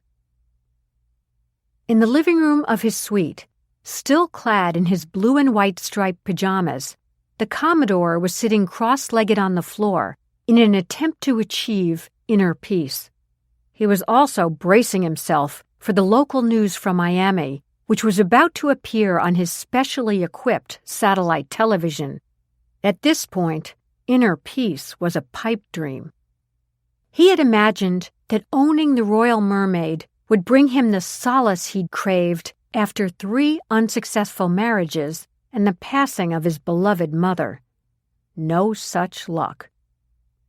The Commodore hadn't eaten a thing yet this morning. Eric had returned to the suite and told him about Alvirah Willy's accident just as Winston was rolling in the breakfast cart. What else can possibly go wrong? The Commodore wondered. As if to answer his question, the insistently dramatic theme music of the 8 o'clock news erupted from the television. "Good morning, everyone," a handsome anchor with a Botox face said buoyantly, smiling at the camera. "It's December 27th. At the top of our news this morning is the widening search for Bullseye Tony Pinto. There have been several reported sightings of him near the Mexican border and in Canada, but they have all turned out to be false leads. His wife, at home in their Miami mansion, keeps insisting that she's very worried about my Tony, as she refers to him. She claims that she woke up yesterday morning and he was gone. She's afraid that the stress of his upcoming trial has broken his spirit, that he may have blocked out his past life and is wandering around in need of help. She's offered a reward of $1,000 for anyone with information leading to his whereabouts." $1,000? Give me a break, the Commodore muttered. There was a knock at the door. "Come in," he barked. Dudley entered the room, and the Commodore motioned for him to keep his mouth shut. "Mrs. Pinto is having flyers passed out all over town with a photograph of Bullseye holding up the Distinguished Citizens Award he received from an unknown group." Will I have to run away and hide to escape my troubles? The Commodore wondered glumly. I thought spending my days at sea would be so carefree and rewarding. And now, the anchor continued, Bianca Garcia is back to tell us more about the Santa Cruz that sailed from the port of Miami less than 24 hours ago. Bianca? The camera swung to Bianca, who, despite only getting a couple hours of sleep, had never looked more bright-eyed. In her mind, she was already at Rockefeller Center hosting the Today Show. Let me tell you, Adam, that is some strange cruise going on out there on the high seas, and the unexpected storm that rocked the boat last night is the least of their problems. The Commodore started to get up, but pins and needles had developed in his legs and feet. He lost his balance and slumped clumsily to one side. Bianca briefly recapped her earlier story. And last night, after the broadcast, I heard from one of my contacts on the ship. There was more excitement. 2 Santa Claus suits were stolen from a locked supply room, and a woman from the Readers and Writers group came screaming into the dining room during dinner, swearing she had seen the ghost of Left Hook Louie in the chapel. Moments ago, I heard that the famous lottery winner, Alvirah Willy, slipped and fell on the deck this morning while she was trying to catch up to one of the Santas on the cruise, who was apparently running away from her. How rude! I thought there were supposed to be a bunch of do-gooders on this cruise. What's going on? Last night I said that maybe the ghost of the original owner, Angus Mac McDuffie, was on board. This woman claimed it was Left Hook Louie she saw. Pictures of the 2 men appeared on screen. Can you believe it? They were both big men who wore tartan shorts. Personally, I think it must be the ghost of McDuffie on board. Let's face it, McDuffie was eccentric. He spent all his time on that ship, even after it ended up in the backyard of the family estate he had inherited from his parents. His mother and father were out-of-control collectors. They loved anything old, from a Greek sculpture to a battered washboard, and they never threw anything away. The house was so cluttered it was considered a fire hazard. The yacht was McDuffie's escape. He loved being at sea, enjoying the wide-open space. He said he never wanted to leave that ship, and I say he's still on it. Which of these 2 men is haunting the ship? Left Hook Louie, who is being honored, or Mac McDuffie, who claimed the yacht would always be his? Email and let me know what you think. As my spies continue to report from the Caribbean, I'll keep you posted. Winston had come in the room during the newscast. He'd brought the Commodore a fresh pot of coffee and 2 pieces of whole wheat toast, hoping his boss's appetite would return. She is pounding nails in my coffin, the Commodore cried. There, sir, Winston said soothingly. You'll see things differently after you have a cup of coffee. You know how your morning coffee always makes you optimistic and happy. Winston, you always know what I need, the Commodore said, glaring at the television screen, which was now showing a commercial for air freshener. Commodore Weed, Dudley said brightly, I sent out a press release last night and another this morning. I'm sure they will turn everything around. Did you get any responses? Not yet, but... His voice trailed off. The Commodore shook his head. My poor mother, he sighed, as he picked up the china coffee cup. Her ashes must be spinning inside that box. Dudley stared at the glass case. The silver box with the ashes was perfectly still, but something in his mind began spinning. He turned to Winston. Thank you. I will have a cup of coffee, Winston. Then, if you don't mind, I'd like to talk to the Commodore in private. Winston's body stiffened. I'll have to go out to the galley and get you a mug, he sniffed. I know that's what you prefer, he added condescendingly. Winston, You notice everything and forget nothing, the Commodore said. I was so lucky to find you. Good help is always hard to find, Dudley opined. A moment later, Winston placed a mug on the coffee table in front of Dudley and filled it from a sterling silver coffee pot. When Dudley picked up the mug, he was sure that Winston must have run it under ice-cold water. The handle was freezing. When Winston disappeared out the door, Dudley cleared his throat.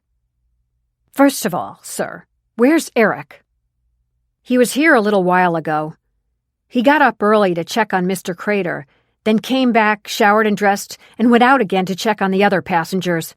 He's such a hard worker. He told me about what happened to Mrs. Meehan. But how did the news reporter find out so quickly? I wonder who on this ship is providing her with information. And which of our Santas was so uncaring? Dudley could tell that Eric had not told his uncle that Dr. Gephardt believed someone had tried to suffocate Crater. He felt it was his duty to let the Commodore know. It would make the suggestion he was about to make to him more palatable. He bit the bullet and told the Commodore of the conversation Alvirah had overheard. The Commodore was aghast. Why didn't Eric tell me this? I suppose he wanted to protect you, but my feeling is knowledge is power. Eric is so good, the Commodore said. But what if this information leaks out? I can guarantee neither the Meehans nor the Rileys will say anything. I am giving Jack Riley the passenger and crew list. He requested it. His office in New York will run the names to see if there is... Dudley paused. A troubled person among us.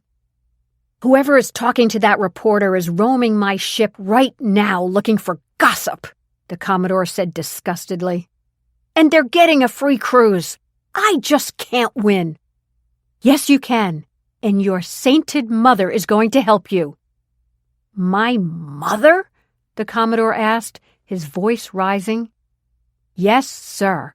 I bet that newswoman would be interested in the heartwarming story of you sending Mother Weed's ashes to the sea from this cruise ship. You think? Absolutely. But you can't wait till tomorrow morning. We need to make tonight's news. But tomorrow is Mother's birthday. That's the day I wanted to bury her at sea. What time of day was she born? At 3 a.m. Wasn't your mother born in London? Yes. Then it was still December 27th in this part of the world. The Commodore considered this.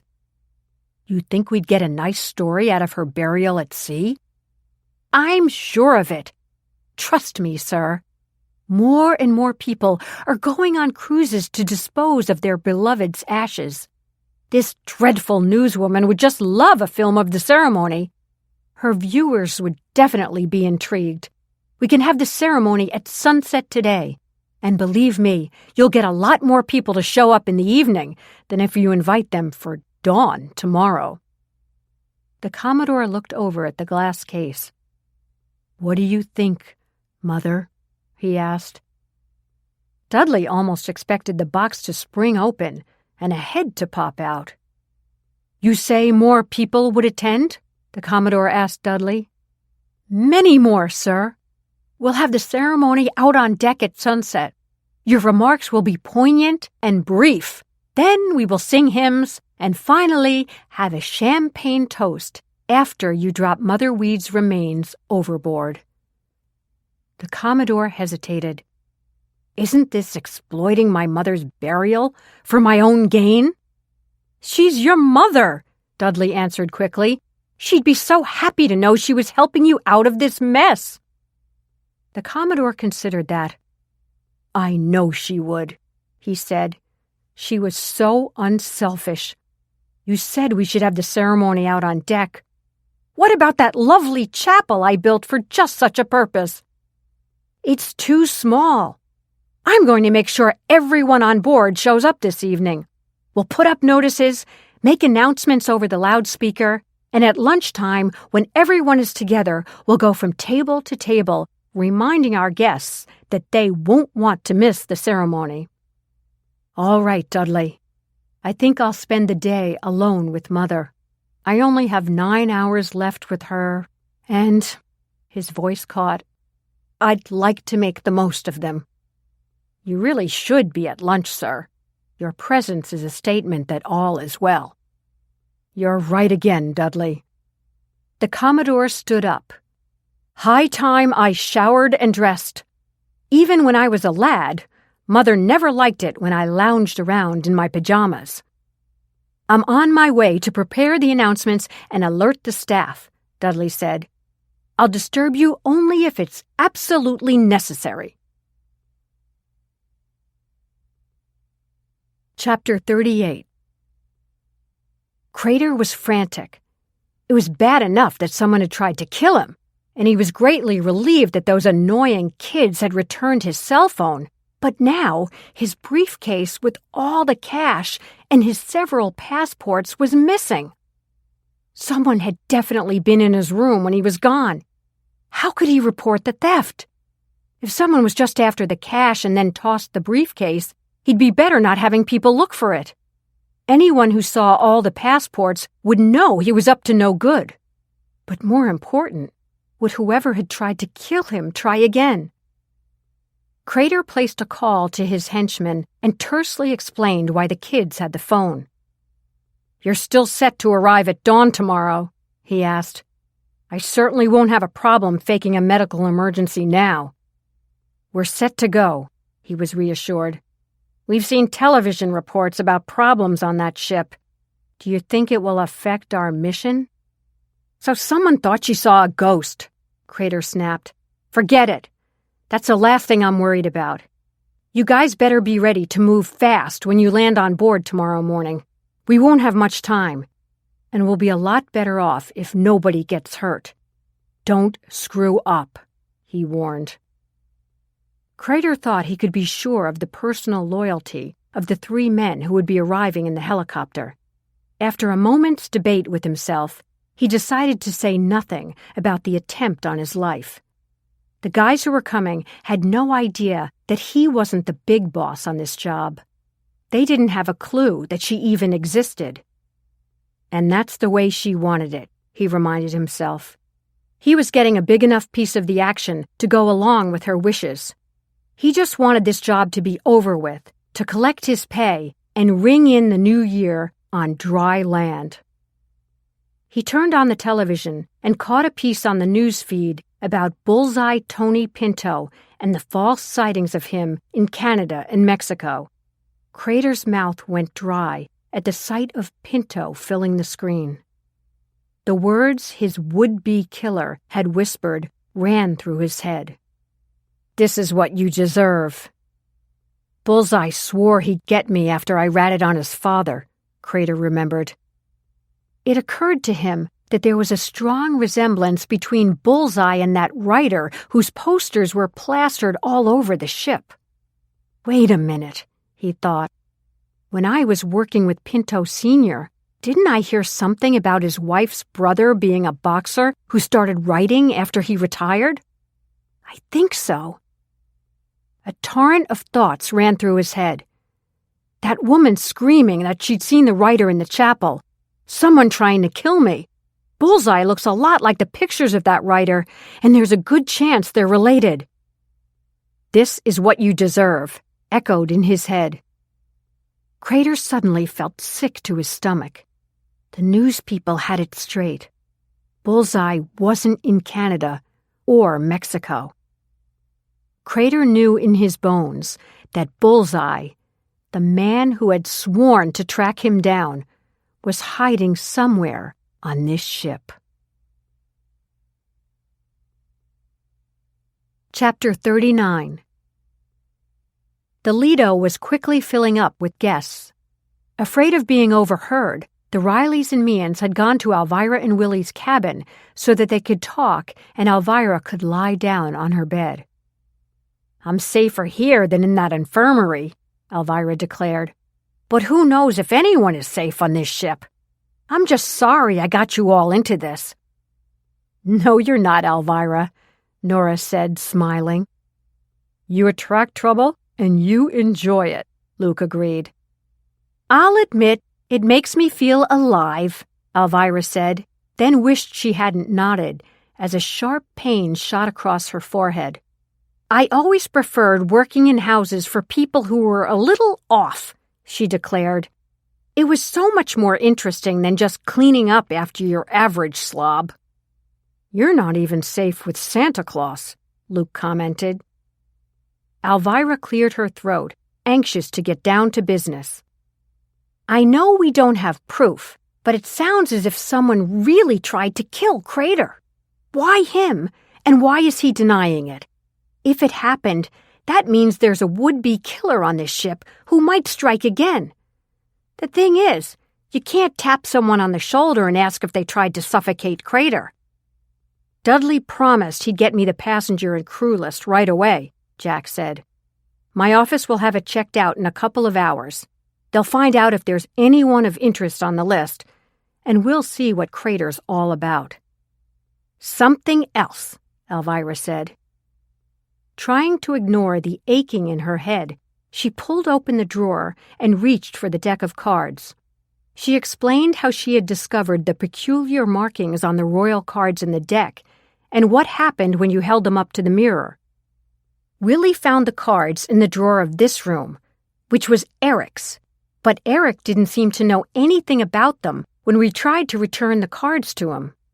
I think they might be a clue to whatever's going on around here. Alvirah's phone rang. It was Dudley. Alvirah put him on speakerphone. I'm meeting all the Santas in 15 minutes in my office, and I have the passenger and crew list. Jack and I will be right there, Reagan said. Wonderful! Dudley hung up. Jack picked up the deck of cards as they got ready to leave Alvirah's cabin. My bet is that these belong to a card shark. I'll see if I can check those symbols out. There's a guy in my office who specializes in gambling fraud and might have an idea of what those numbers mean, if anything. Alvirah wanted to go with Reagan and Jack, but knew she would be voted down if she made the suggestion. With regret, she watched them file out the door. I'll keep my thinking cap on, she called after them. I can promise you that. Chapter 40. The 10 Santas, 8 of them in costume, were standing shoulder to shoulder in Dudley's small office. It was easy to do a quick check of the outfits. All 8 caps were fully belled. The story of Alvirah's accident had spread quickly, and the fact that she had been ignored by someone in a Santa outfit had united the Santas in righteous indignation, even Bobby Grimes. That guy's giving the rest of us a bad name, he said piously. Like I said last night, we'd all better be on the lookout. Dudley glanced at Jack, who took over. We need your help, Jack explained. We all agree that whoever has those outfits is either a passenger or a crew member who probably has some sort of practical joke agenda. However, as we've seen with Mrs. Meehan, jokes can cause accidents. The 10 of you can be very helpful, provided what we're saying here doesn't go out of this room. For the rest of the trip, please keep your eyes peeled for a Santa who only has 1 bell on his cap. We need to find him. With my luck, the bell's going to fall off my cap, Bobby Grimes complained. We know who you are, Jack assured him with a smile. Who would do this? Nelson asked rhetorically. Dudley shrugged. Your job as Santa Claus was to find out what people wanted for Christmas. The job we're giving you today is to help us catch this troublemaker. The problem is, you'd have to see the back of this Santa's head to notice how many bells he has on his cap, Ted Cannon observed. We thought of that, Dudley said. That's why I'm giving you your Royal Mermaid souvenir pins now, instead of as a goodbye present at the end of the cruise. Wear them on the front of your Santa Claus jackets, and that will identify you as an official Santa Cruz Santa Claus. "We've all been watching television," Nelson said, shaking his head. "This ship has certainly been getting a lot of attention." "Mountains out of molehills," Dudley replied airily. "It all comes back to our practical joker." "Was the waiter who jumped overboard a practical joker?" one of the Santas asked. "Who are his friends? Maybe one of them is pulling this." "That's my job," Jack said. "We're checking him out." "I do want to remind you that you are the Commodore's special guests on this trip," Dudley said earnestly. "I'll be perfectly honest. The unfavorable publicity could mean the end of the Commodore's dream, this ship. On the other hand, if you help to create an atmosphere of good feeling among the passengers, you really will be giving the Commodore the one thing he has always wanted in life, the chance to run a successful cruise ship on which people can forget their troubles and be happy." "Well done, Dudley," Reagan thought. "One more very important matter," Dudley said. "The Commodore was very close to his mother. Her ashes are on board. We're going to have a memorial service for her at sunset tonight on the promenade deck. All passengers will be asked to attend. There will be a brief ceremony, a few hymns sung. The Commodore will say goodbye to his mother as he lovingly drops the box with her ashes over the railing. Then we'll share a champagne toast." "Why are her ashes going to be thrown over in a box? I thought you just sprinkled them into the breeze," Grimes asked with a frown. "That's environmentally unhealthy," Nelson explained. "They only do that in the movies. My therapist told me one of his patients wanted to scatter his father's ashes near all the bars he used to frequent. But needless to say, the city of New York told him to go jump in a lake with his father's ashes." "As long as they were still in a box," someone added. "I would like to have a Santa escort for the Commodore tonight," Dudley continued. 8 of you in uniform will accompany Commodore Weed and his mother as they travel from his suite to the chapel for a brief prayer, then down the companionway and out onto the promenade deck where the rest of the passengers and crew will be waiting. Who would like to be in the procession?" 10 hands shot up. Dudley smiled. "We'll draw straws. And who knows? If we catch the Santa suit thieves today, then you'll all be in the procession." Chapter 41. Highbridge and Bullseye, aware of their close call and that every passing minute was bringing them closer to freedom on Fishbowl Island, sat hunched under the altar in the chapel. Their hands clasped around their knees, they kept adjusting their bodies, trying to find a comfortable place to rest. There was none. It was hard to keep perfectly quiet. Bullseye's normally heavy breathing seemed outrageously loud to a nervous Highbridge. The damp cold of Bullseye's suit was penetrating his body and making him both chilled and itchy. Even though they had both unhooked their beards, they kept them on their laps to be able to refasten them in an instant. Not that that would do either of us any good, Highbridge thought. Suppose someone comes in and lifts this cloth. What are we supposed to do? Pretend we're playing hide and seek? Tired, and realizing how totally vulnerable they were in this public space, they hoped against hope that no one would find them before Eric showed up and brought them to the relative security of his cabin. At 9:30, when they heard the door of the chapel open, they both stiffened. Bullseye almost stopped breathing.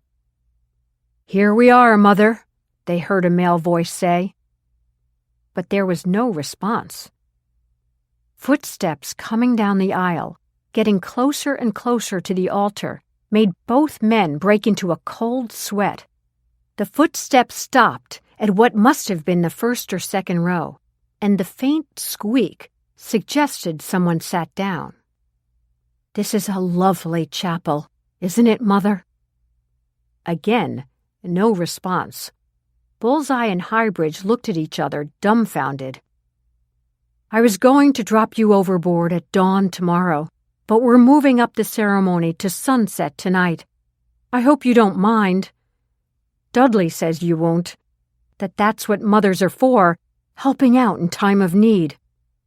We've been having a lot of trouble since we set sail. I swear, if I find whoever stole those Santa suits, I'll thrash them within an inch of their lives. Sorry, Mother. I know I shouldn't talk that way. I keep thinking of all the trips we took together. Remember when your hat blew off on the crossing of the old Queen Elizabeth? Someone from an upper deck who saw the hat floating away was afraid you were still wearing it and shouted, "Lady overboard!" The Commodore laughed tenderly. That's when you said you wanted the sea to be your final resting place. I made you a promise that you would be buried at sea. Today, I'm fulfilling that promise. For 5 minutes, the Commodore sat quietly, the hammered silver box in his lap, fond memories of his mother running through his mind. He got up to leave just as the chapel door opened. The woman who had been screaming about seeing Left Hook Louis last night was standing before him. "Commodore Weed, I'm so glad you're here. I was afraid to come back to the chapel, but they say you should face your fears. That's what I was doing, and I'm lucky enough to find you here as well." "My pleasure," the Commodore said stiffly. It was obvious to Ivy that he resented the uproar she had created. "I can tell that you are mad at me, Commodore Weed, and I can certainly understand, but I'm telling you I did see someone here in the chapel last night. I wasn't trying to cause trouble." Ivy's voice started to tremble. Bullseye and Highbridge both held their breath. Please God, Highbridge thought, don't let her start looking under the altar. "This cruise is the nicest thing that ever happened to me in my whole life," Ivy continued. "The ship is so beautiful, the food is wonderful, the people are so exciting. I know you're responsible for all this, and I know this ship is your dream, and I wouldn't want to do anything to destroy your dream." Despite himself, the Commodore was touched. "Thank you, Miss Pickering. I appreciate your sentiments. I haven't felt much gratitude, and I must say, it hurts." He looked closely at her. There, you mustn't cry now." Ivy wiped her eyes and became aware of the object in the Commodore's hands. "That's a beautiful jewelry case you have there. My mother has one almost exactly like it." The Commodore grabbed her hand. "Your mother?" he said, his voice a whisper. He held up the box. "My mother's ashes are resting in this box. You say your mother has one just like it?" "Yes, my papa bought it for her in a museum shop on their honeymoon. She still has it on the dresser at home." The door opened again. This time it was Eric, looking flustered and out of breath. He stared at them, stared at the altar, then back at Ivy and his uncle. He tried to pull himself together. "Uncle Randolph, I just heard about your new plans for Grandma." With his usual lack of courtesy, he ignored Ivy. "It will be very special." Ivy looked questioningly at the Commodore. It was obvious she hadn't heard about the sunset ceremony. The Commodore touched her hand again. "Would you care to join me for a cup of tea in my suite, and I'll explain?" he asked. He paused. "Please," he added. The Commodore and Ivy left Eric in the chapel. Not knowing what he would find, he ran up to the altar, bent down, and lifted the cloth. "Your uncle sounds like a nutcase," Bullseye muttered. Then he released the sneeze he'd been holding back. Chapter 42. "There's no question I'm not as tough as I used to be," Alvirah admitted to herself. Her head was really aching, and now the rest of her body was letting her know that she'd taken a pretty good tumble. At her insistence, Willie had gone down to the gym, where he had a treadmill reserved for 10 o'clock. By then, Winston had brought Alvirah tea, fruit, and toast, and even Willie admitted that aside from the bandage and goose egg bump on her forehead, she did seem to be okay. "Willie," Alvirah said, "be on your way. I really do have to put my thinking cap on. But first, turn on the television. I'd like to see what's going on in the outside world." "Okay," Willie agreed. "I'll be back in less than an hour. That guy Winston is always around. If you feel just a little bit funny, please ring for him." The state of the world hadn't changed much in the 24 hours since she'd seen a broadcast. It was a holiday week, and most of the politicians had taken time off from insulting each other. The day after Christmas sales in retail stores had broken records. On the other hand, more gifts had been returned this year than had been brought back in the last 10 years. Shows how much junk people give just to get their gift buying out of the way, Alvirah thought. She was just starting to doze off when the picture of bullseye Tony Pinto came across the screen. "Blessed Mother," Alvirah murmured. She remembered reading about him when he lived in New York and was often in the headlines of the Post and the Daily News. "I love to read up on him," she admitted to herself. "He was so colorful." He spent some time in prison for small stuff, but they could never get him on any of the big charges. Everybody knows he's a killer. His reputation was that he got rid of anyone who was in his way. "Coming up," the newscaster said, "the latest on the all-out manhunt for mobster Bullseye Tony Pinto, who disappeared from his home in Miami yesterday. But first, this." Alvirah ignored the 4 15-second commercials for various prescription drugs, her mind totally focused on the startling resemblance between Tony Pinto and Left Hook Louie. "Is it possible?" she wondered aloud. "I think it's more than possible," she concluded. She had to talk to Reagan and Jack. If Bullseye is on this ship trying to make his way to freedom, has he already attempted a murder? He was always accused of murder, never convicted. And what would make him want to kill Crater?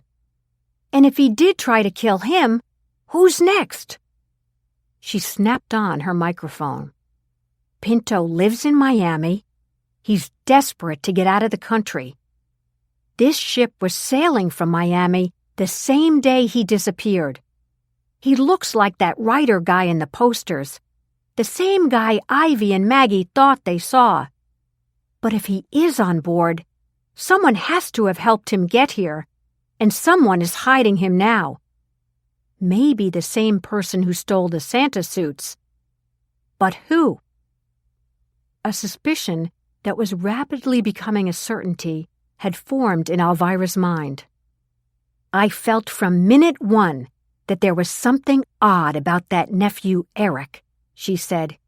"He's nervous. I'm beginning to think he may have something big to hide." At that moment, her phone rang. It was Eric. "Mrs. Meehan, I do hope you're feeling better." "Yes, I am. That deck of cards Mr. Meehan showed me last night, it completely slipped my mind.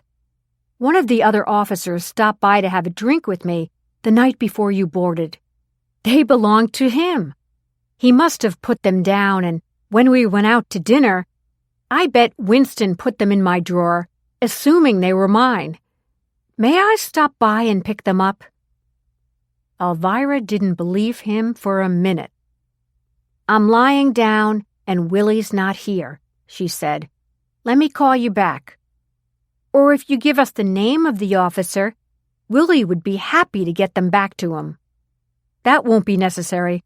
He'll be off duty until tonight. I'll come by for them later." "I'll bet you will," Alvirah thought, as she hung up the phone to make sure the connection was broken. "Wait till I tell Jack and Reagan," she exulted as she picked up the phone again and began to dial. Chapter 43. After the morning newscast, Bianca had been pleased with the number of emails she had received. "I've got to keep it up," she thought. Until she could get more information on what was happening on the ship from her contacts, she had to find a way to keep the story going. Otherwise, she knew that even if something startling surfaced in a couple of days, people would already have lost interest. Her viewers were voting on who was the ghost. Most thought it was Mac. Then, one email made her gasp as she read it. "Dear Bianca, when McDuffie died a few years ago, my mother and I went to the estate sale. All the antique dealers were there combing over the stuff. It was mostly a bunch of junk. But my mother and I can't resist a bargain, and we bought a few pieces of furniture and several cartons of papers and magazines. Well, what did we find but the journal McDuffie kept of his last years on that yacht? Can you believe that he wrote that his father had squandered much of the family fortune by buying a famous jewelry box that he knew had been stolen from a museum? He claimed it had been given to Cleopatra by Mark Antony and was priceless. I ask you, what was he smoking?" Mac wrote that he couldn't sell the box because it would destroy the family name, and anyhow, the museum would claim it back. Here's a direct quote. "So I sit on my yacht and think of 5,000 years ago when a handsome Roman presented it to a young queen. Yeah, and my mother and I are the Gabor sisters. Anyhow, thought you'd be interested. My vote is that Mac's haunting that ship, and maybe Cleopatra's on board too. By the way, my mother and I checked the list of items for sale, and there was no jewelry box belonging to Cleopatra on it. Your fan, Kimmy Keating." Perfect, Bianca thought. Gleefully, she reread the email. If there was anything more compelling than a story about a ghost, it was one about a missing treasure. Chapter 44. Making a list, checking it twice, Dudley said to Jack in a feeble attempt to lighten the atmosphere after the Santas had left his office. Jack just looked at him, then placed a call to his assistant, Keith. "The cruise director is emailing you the passenger and crew list right now," he explained. "Check everyone out, but begin with Harry Crater. He's a passenger. I'll talk to you in a few minutes from my room." Jack hung up, turned to Dudley, and asked, "How did Crater end up on this ship?" "A nurse wrote me about all the good he had done and said that he was very ill and this would be his last cruise." Dudley pulled out a file and handed Jack the letter. It listed the many contributions Crater had supposedly made in the last year. "Could you make a copy of that for us?" Reagan asked. "Of course." When Reagan and Jack left Dudley's office, passenger and crew lists in hand, they found Ted Cannon waiting for them in the corridor. "I didn't want to say anything in front of the others," he told them, "but something occurred that I thought you might want to know. It might be nothing." "What is it?" Reagan asked. "That fellow Harry Crater, who's in the infirmary. I know he's traveling alone. When I went to bed last night, I heard noise coming from his room. The television was on, and I heard people talking and drawers opening and closing. I had seen him being carried off after he fell at dinner, and I thought he must have been brought back to his room. Apparently not. It just seemed odd, and I thought you might want to know." "These things are always good to know," Jack said. "Have they found out who it was Maggie saw in the waiting room?" Ted asked. "Not that we know of," Reagan told him. "I have to admit, it bothers me to think that Maggie was alone in that waiting room in the middle of the night when some unknown character came wandering through." He's right, Reagan thought. And he doesn't even know that the man might have tried to suffocate Crater. Maggie could have been in big trouble, especially if there wasn't any motive for the attempted murder, and the intruder was simply deranged. It is scary to think that she was alone with that guy, Reagan agreed. I told Maggie that if Ivy starts to feel sick in the middle of the night again, she's to call me and not go anywhere alone, he said firmly. I know you're reviewing the passenger and crew list. If I can help you in any way, give me a call. Otherwise, I'll see you later. With a wave of his hand, he turned and headed down the corridor. I think he's got a crush on Maggie, Reagan observed. He does, Jack said. I feel dishonest not telling him. Maggie might have been face to face with a would-be killer. Me too, Reagan said. They were walking past a poster of Left Hook Louie that had been taped to the wall of the corridor. They stopped to examine it, both thinking of the photograph of the missing Tony Pinto they'd seen on television. It's certainly possible, Jack said quietly, after a pause. Reagan knew exactly what he meant. When they reached their cabin, the phone was ringing. Reagan ran to pick it up. It was Alvirah. Reagan, it's a good thing I stayed here. I have 2 things to report.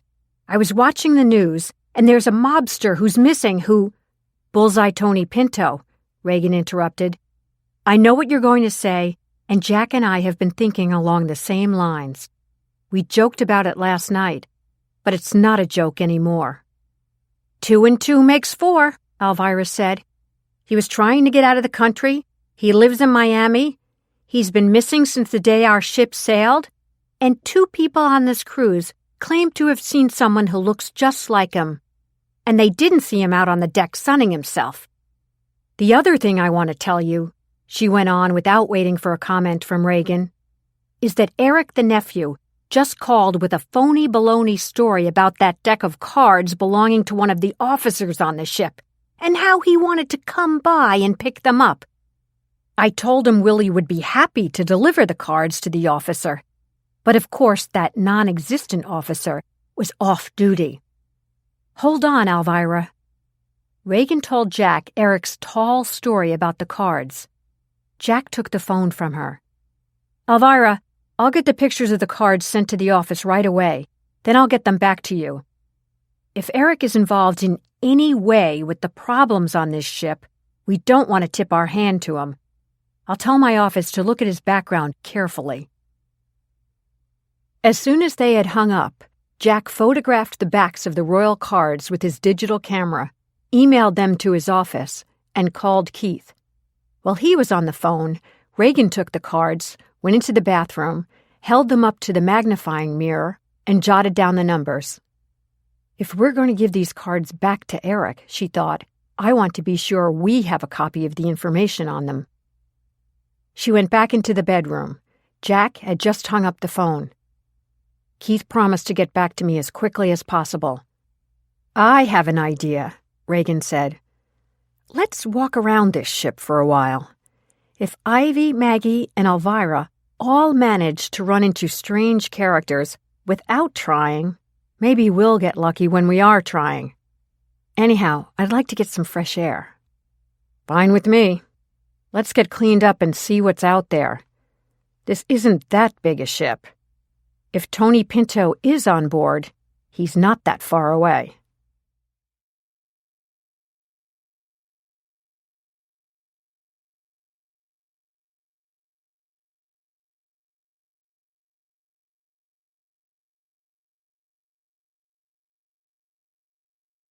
Jack's cell phone rang.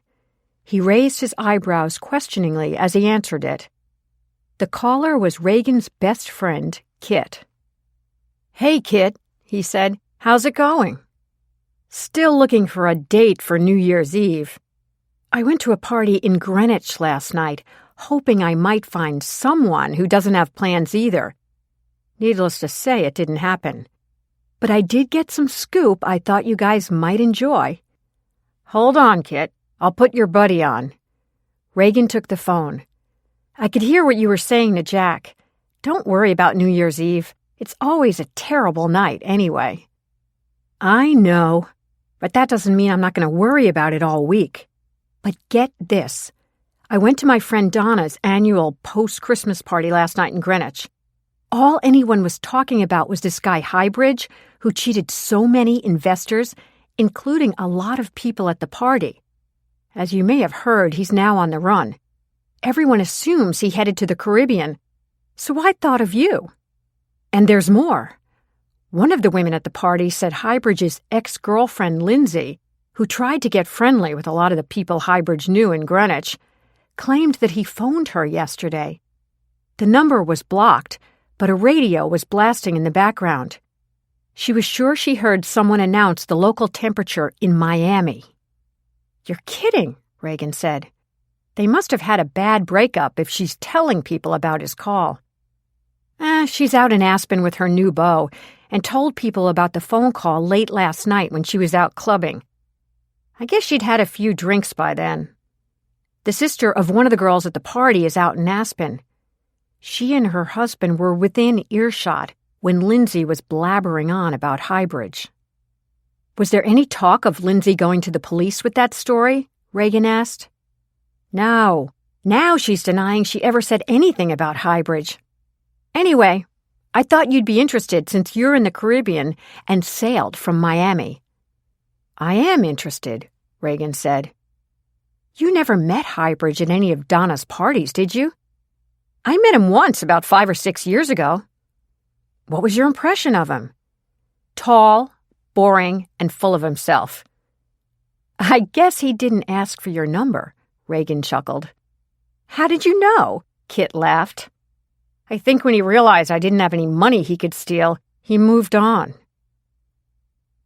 After Reagan hung up, they decided Jack should call his office one more time.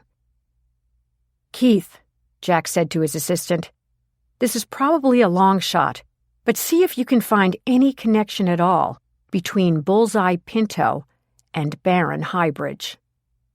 He paused, besides the fact that they're both on the run. Chapter 45. At the insistence of their mother, Frederica and Gwendolyn had gone for a swim in the pool. A sound mind in a sound body, Eldana trilled as she sat at the water's edge, her feet dangling in the pool, 2 pages of next year's Christmas newsletter already written. Here we are, on the maiden voyage of the Royal Mermaid, and the kindliness of my girls is already the talk of the ship. When the girls had finished their required laps, they had a water fight, which succeeded in splashing people sunning in deck chairs around the pool. The energy of the young gladdens the heart, Eldana continued as she wiped her glasses. Word of the Commodore's mother's service was being spread by the stewards, who were already serving Bloody Marys and margaritas. Needless to say, Frederica and Gwendolyn got wind of the impending ceremony.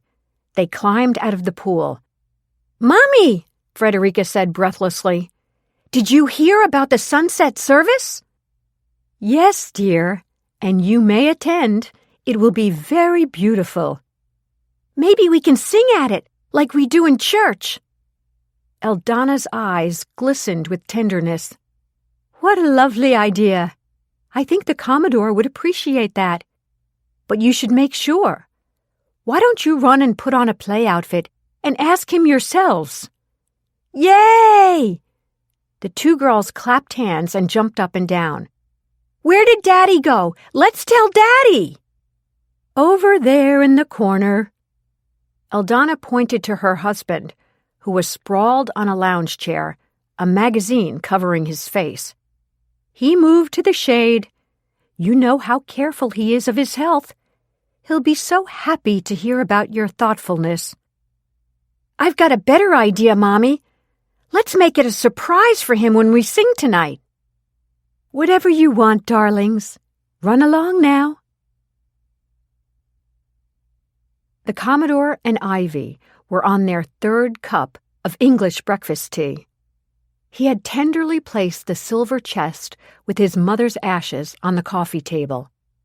When Winston brought in the tray with the teapot, strainer, cups, and saucers, he had set it on the table, then started to pick up the box. The Commodore had sternly reprimanded him. "That is only for my hands, Winston. Leave it there. Mother always enjoyed a cup of tea." "My mother loves tea, too," Ivy said. It was a thrill to be in the Commodore's suite. When she first met him, she had been intimidated. He was such an imposing, rugged, manly man. The kind of man her mother would call a fine big fellow. But sitting talking to Commodore Weed made her realize that he was a real softy inside, that like so many people, he was someone who wanted to be loved. Now, as the Commodore refilled her cup, he said, "Ivy, as I told you in the chapel, you make me feel so good about this cruise." He laughed. "I had 3 ex-wives who married me for what they perceived I could give them. My last wife, Renee, and I are actually still quite friendly." Ivy felt a pang of jealousy. "But we just couldn't agree on so many things. She wanted to go antiquing all the time. She fancied she had an eye for value, which I can assure you she did not. But the worst thing was, she hated boating." "I love boating!" Ivy cried. "Me too. But Renee helped with a lot of things, I must admit.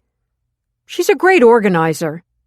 She helped me decorate the house in Miami that I bought after our divorce. She even helped me find Winston. She told me I didn't need another wife. I needed a butler. Someone who wanted to take care of me." Ivy had to clamp her lips together to keep from blurting out, "I'd love to take care of you." "You say you've never been married, Ivy?" the Commodore asked her, a tone of wonder in his voice, unconsciously calling her by her first name. "An attractive lady like you?" Ivy felt a warm glow. She was having such a wonderful time. She didn't want it to end. She started to murmur, "Oh, thank you," when a loud banging at the door startled them both. "What now?" the Commodore asked, as he got up and impatiently crossed the room and opened the door. Frederica and Gwendolyn curtsied to him. "Good morning, Commodore Weed." Without being invited, they dashed past him into the room. "Good morning, ma'am," they said to Ivy, curtsying again. "Hello, girls," Ivy said, thinking the curtsy was the ultimate irony since the two of them had forced their way in. "Oh, how pretty," Frederica said as she reached to pick up the silver chest. Ivy was too quick for her. Her hand clamped over it. "That's the Commodore's," she said firmly. The Commodore had almost passed out at the sight of his mother's ashes being jostled by this pushy child. "What can I do for you, girls?" he asked, trying to conceal his feelings. "We heard about the special service for your mommy tonight. We'd love to sing a special song," Frederica explained. "We're in the children's choir at home," Gwendolyn chimed in. God help me, the Commodore thought. "There's a song that we learned in school that we thought would be perfect. We just changed one word. My mommy lies over the ocean. My mommy lies over the sea." Ivy watched them in disbelief. "Thank you," the Commodore said. "That would be very nice, perhaps at the end of the service. Now, go practice," he said, his voice husky. "Goody!" they cried. "We'll tell everyone on the ship they have to come." They ran out the door. Gwendolyn turned to Frederica. "Now let's go see how Uncle Harry is. We'll tell him about the service. We can reserve a seat for him and help him get to the deck. I'm sure he won't want to miss it." Chapter 46. The only time Eric had left the chapel all morning was to run outside and use the house phone to call Alvirah Willy to ask if he could pick up the cards. Eric knew that he could not leave the chapel unguarded until lunchtime, when he could sneak Bullseye and Highbridge into his room in his uncle's suite. Once he got them there, they could hide safely in the closet until 4 a.m. tomorrow morning. At that point, the plan was that Eric would lead the two men to the lowest outside deck, where they'd blow up the inflatable dinghy Eric had hidden on board, toss it over, and wearing life jackets, they'd jump in after it. Their people would be hovering nearby, ready to rescue the men when the Royal Mermaid was a safe distance away. I wouldn't want to be in their shoes. They're wet shoes, Eric thought, but it's better than spending a good part of your life in prison. As he sat in the third pew, he had plenty of time to worry about what would happen if Bullseye and Highbridge were discovered. Highbridge was the type who cleared his well-bred throat unconsciously, a sound that reverberated through the still chapel. But it had only happened once. Eric had run up the aisle to shush him, but Bullseye had already clasped a pudgy hand over Highbridge's mouth and warned him that he'd kill him if he did it again. Eric didn't doubt for a moment that it was a serious threat. Bullseye Pinto was a killer, first and foremost. Eric was counting the minutes until 12 o'clock, when he knew his uncle would go down to lunch. At 11, a steward came in to dust and vacuum the chapel. "That won't be necessary," Eric said. "But I was instructed to make the chapel sparkle. People may want to come here before your grandmother's service." "Wait until this afternoon to clean," Eric ordered. "And bring some fresh flowers for the altar." Of course. Eric felt beads of perspiration on his forehead. The steward would undoubtedly have lifted the altar cloth to vacuum. He could only imagine the brush of the vacuum cleaner hitting Bullseye. At 12:15, the Commodore opened the chapel door and stood in the doorway. "What a surprise to find you here," he said. "I just stopped by to say a prayer for Grandma. She is so in my thoughts today." "Oh, how I share that with you. But come now. I want you to join me for lunch. Miss Pickering, will also be at the table. A very sweet woman indeed." Eric knew that was a warning not to ignore Ivy again. "I'll take a moment to freshen up," he said. He walked with the Commodore to the elevator bank, pushed the down button, and waited until he had seen the back of his uncle's head before he dashed down the corridor. As he feared, he bumped into Winston, who was on his way to his room. He had a 2-hour break at lunchtime. "Anything I can get you before I leave?" Winston asked. "No, I'll be heading to the dining room in a few minutes." Eric opened the door of the suite and stood just inside until he was sure Winston was gone. Then he hurried back to the chapel. "Come on. I'm going to stand outside the Meehan's door. If they come out, I'll divert them. You make a dash for the suite. Quietly, if that's possible. The door is open." The precaution wasn't necessary. The two felons entered the suite undetected. Eric followed them in. "We can't take any chances. Grab whatever drinks and snacks you want from my refrigerator. Then get in the closet and stay there. I'll be back as soon as I can." "Don't forget to get my cards," Bullseye warned him. Eric splashed water on his face and combed his hair. This time, when he left the suite, Alvirah and Willy were coming out of their stateroom. "Hello," he called to them. "Is it okay if I grab those cards before you close your door?" Alvirah admired the way Willy could think on his feet. "Eric, do you mind waiting until after lunch? I'm in the midst of a game of solitaire, and I'm actually winning," he joked. Eric tried to laugh. "Oh, sure. This afternoon would be fine." But it didn't feel fine. There was something wrong, he could tell. They knew he wanted the cards back, so why had Willy started another stupid game of solitaire? He didn't believe the story, but there was nothing he could do about it. The memory of Alvirah saying she was a good amateur sleuth nagged at him as they rode down in the elevator together. Chapter 47. Harry Crater sat in the easy chair in his stateroom, his nerves jangling. The bruises on his neck had turned dark purple and spread to the tissue around them like wine stains. The nightmare that had turned into reality kept playing on his mind. "I'll stay in my cabin and have my meals sent in," he told himself. "I only have until daybreak. Nobody can come in here while I have the door double locked." He had devoured most of the breakfast he had ordered.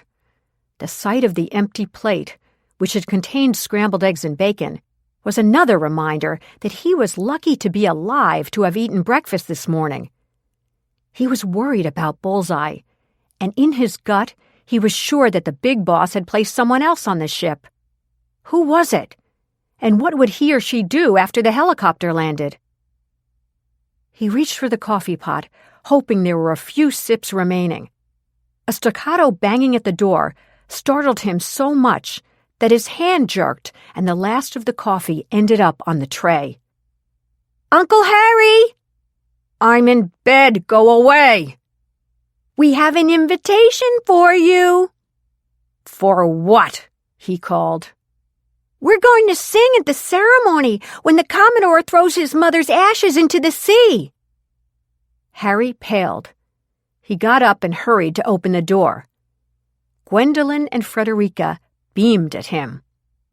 "We just visited the Commodore," they said, interrupting each other to convey the important news. "You have to come tonight. You have to. We're going to sing. We'll come and get you. We'll have a chair for you." "He's throwing his mother's ashes into the sea tonight?" "I think you mean sunrise, tomorrow morning." "Tonight," Frederica said firmly. "It's tonight." "I'll be there." He spat out the words, shut the door, and raced to get his cell phone. When the call went through, he snapped, "We've got to move up the plan. You've been keeping up with us, I trust. How far away are you now?" "We're on Shark Island," was the reply. "It's 2 hours flight time. We have an extra tank of fuel to get us back here if we need to leave now." "Get moving. The Commodore has moved up the ceremony. It's taking place at sunset. I knew we shouldn't have counted on him to wait for his mother's birthday. We can't take a chance that he'll change the time again. Once you're here, I'll say that I don't want to leave until after the service." He added sarcastically, "The Commodore will be so touched. You 3 medics can be the honor guard surrounding my wheelchair." He listened. "Don't tell me to take it easy. Someone tried to kill me last night, and I'm pretty sure I know who it was." He slammed down the phone. Chapter 48. The Oklahoma Readers and Writers Seminar had been in full swing since 9 a.m. Groups had lively discussions about the art of mystery writing, dating back to such famous writers as Sir Arthur Conan Doyle and Dame Agatha Christie. At 11:30, Bosley P. Brevers, the author of an exhaustive biography of Left Hook Louie, was scheduled to lecture on his favorite subject and show slides of Louie's life in the small theater near the dining salon. Reagan and Jack had run into Luke and Nora on the deck, and they'd all decided to attend. Reagan had confided to her parents their growing suspicion that Tony Pinto might be a stowaway on the ship. In the audience, they spotted Ivy Pickering and Maggie Quirk sitting a little to the left in the row behind them. Reagan's eyebrows shot up. Ivy, who had seemed like the type who never bothered with so much as dabbing powder on her nose, was wearing becoming makeup and a blue linen jacket that set off her cornflower blue eyes. What a difference from the way she had looked last night when she'd come screaming into the dining room, Reagan thought. On the stage, Brevers was being introduced. The director of the seminar praised Brevers' 5 years of scholarly research on his subject and noted he was also the principal of an award-winning high school at the time he was working on the book. Brevers, a small man in his mid-60s, with a slight frame and white hair, approached the lectern. He made the usual comments about how honored he was to speak and what a thrill it was to be on the Santa Cruz, especially since there was a possibility that the ghost of Left Hook Louie was present. He waited for a laugh that did not come. "Yes, indeed," he continued with a cough. "Let's get started." He cleared his throat. "Born into the poverty of Hell's Kitchen," he began, showing a slide of a 2-year-old sitting on the steps of a tenement with his mother. "Rags to riches," Luke whispered to Nora. "Here we go." Nora made a face at him. The first 10 minutes of the lecture included a series of slides showing Left Hook Louie earning money at whatever job he could get, starting at age 8. In one photo, he and his sister Maria had set up a shoe shine business on the corner of 10th Avenue and 43rd Street in New York City. Maria was proudly holding up a sign that read, "5 cents a shoe. Will look like new." Luke whispered, "A budding entrepreneur. Most people wear 2 shoes." More slides followed. Here's 12-year-old Louie delivering a massive piece of ice. He had to drag it up 5 flights, but never a whimper, Brevers explained. The brave little fellow didn't know that he was developing the muscles that would make him a champion boxer. While others, including his boyhood chum, Charlie Boy Pinto, turned to a life of crime. As one, Reagan and Jack leaned forward in their seats. Pinto? Louie was very disappointed when his beloved sister Maria, at age 18, married Pinto. Neither he nor his parents ever spoke to her again. Charlie Boy spent the last 15 years of his life in a federal prison. But before that, he had taught his son all about his business. That son, Anthony, became the well-known mobster Bullseye Tony Pinto, a dangerous man you may have been hearing about in the news recently. Although he probably never met his uncle, the champion boxer turned best-selling author, he bears a remarkable resemblance to him, as you'll see. Their photographs appeared side by side on the screen. Reagan heard 2 audible gasps behind her. She turned as Maggie and Ivy got up and made their way to the door. The 4 Rileys followed them. Ivy was trembling, and Maggie's face was pale. "There's a small lounge," Nora said, pointing. "Let's slip in there." "I don't want to start trouble," Ivy said. "This would be terrible for the Commodore. I knew whoever I saw looked like Left Hook Louie, but when I see their pictures side by side, I can see the difference. Tony Pinto is definitely the man I saw in the chapel. He's a mobster? What is he in trouble for now?" "He ran away from his house in Miami to avoid going on trial," Reagan explained. Ivy went weak at the knees and grabbed Maggie's hand. "You saw him too!" "I believe I did," Maggie said quietly. She looked at Reagan and Jack. "What are you going to do?" "If word gets out, we may have a panic," Jack said. We aren't positive Pinto is on board, and if he is, we don't know if he's armed. For the sake of the safety of everyone on this ship, what we know must stay right here." "Why on earth would he be on this ship?" Ivy asked. "Because if he makes it to Fishbowl Island, he can't be sent back to the States for prosecution," Reagan told her. "Then we'd better turn around and go back to Miami," Ivy squealed. "They can announce the ship needs repairs," Nora suggested. "Then people will get nervous that it'll sink," Ivy protested. "Not if you say it's a simple but necessary adjustment to the engine," Nora explained. "Half the major ships have had at least minor problems on their maiden voyages. People will understand." "The only problem," Luke said, "is that if Tony Pinto is on board and counting on getting to Fishbowl Island, when he realizes we're turning around, what might he do?" There was no answer to that question. "There's Dudley," Reagan said suddenly, and hurried out to stop him. "We need to talk to you right away. We're right here in the piano lounge. Where's the Commodore?" "The Commodore is at the entrance to the dining salon, inviting people to the sunset service." "Get him." Dudley knew better than to ask why. "Right away, Reagan," he assured her as he dashed off. A moment later, Dudley was entering the lounge, followed by the Commodore and Alvirah and Willy. Reagan wasn't surprised to see Alvirah. Like a bloodhound, she could track down a trouble spot. The Commodore's face brightened at the sight of Ivy, a look that lasted only seconds when she blurted out, "I'm sorry, Randolph, but the man I saw the other night is a criminal, and he's on this ship." "What?" the Commodore asked, as the color drained from his face.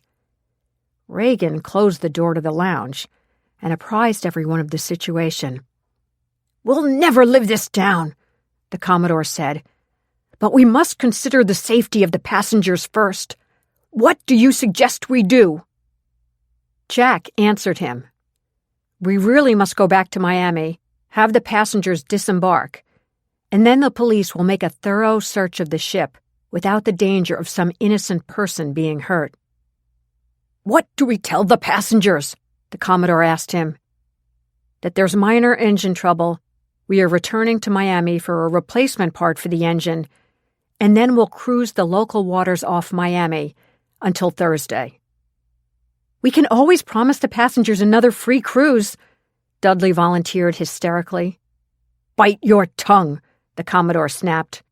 "You and your free cruise idea got me into all this trouble. From now on, keep your suggestions to yourself." Dudley wilted. "I just thought," he began. "I was just trying to be helpful." He longed for the moment when he had thought falling off the rock-climbing wall was going to be the worst thing that happened to him on this ship. He wondered if other cruise lines would be hiring after the new year. "Dudley, get Captain Smith," the Commodore ordered. "I know he's already in the dining room." Once again, Dudley dashed off. Less than a minute later, he returned with Captain Smith, whose expression did not change when he heard the saga of the probable stowaway. "I remember, on the maiden voyage of one of my ships, we lost all power during a particularly vicious storm and were battered unmercifully by the waves for 2 days. "Yes, yes," the Commodore interrupted impatiently. Dudley knew that only the captain could match the Commodore in relating every last detail of an event that had happened years ago. "So it is feasible that we could have an engine failure that could be temporarily corrected," the captain continued. "I will go directly to the bridge now, begin to slow the ship, then toward the end of the lunch hour bring her to a complete stop. Then I will come up to the dining salon to ostensibly report the problem to you, Commodore." The Commodore was thoughtful.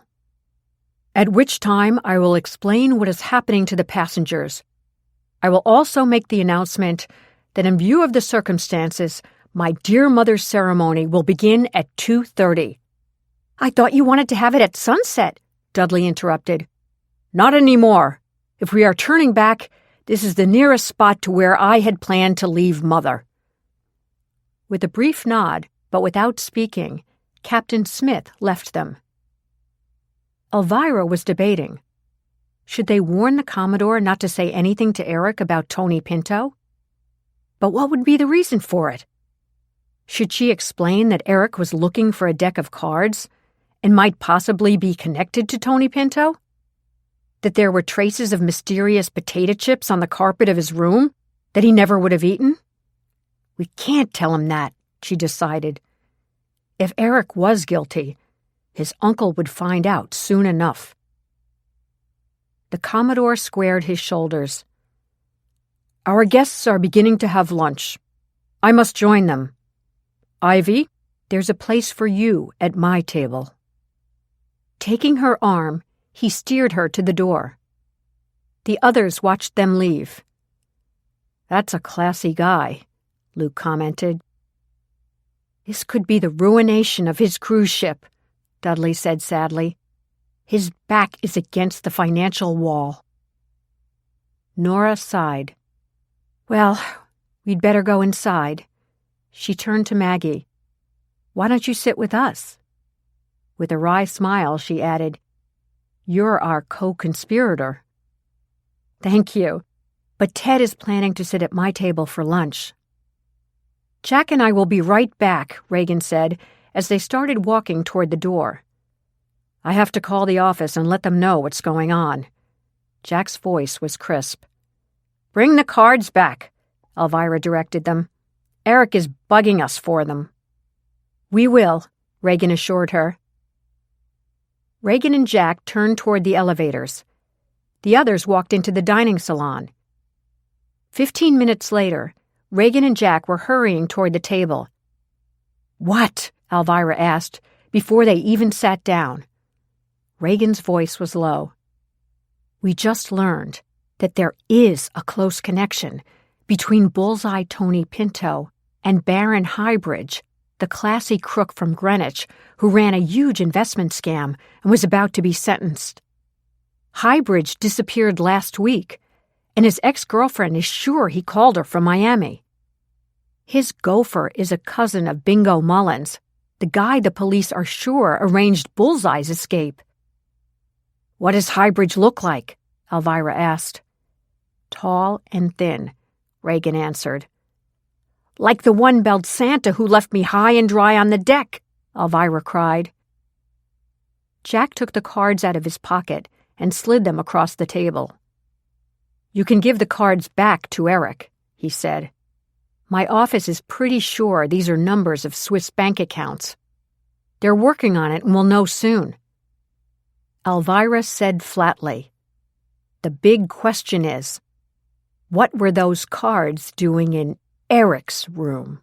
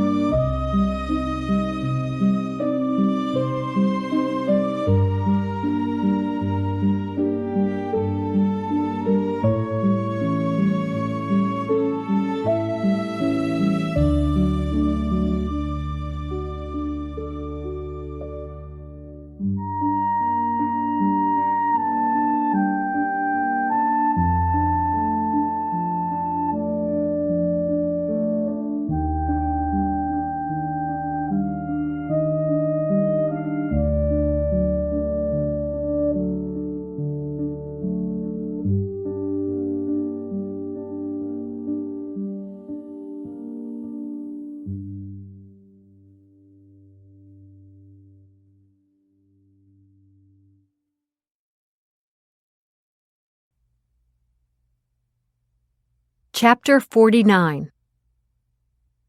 Eric could not believe what was going on. The ship was now at a complete stop and would soon be turning back to port. "I'm a dead man," he thought despairingly. "If I can't get those two off the ship, and they get caught when we dock in Miami, Bullseye will definitely have me killed. Even if I'm in jail, he'll find a way." Eric could not believe how stupid he had been. If I had just helped Uncle Randolph make this operation work, I could have had a good life, he thought. I'm his only heir. There would have been lots of money, lots of single girls on the cruises. I could have had everything. No matter what, I've got to get those two off the ship. He hurried up to the suite and opened the door of his room. While he was still debating what to tell the two escapees in his closet, Eric heard the door from the corridor open and realized that the Commodore had followed him. Eric turned to him. "Uncle Randolph, I can't tell you how sorry I am that we have to go back to Miami. I know how awful it is for you with the bad publicity we're already getting." The Commodore sat heavily on the couch and buried his face in his hands. "My boy," he said, "it's worse, much worse." What could be worse? Eric wondered, as he felt his entire body burst into a sweat. "What is it?" he managed to croak. "We are virtually certain we have a mobster on board as a stowaway. The so-called Bullseye Tony Pinto." What? Eric stammered. "There is no engine problem. We're only saying that to avoid a panic among the passengers. As you must know, Jack Riley is the head of the major case squad in New York City. We are following his advice. We will return to Miami, and the police will search from one end of this ship to the other. Wait till I find out where he's been hiding and who's been hiding him." The Commodore's voice rose. "Give me 2 minutes with that crook in a locked room. I'll show him what a bullseye is." Eric cringed. Bullseye and Highbridge are listening to this, he thought. At least I don't have to break the news to them. He remembered an expression of his grandmother's. We get comfort wherever we can find it.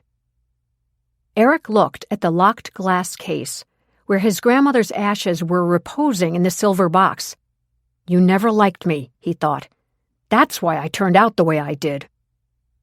The Commodore stood. The ceremony will begin very soon, he said. We are going to make it short and sweet.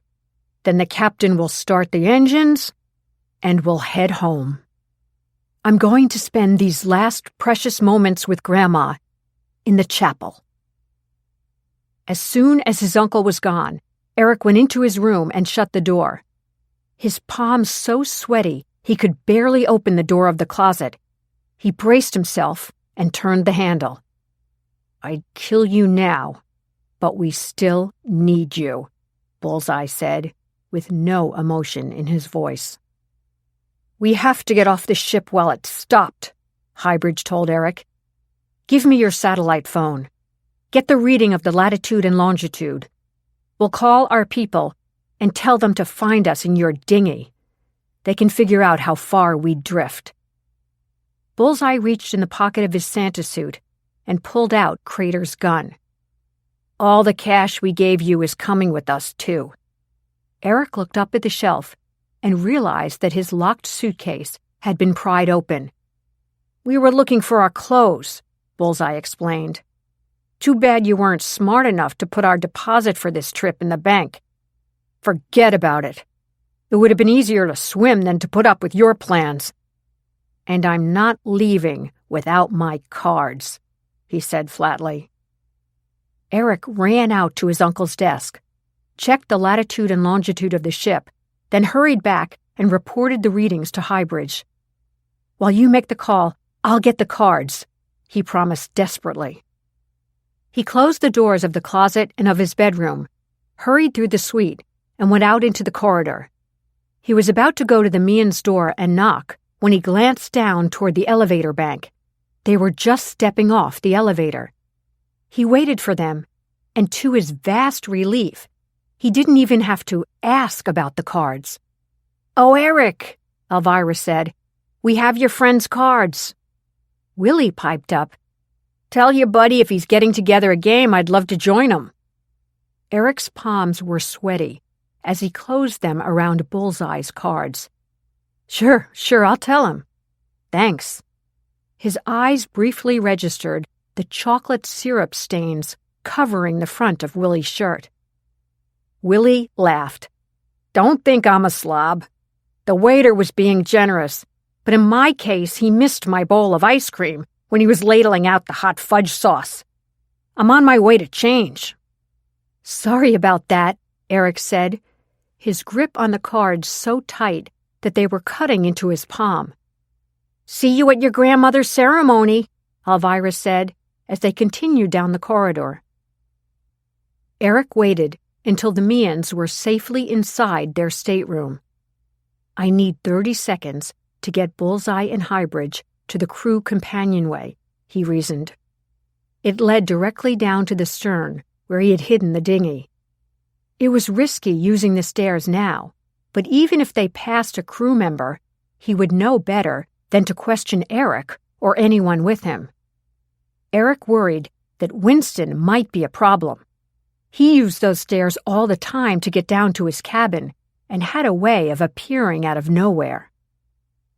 Eric knew that he had to get Bullseye and Highbridge down to the open area on the lowest deck at the stern, where nets, hooks, and assorted waterproof paraphernalia for the ship were stored. There was no concealed locker or closet, which was why he had not even considered hiding the two men there.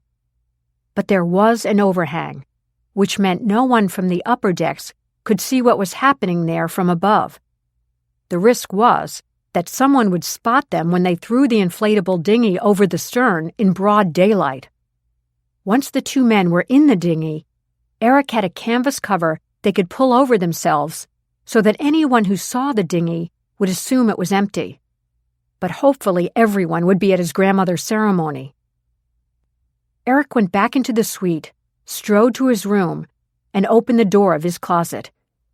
He handed Bullseye the cards. "Let's go," he snapped, noticing that Bullseye had the briefcase he must have stolen, and Highbridge was holding Eric's duffel bag, to which they'd obviously transferred the cash they'd given Eric and their clothing. "Coming," Bullseye snapped back. By the grace of God, they made it to the crew companionway without running into anyone. What they didn't know was that Alvirah's ear was at the slightly open door of her room. When she heard the Commodore's door shut, she poked out her head just in time to see Eric and the two Santas disappear behind the unmarked door at the other end of the passageway. It was the door she had seen Winston use, and she was sure it was intended just for the crew. Merciful heavens, she thought. That has to be Bullseye and the Santa I was chasing. Eric is hand in glove with them. I can't waste a second. Willie's in the shower, but if I take the time to tell him what's up, it'll be too late and I'll lose them. She bolted down the corridor as fast as her arthritic knees would permit, silently opened the door they'd gone through, and could hear their footsteps in the distance, echoing several decks below. She grabbed the railing as she hurried after them. When she reached the bottom deck, there was a metal door to her left. She opened it a crack.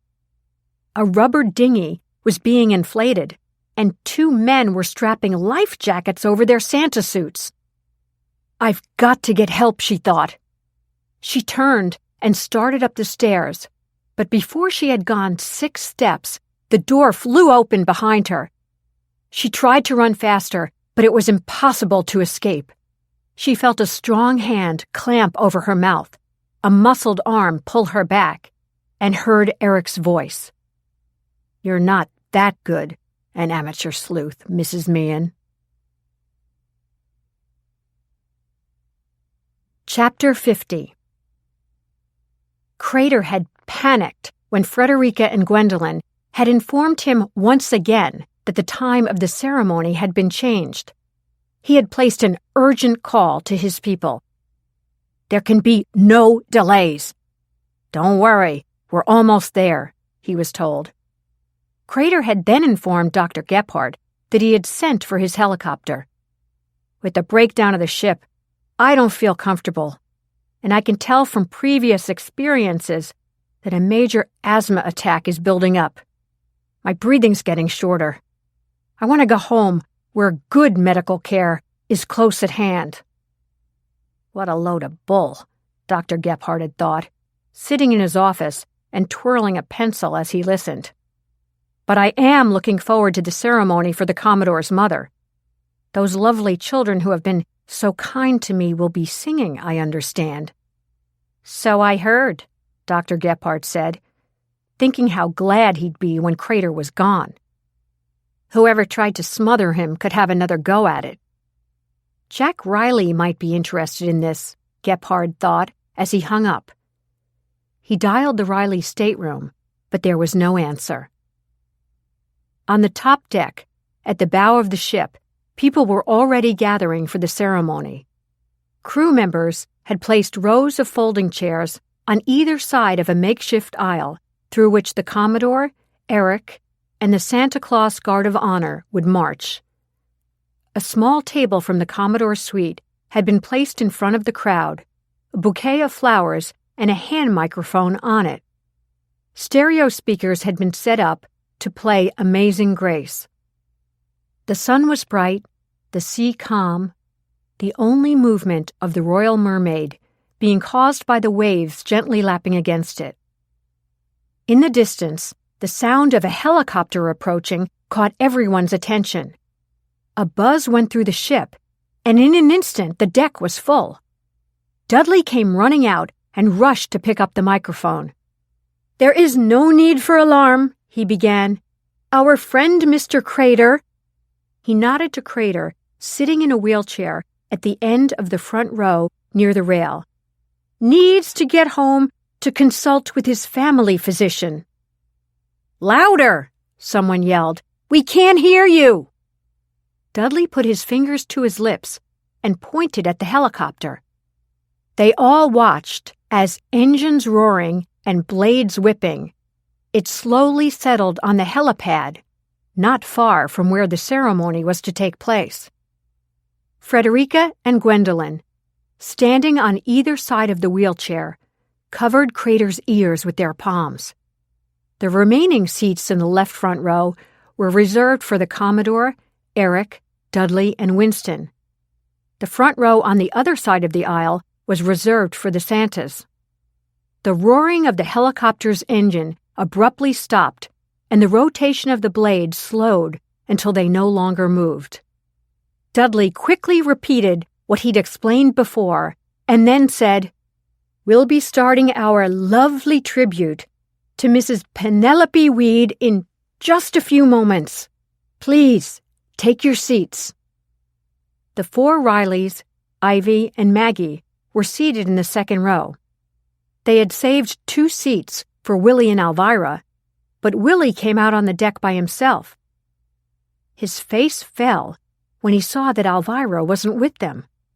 "Where's Alvirah?" he asked worriedly. "We haven't seen her," Nora told him. "She was gone from the room when I got out of the shower. I was surprised, but I figured she'd come out here." "Oh, I'm sure she'll be right along," Nora said soothingly. All eyes focused on the helicopter as 3 men in medical scrubs climbed out. Dudley ran over to greet them. "Something doesn't feel right," Reagan whispered to Jack. Jack's eyes narrowed as he watched the 3 medics follow Dudley to Crater's wheelchair. They leaned over and had a brief chat with him. Jack noticed one of the medics look over and make eye contact with Winston. They know each other, he thought. What's that about? The opening notes of Amazing Grace blared from the speakers, startling everyone. The procession arrived from the chapel. The 2 Santa Clauses who didn't have outfits, came down the aisle first, each carrying a tall, lighted candle.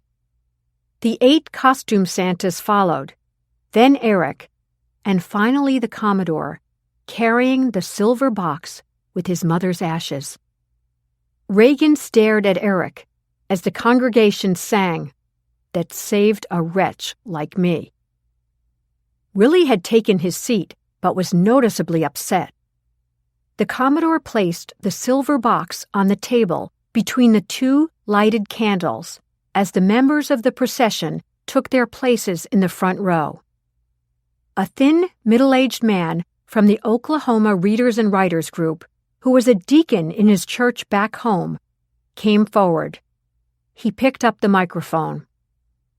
"Merciful God, life has not ended, but changed," he began. Willy turned and looked to the back of the rows of chairs, desperate for any sight of Alvirah. He was sure that she would never deliberately miss this ceremony. She just wouldn't. He knew it in his bones. Something must have happened to her. Chapter 51. When Eric dragged Alvirah back down the companionway and out onto the deck, Bullseye ripped off his beard and tied it as a makeshift gag around her mouth. Highbridge pulled her hands behind her back and used his Santa cap to secure them. Eric then pushed her down on the floor, against a wall covered with nets and fishing equipment. "I've got to get out of here. I can't be late for the ceremony. The last thing we need is for them to start looking for me." "Take good care of her," he snarled. "She's too nosy for her own good. And on top of that, she's the reason we had to move out of my room." "He's such a coward," Alvirah thought contemptuously as she watched him go. "He doesn't want to kill me. He's leaving it to them." Bullseye trained his gun on her.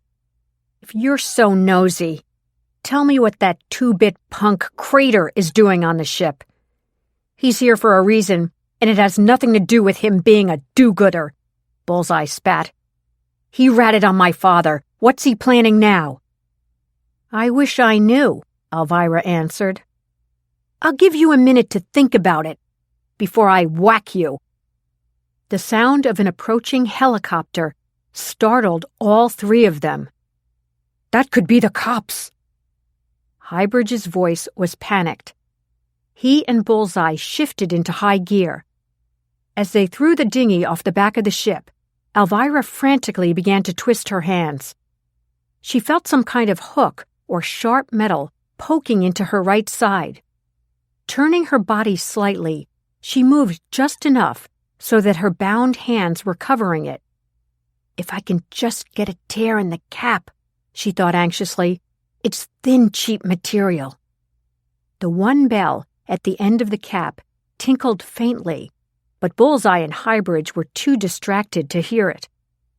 Bullseye dropped a briefcase into a duffel bag and reknotted the bag tightly. Trying to remain calm, Alvirah moved the cap back and forth over the metal until she made a hole in it. Thinking back to her cleaning days, when she used to tear up old towels into rags, she was finally able to shred the cap and free her hands. Alvirah eyed the low railing on the side of the ship. "I can do it," she thought. "I have to do it. I'm not ready to leave Willy on his own yet. He needs me. Getting up off the floor is the big problem. It takes me so long, I may not get the chance to jump. But I've got to give it a try." Highbridge climbed up and sat on the rail at the stern, facing the water. Alvirah watched as Bullseye hoisted the duffel bag onto the railing and Highbridge wrapped his right hand around the top of it. Bullseye then handed him an oar.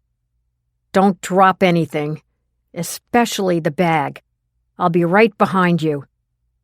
"I'm not careless when it comes to protecting my money," Highbridge answered, then pushed himself off the edge. Bullseye, a gun in his right hand, watched Highbridge's descent. Alvirah heard a splash as Highbridge hit the water. Bullseye's attention was riveted on the duffel bag as he made sure it arrived safely onto the dinghy. It's now or never, Alvirah realized. Hardly feeling the twisting pangs in her knees, she sprang up, raced to the side of the ship, climbed on the rail, and as a startled Bullseye turned his head toward her, she held her nose and jumped. Immediately before she hit the water, she heard a bullet whistle past her ear. That was close, she thought, but no Bullseye. Her body completely submerged, she began to swim underwater toward the bow of the ship. Chapter 52. One of the few people who did not attend the ceremony was Bosley P. Brevers, who was upset because his lecture had seemed to have been a failure. The very people he was hoping to impress, the famous suspense writer and her husband, their daughter, the private investigator, and her husband, the big shot with the NYPD, had walked out in a block. He knew they were trying to be discreet, but the sight of the backs of their heads was very disconcerting. Those two women from his group, Maggie and Ivy, clearly couldn't stand him getting any attention. They had walked out first. It was so mean of them. He'd retreated to his cabin, where he'd ordered a sandwich from room service, then gone over his notes to see how he might make part 2 of his lecture more interesting. He had just put down his pen when he heard a helicopter approaching the ship. Stepping out onto his balcony to catch a glimpse, he quickly became disinterested and went back inside his room to turn on the television.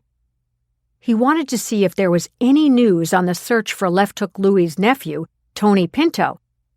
If the police caught him, that would bring some fresh excitement to the lecture scheduled for tomorrow morning. As Brevers flipped the channels, he could hear the faint sounds of Amazing Grace. Obviously, the Commodore's ceremony had begun. A clip of a pretty young newscaster appeared on the screen. "Update," she said excitedly.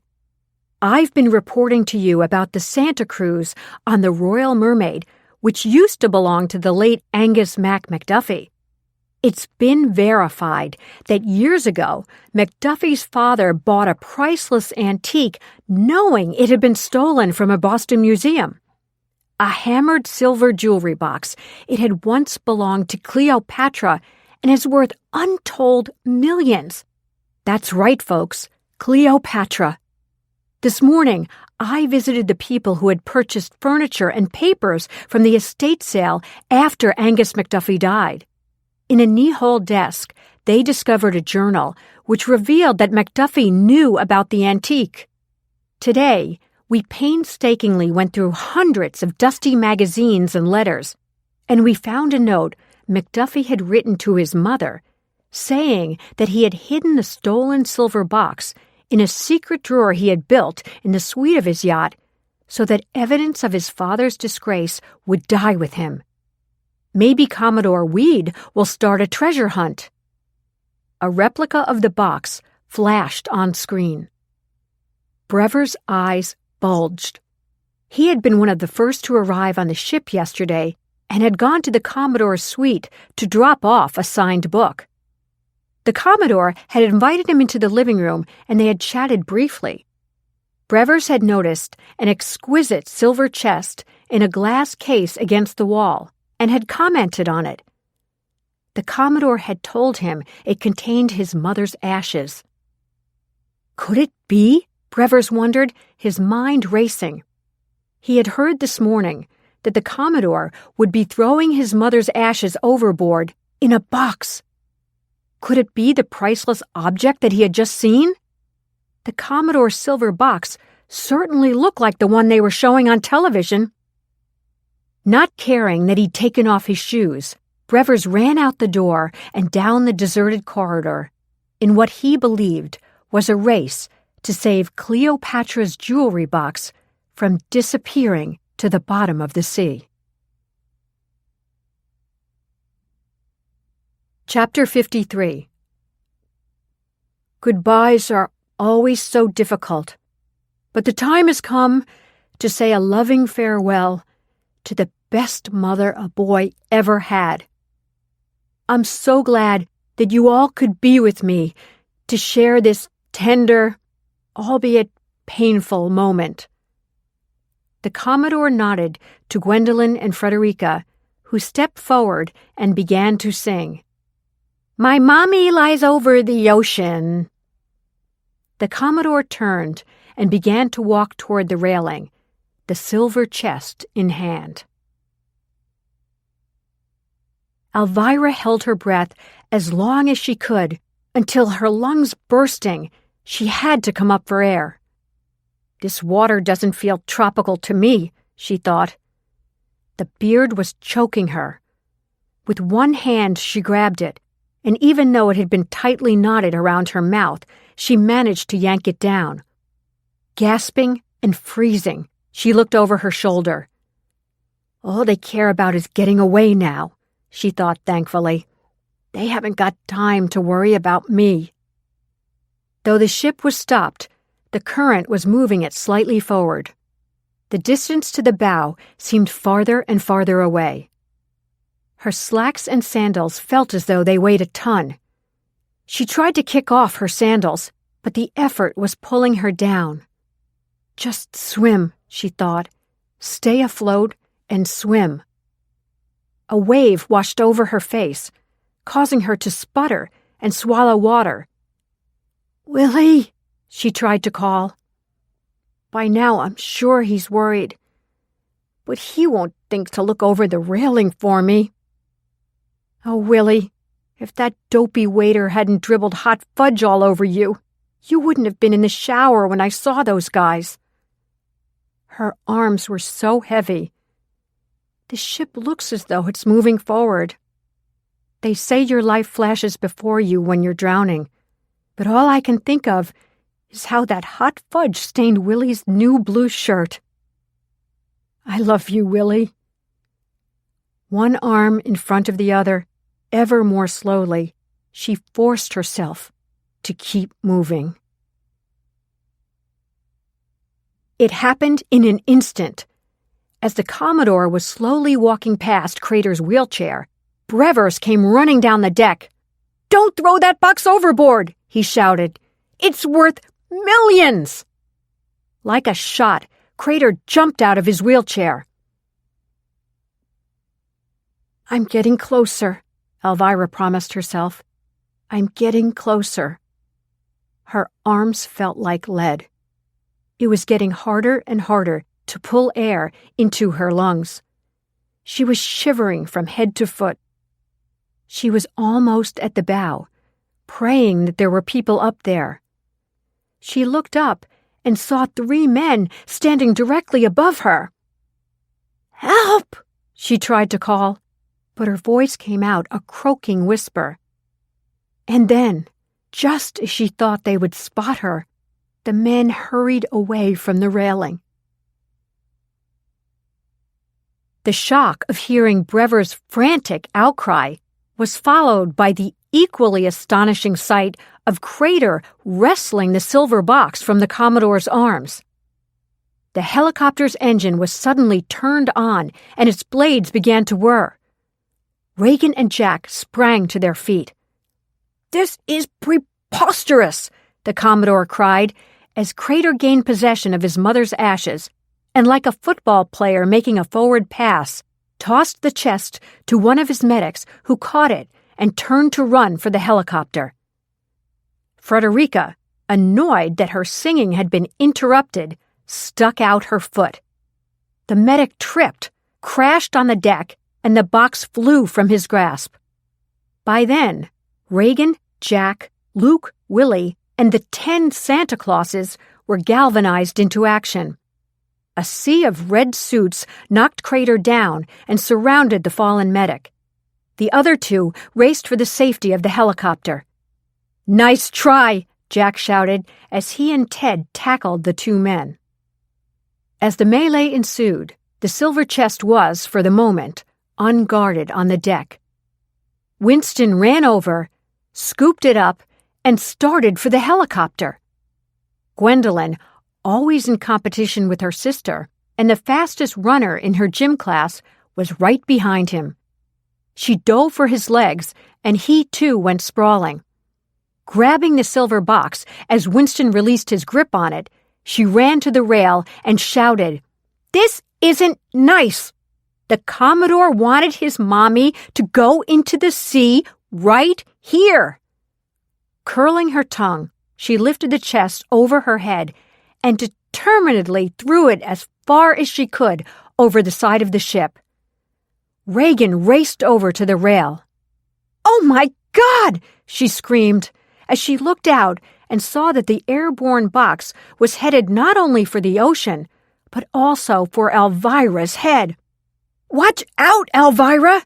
she shrieked, then looked around wildly.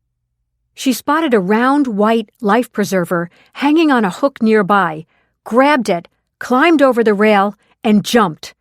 "Regan!" Nora screamed. "Grab that box!" Brevers cried. "It's priceless!" An exhausted Alvirah, who always knew the value of $1, reached out and with a mighty stretch of her arms, caught the box as it hit the water. A moment later, Regan was pushing the life preserver in front of her. "Hang on to this, Alvirah," she ordered. Alvirah passed the silver chest to Regan, then wrapped her arms around the life preserver that read Santa Cruz in bold lettering. "This is what I get for giving to charity," Alvirah tried to joke, attempting to catch her breath. "I told you this trip would be exciting." Her arms were so numb and cold, she felt herself starting to slip. "I don't know whether I can hold on." A strong arm encircled her waist. "I've got you, Alvirah," Jack said. "You two never let me down," Alvirah breathed. "Is Willie all right?" "He'll be a lot better when you get back on the ship," Jack answered. Alvirah felt faint. "One more thing," she whispered urgently. "Bullseye and Highbridge are in a dinghy at the back of the ship, trying to get away. Eric is their accomplice." Relieved that she was in the safe hands of her good friends and that justice would be served, Alvirah allowed herself to pass out. Chapter 54. Friday, December 30th. 3 days later, the Santa Cruz, minus all the known criminals who had been on board, was sailing into the port of Miami. Alvirah and Willie, Regan and Jack, Luke and Nora, Ivy, Maggie, Ted Cannon, Bosley Brevers, and Gwendolyn and Frederica, accompanied by their doting parents, were having a farewell visit with the Commodore in his suite. Dudley and Dr. Gephardt were also in attendance. The Commodore looked at the glass cabinet where once again his mother's ashes were reposing. They were in the original urn, which he had kept inside the silver chest. The policemen who had swarmed onto the ship an hour after the melee had been in the waters nearby investigating a potential drug smuggling operation. They had been given a false lead and were about to head back to Miami when they received the call about the Santa Cruz. Aside from all the assorted lawbreakers, they had also taken charge of Cleopatra's jewelry box. On loan to the Boston Museum when it was stolen, the priceless antique would soon be on its way back to Egypt. "I'll keep Mother with me until the next cruise," the Commodore said for the umpteenth time in the past 72 hours. "It's clear she wasn't intended to go yet, but how she would have loved to have known she was resting in Cleopatra's jewelry box." He shook his head. "My mother never did cotton to Eric, and quite frankly, much as I tried, neither did I. It really hurt me when I found out how thoroughly he betrayed me.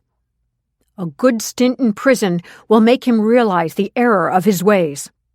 But I really cannot believe that my ex-wife Rini, to whom I was most generous, was the one who planned the heist of the silver box, even going so far as to plant Winston in my midst. It is absolutely galling. I knew she liked antiques, but to think that she was the brains behind a gang that had been buying and selling stolen antiquities for years is unbelievable. She never blinked an eye when I showed her the silver box and explained that I just happened upon it when I was rummaging through that lower cabinet in my suite and released some sort of spring that opened a panel.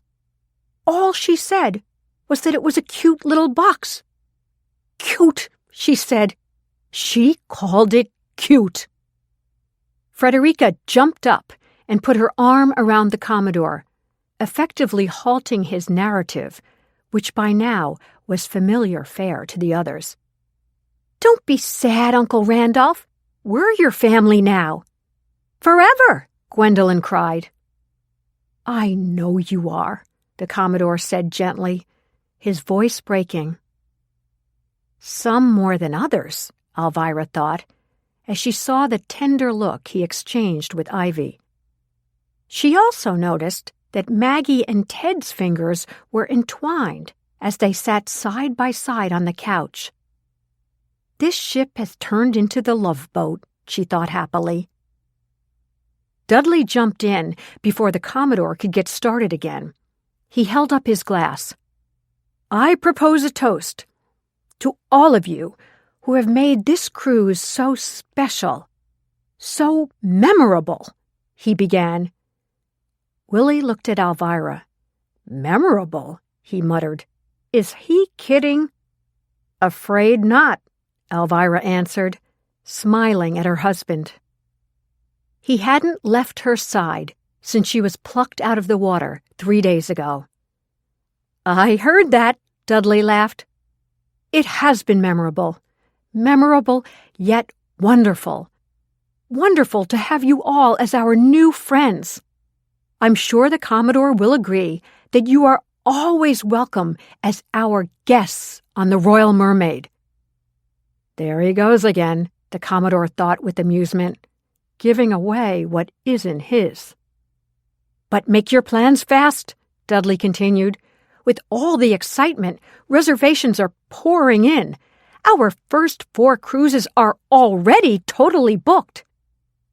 Regan caught the expression on her father's face. She smiled. She knew what he was thinking. Lucky for us. She turned to Jack. He winked at her. She could tell he was thinking the exact same thing. "Well, we are lucky," Regan mused. "Lucky about a lot of things." 20 minutes later, they were standing on the sun-splashed deck as the pilot boat guided them into the dock. A beaming Bianca Garcia greeted the Santa Cruz, an adventure that had launched her onto the national news scene. Her station had hired a small band. As the ship glided to a halt, the band began to play Auld Lang Syne. The passengers, all of whom had enjoyed an unforgettable trip, joined in song. "We'll drink a cup of kindness now." The voyage of the Santa Cruz had come to an end, and a new year was about to begin.